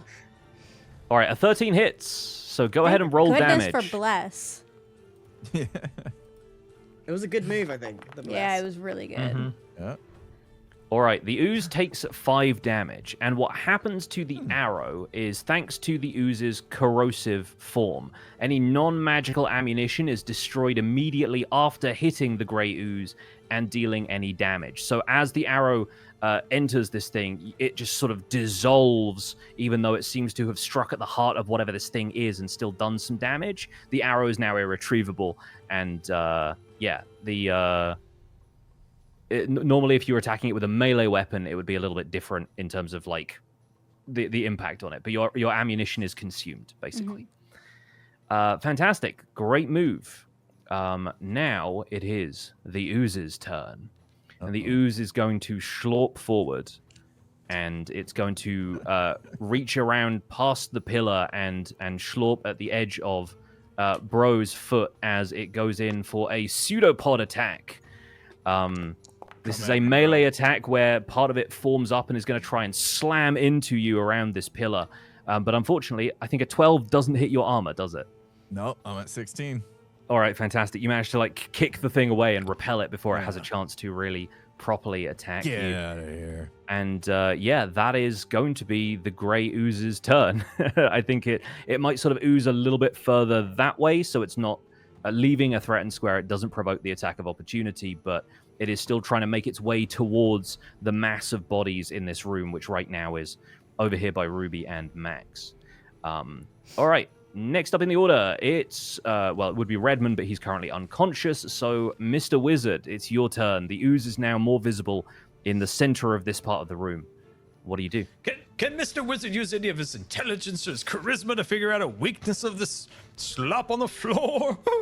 You can absolutely give me a nature check to see if you understand what this ooze's weaknesses might be. What about a history lesson? No, just kidding. Okay, here we are. nature, normal nature roll. Here we are. Oh, blast. Okay, yeah. With a 9, you don't know of any weaknesses of this kind of thing. And for all you know, because it was created recently in a wine barrel, it could have some resistances to certain effects that you do not know about. Okay. Woo-hoo-hoo. All right, that's not the only thing you can do on your turn. You can still attack and everything. I'll give you that as like a free action. Yeah. I suppose the only thing I'd be able to do. Can I use Mage Hand just to put it back in the barrel? You want to like scoop it up like a little friend. Mage Hand might be able to like try and push it away, but I don't think you'd be able to get it back in the barrel at this point. And it would very easily just schlorp its way out of the barrel again. This is like animated. It is moving. I'll Ray Frost it. Fantastic. Make an attack with Ray of Frost. Nice. Oh, Whoa. 29. Wow. Again, Go on, shout out wizard. to Bless. All right, roll damage for your Ray of Frost. Come on, baby. Hold on, I dropped my wand onto my keyboard and it did things. I lost my thing. Shoot. Oh dear. Oh boy. I love our wizards. Wizzy. All right, there we are. Hold on. Classic. All right, 4 damage. And you notice that as the damage, as the ray of frost streaks across the room, kind of lighting up the room with this cold light as it goes, and makes impact with the grey ooze, the grey ooze doesn't seem as bothered as it might otherwise. So maybe that roll sort of catches up with you from earlier, your nature check, and you realize that actually you might have forgotten that these things are actually resistant to things like cold. So the ice crystals that form on its surface are just reabsorbed into the ooze, and it takes half damage from this attack. Where's the door? This thing, I'm getting out of here. You are still unable to see the door because everyone else is alight and you are not currently. But if you want to end your turn there, if you want to move towards the door, that is entirely up to you. I'll stay. Where's Ruby? I want to hide. Ruby! Stay there. Stay there. Ruby! Stay. Mr. Wizard blundering around in the dark. Bro, it's your turn. What do you do? Oh, Wizard, this stay. thing seems to be resistant to attacks. Not It's sure resistant what to Bro, the cold as far as you've seen Don't so great far. axe this thing. I think I lost an arrow. Yeah, that's what I was thinking. I did. Well, I mean, I know this info, right? Like because it said. You've seen would the have arrow seen it. sort of dissolve in seen it, the yeah. arrow. Or Ruby But could it easily did, have like shouted. It did say that it can. I read something that it can eat through 2-inch thick non-magical metal. Am I aware of this? Yeah, I think you can infer that it is something corrosive from what you've seen it do already. So at yeah. this point, I'm not sure hitting it with any of my weapons is the smartest thing, unless I'm okay. What can you do? Shout at it really Do you have, loudly. can you shoot it? Do you have a bow? Yeah, I have a. Yeah. You just lose an arrow. That's not a big deal. I also How have many a arrows you hand got? axe. You started could with try it out 2. with the hand axe, see what happens. Yeah, I could. Yeah, let's do it. Let's hand axe it. Why not? All right, roll for that hand axe. Okay. Oh, hold on. A whole bunch of stuff popped up. All right. I think it attempted to do a short bow roll there for a Yeah. second as well. Oh, jeez. All right, with a 9, you actually hit this thing. This thing's armor class is really low because it's this Really low. massive ooze, and it's very Okay. easy to hit. So go ahead and roll damage, and we'll resolve what happens next. I'm losing my hand axes. That's what's happening. Okay. Okay, fantastic. You deal 7 damage to this thing, which is a pretty substantial hit. It is like the Okay. ooze is sort of starting to disperse. It's losing a lot of its mass as you sort of carve off sections of it with your hand axe. But your hand axe does sizzle as you bring it back up, and it says any non-magical weapon is going to take a cumulative -1 penalty to attack rolls. So it gets a -1 penalty to hit next time, and a -1 to damage. If Okay. this thing gets another round and you get to attack it, but then yeah, All right, obviously I didn't like lose that. them. They're just weaker. Okay. Yeah, and it would build and build the more you tried to attack the thing, basically. Okay. Yeah. But that was a pretty decent turn. Are you staying where Okay. you are, or are you making any moves? I'm gonna stay. All right, fantastic. Stay on the front line here. Max, it is your turn. What do you do? I think I retreat a little bit and probably repeat what I did before with Sacred Flame. Mm-hmm. Sounds like a great plan. I'm going to make a dexterity saving throw. And this thing does not have great dexterity. But it has been getting smaller. No, okay, that's a 10. So it doesn't beat a 14, which was what it needed to save. So go ahead and roll an attack for Sacred Flame. Roll damage. Okay, once again, that streak of Sacred Flame shoots across the room, dealing 5 damage, and the last of the ooze is just splattered across the back wall, where all of the rocks and stuff start to steam a little bit, but then it sort of disperses and drips down into the cracks between the stones, and the grey ooze is no more. Yes. Congratulations, you are Good out of job, combat. Golly gee, Good job, well done. Max. Well done. Max, Team can you heal the guy? Can you help him? I've used my spell slots. I blessed us up, so. We'll How give him a else good are your pep spell talk. slots? I think we Where's should that? definitely investigate all this Everybody space. loves Raymond. Come on, Raymond. Wait, Where can you see your spell slots? So your spell slots are above the level 1 spells on the spells page of your character sheet, the middle tab with the little book icon, and the 2 spell slots are like the 2 little they look like Monopoly houses to me, but they're sort of upside down on the right hand side above first level spells. Are you seeing that, or do you want me to highlight it? Oh yeah, I see it. Yeah, that's the one. Yeah. Okay. So those are both So we expended. kind of have to mentally keep track of that. Mm-hmm. Or- Yeah, it will tell you when you can't cast them anymore. But yeah, it's something you need to look at your spell character sheet for. Yeah. Okay. I'm taking my arrow out of this lady's body. Let's go and Raymond. All right. How Ruby- are you, chap? Ruby reclaims her arrow as the rest of the group rushes in to see if Redmond is... Redmond is currently unconscious, but he is still breathing. So he seems stable, but just very, very weak. I take his coin. Okay, interesting. I'm Sure. getting paid for this one way or another. All right. On Redmond's unconscious body, you find a pouch containing 60 gold pieces. I put them in my Divvy back it up, pocket. son. Divvy it up. Sorry, did you think of this? No. You can have some boar. I'll steal it off of Will you at least teach me to back roll? Wait. All right. I will let you know, Max, if you open up your character sheet and go to the second tab for inventory, the coins are kind of across the top underneath the little backpack icon. There's a gold icon there. You currently have 18 gold. Just add 60 to that. Right. well, Fantastic. So yeah, you now have 78 gold in your possession. Right. I'm gonna wake him up. I grab him by the scruff of his collar and slap him gently. Cheek. Raymond! Raymond! Oh. Raymond! He starts to stir, and you can tell he's still kind of like out of it completely. But he says, "What's happened? Is it done?" Marchesa's gone. Oh. She went on holiday or something. Look, what is going on here? It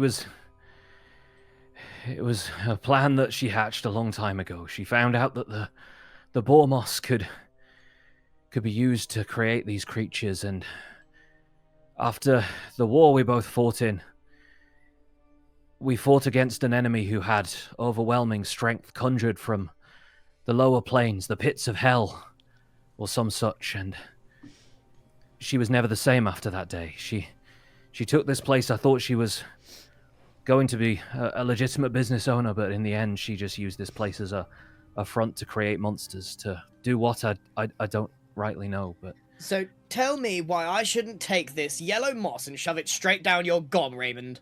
Redmond. You can see that all I've been is an unwilling accomplice. She was using my blood to create those goblins, and I'm weaker now than ever. I'd be no use to anyone. So what do we do from here? Like we were meant to get this moss. Were you just trying to get rid of us? Oh, it was all for her. I mean, you must have seen. She had me in her thrall. She was always stronger than me, and I think it all drove her mad. Forget the moss. The moss is nothing. Throw it away. Destroy it if you can. It's used for ill and for too much ill.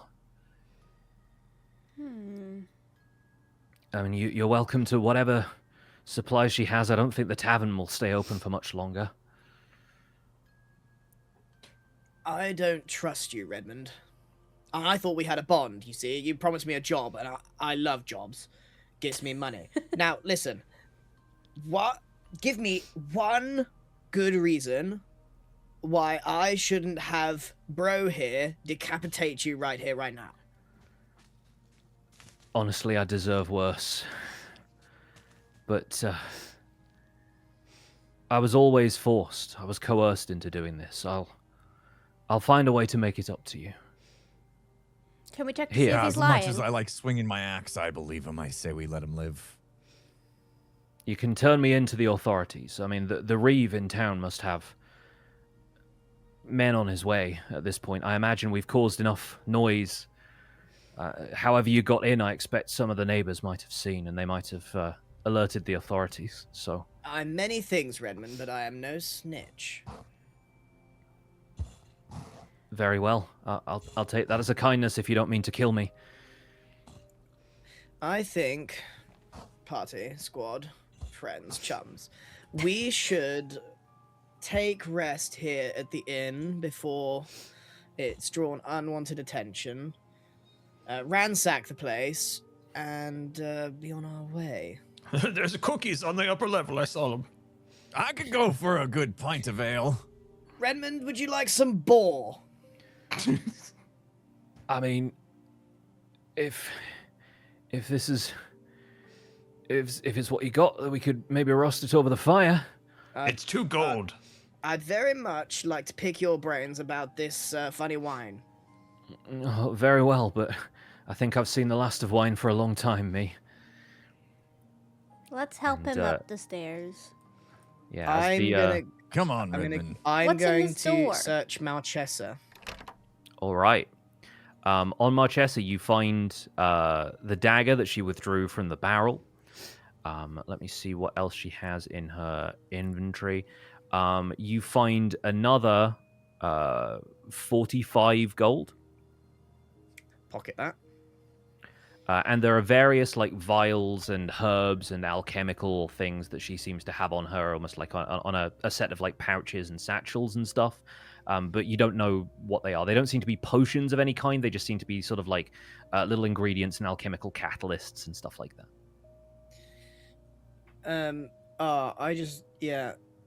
I realized you can.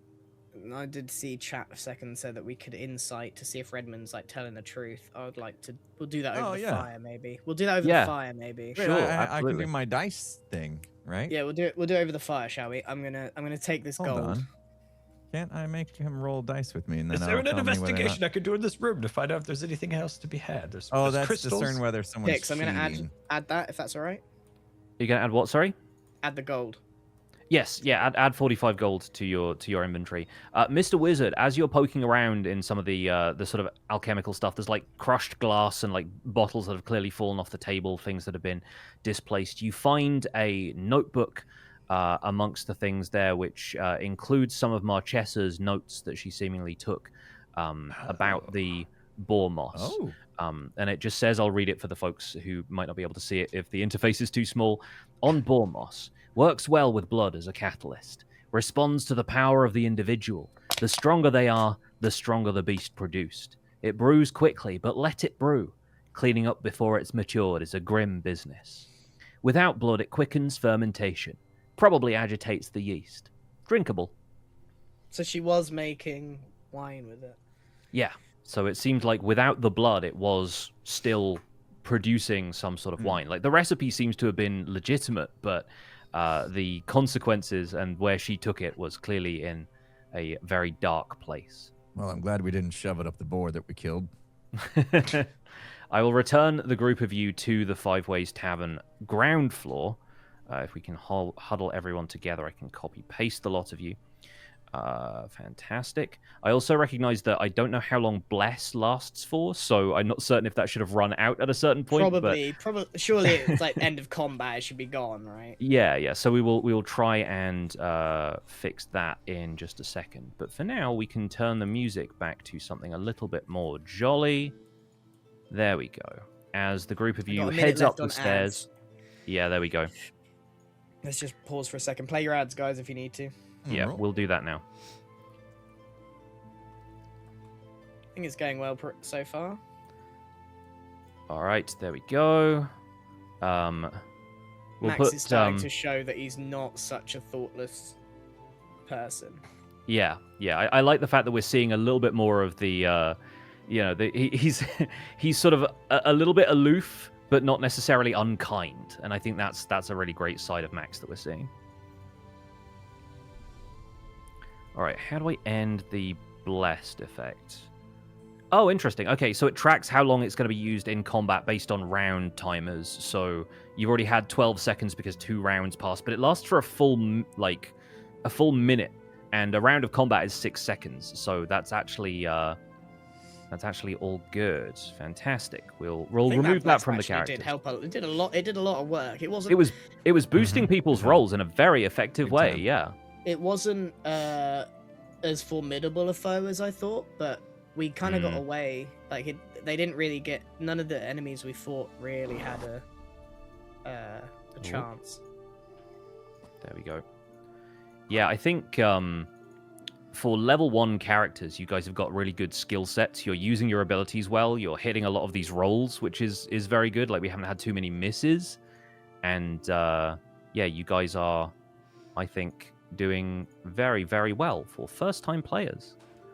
How do I have more of the... so there's the cantrils. I can use that magic every round, right? Like a ray of frost. But Yeah, magic missiles, that's... Cantrips, that's right. Yeah. So magic missiles, that's a different type of spell, right? Yeah, that's a first-level spell. That's the one you have spell slots for that you would need to recover by resting for a long time. I'm hoping we're doing a long rest now, so that we can regain those spell slots. Yeah. Well, yeah, we will end the session basically with you guys taking a long rest because we are about to wrap this up, but we have one last scene to do as we take in the aftermath of what has just happened. Is everybody ready to continue? Yep. Are we back from ads and stuff? I'm ready. Yeah. All right, fantastic. So you all emerge from the cellar and make your way up to the bar room, battered but alive, and honestly doing pretty well. Redmond is definitely the worse off out of all of you, and when he's heaved into an armchair by the fireplace and plays dice with Bro for a while, I believe you wanted to make an insight check to see if you think he was telling the truth. Yeah. Well, I was gonna say I if I have roll my +6. die, but that's for cheating, so that's not really an insight check. I have Sure. +6 on his insight, but I think Yeah, that's- so maybe Max, maybe I think Max. you've been able to size him up at this point. Make me an insight check, and you can probably make it with advantage at this stage because you spent a lot of time questioning Redmond already.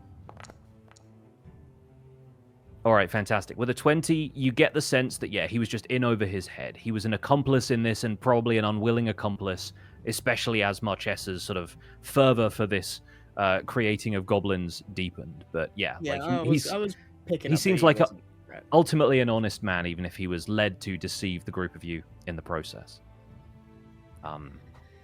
So you don't quite know how long you were down in the cellar, but the light is fading outside, and after a short time, you hear a couple of voices outside the main door, and a thumping noise, and then a group of people breaks down the door and enters. Ooh. Well, I'm glad somebody could break the stupid door. Yeah, see, if we just worked together. It took 3 of them. I definitely weakened it. Alright. Who are you? There's an official-looking orc man who is flanked by 2 humans. One looks like, potentially like a conscientious neighbor who has alerted them to the sound of all of this, and another looks like maybe a bodyguard. But this orc man steps forward and says, "What in the name of the gods happened here?" Well, standard thing. Barmaid, bad lady, making some goblins of some sort. It's all sorted now. Marchesa? The owner of this tavern? What on earth? Who I know, who she are doesn't you? see the type, does she? I mean, come on. Redmond sort of turns around in his chair and says, It's true, Silas. It's true. She was creating things using some kind of dark alchemy in the cellar. And this man who's just addressed as Silas says, Redmond?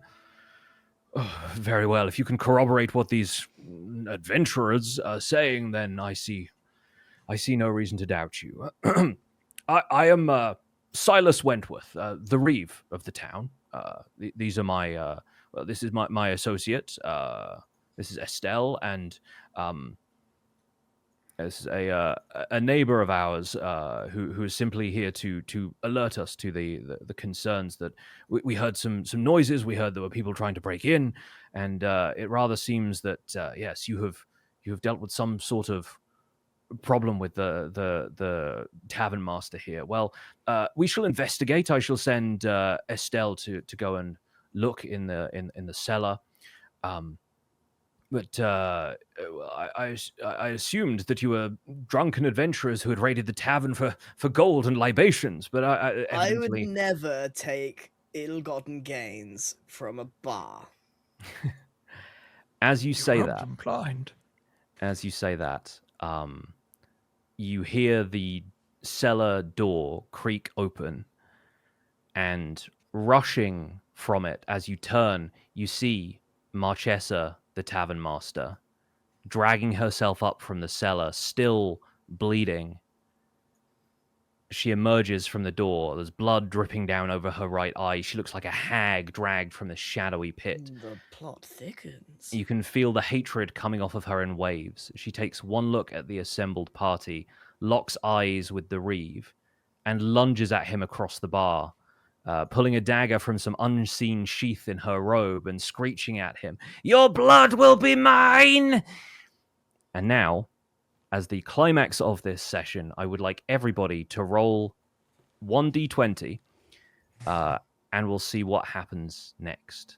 So in the chat, you can type /roll d20, and it will roll a d20 for you. I'm going to roll mine privately. That was not private. Oh, I guess it wasn't. Oh wait, that was yeah. Ruby's. That's mine. I got 20. Oh, mine didn't.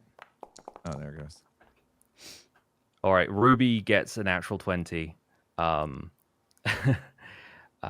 Fantastic, Max. All right, we're missing one from Mr. Wizard.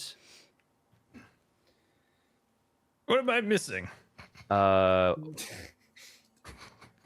Why is that not working, chat? Look at chat real quick. Wait, roll? D20. /roll space d20. like you're typing a chat command from Minecraft. I did slash. Oh, wait. I'm gonna guess you spelled it wrong. If you want to do /roll and then space d20. Oh, Whoa.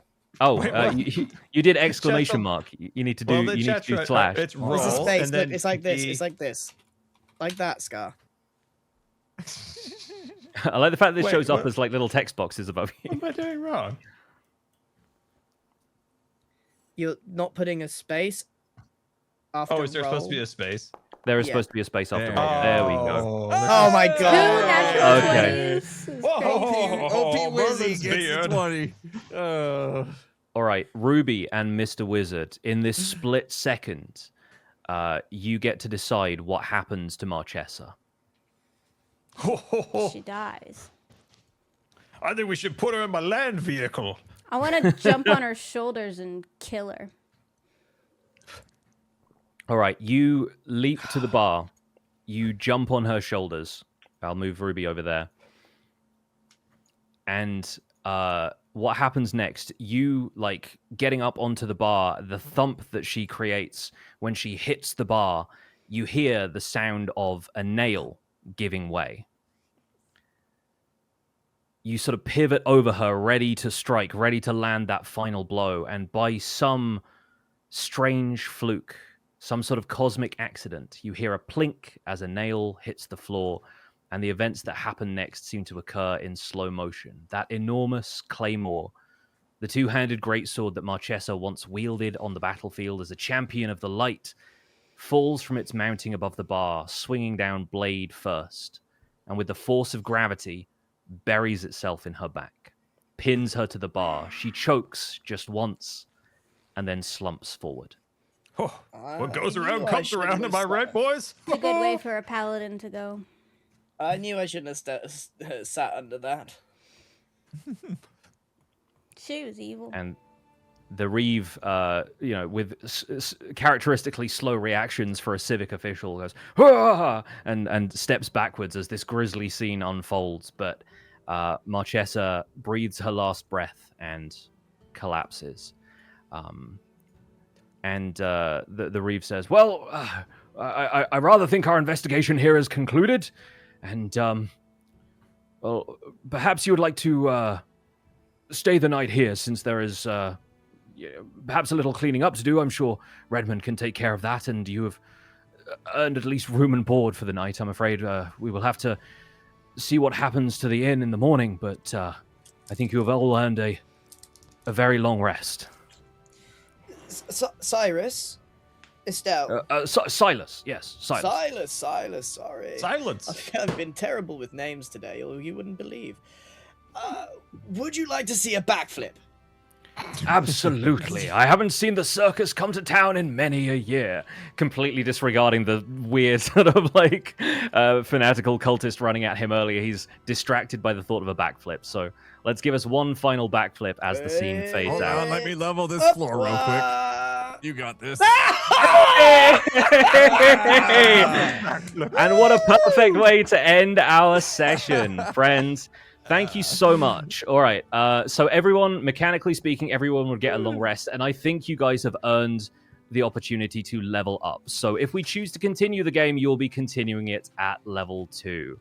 But this has been our adventure for today, folks. Thank you so much for watching Gigs D&D. Let's have a quick debrief. I know it's getting late, but how did everyone enjoy their first proper D&D adventure? That was fun. Very Fantastic. good. I That was enjoyed it. amazing. Much enjoyment. Have you got ideas for where this heads next, or would you have to cook something up? Oh, I have ideas. I don't have stuff like prepped and ready to go in Foundry, but I have story ideas. I have a lot of things that I can throw at you guys if you're interested. The adventure can continue if we so Yes. choose to. That was It fun. sure That's can. amazing. And I if think people, that's up to chat, isn't it? Yeah, Like, exactly. I was it's gonna up to say, the- if- it's up to support levels, really, because I mean, it's a huge amount of time and effort to do. yes, So and if you wanted want to to see continue, this, I would just suggest popping on our VODs when we're on. Give the view, the video a comment and stuff, just to support the Yeah. cause. Because D&D content, I know nothing about it on YouTube. It's completely new to me. So It just Yes. seems like an insane amount of work for Yeah. picks, and I know we had a bunch of stuff going on too with the tech and everything to make this look and sound good and everything. But now we have it, which is nice. But yeah, the work will continue for picks to write these stories and stuff. So obviously no pressure there. If let's we do get decide to a do- round of applause for Pix, who has done Yeah, an seriously. amazing job. Everybody of give it up. Give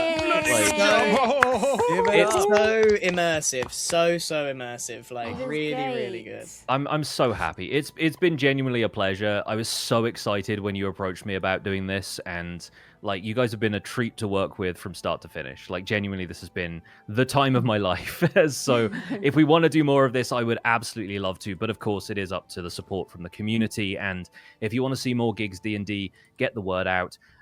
I've been absolutely loving seeing everyone's art of all of this. Like the characters right now, I think are cemented in our minds a little bit better. So hopefully everyone can celebrate what we've done here, even if it doesn't continue. But if it does, you will see these characters again at level 2 very, very soon. Woo. And shout out to Coco Bats for the overlays. Yes. Yeah, thank Coco you Bats. to the Oh, Coco. artist, thank Incredible you to job. Juliet. Yeah, thank you so much to Sabra for providing the NPC art for Marchesa and Redmond. Thank you so much to the artists who we selected for the character portraits. They all look stunning.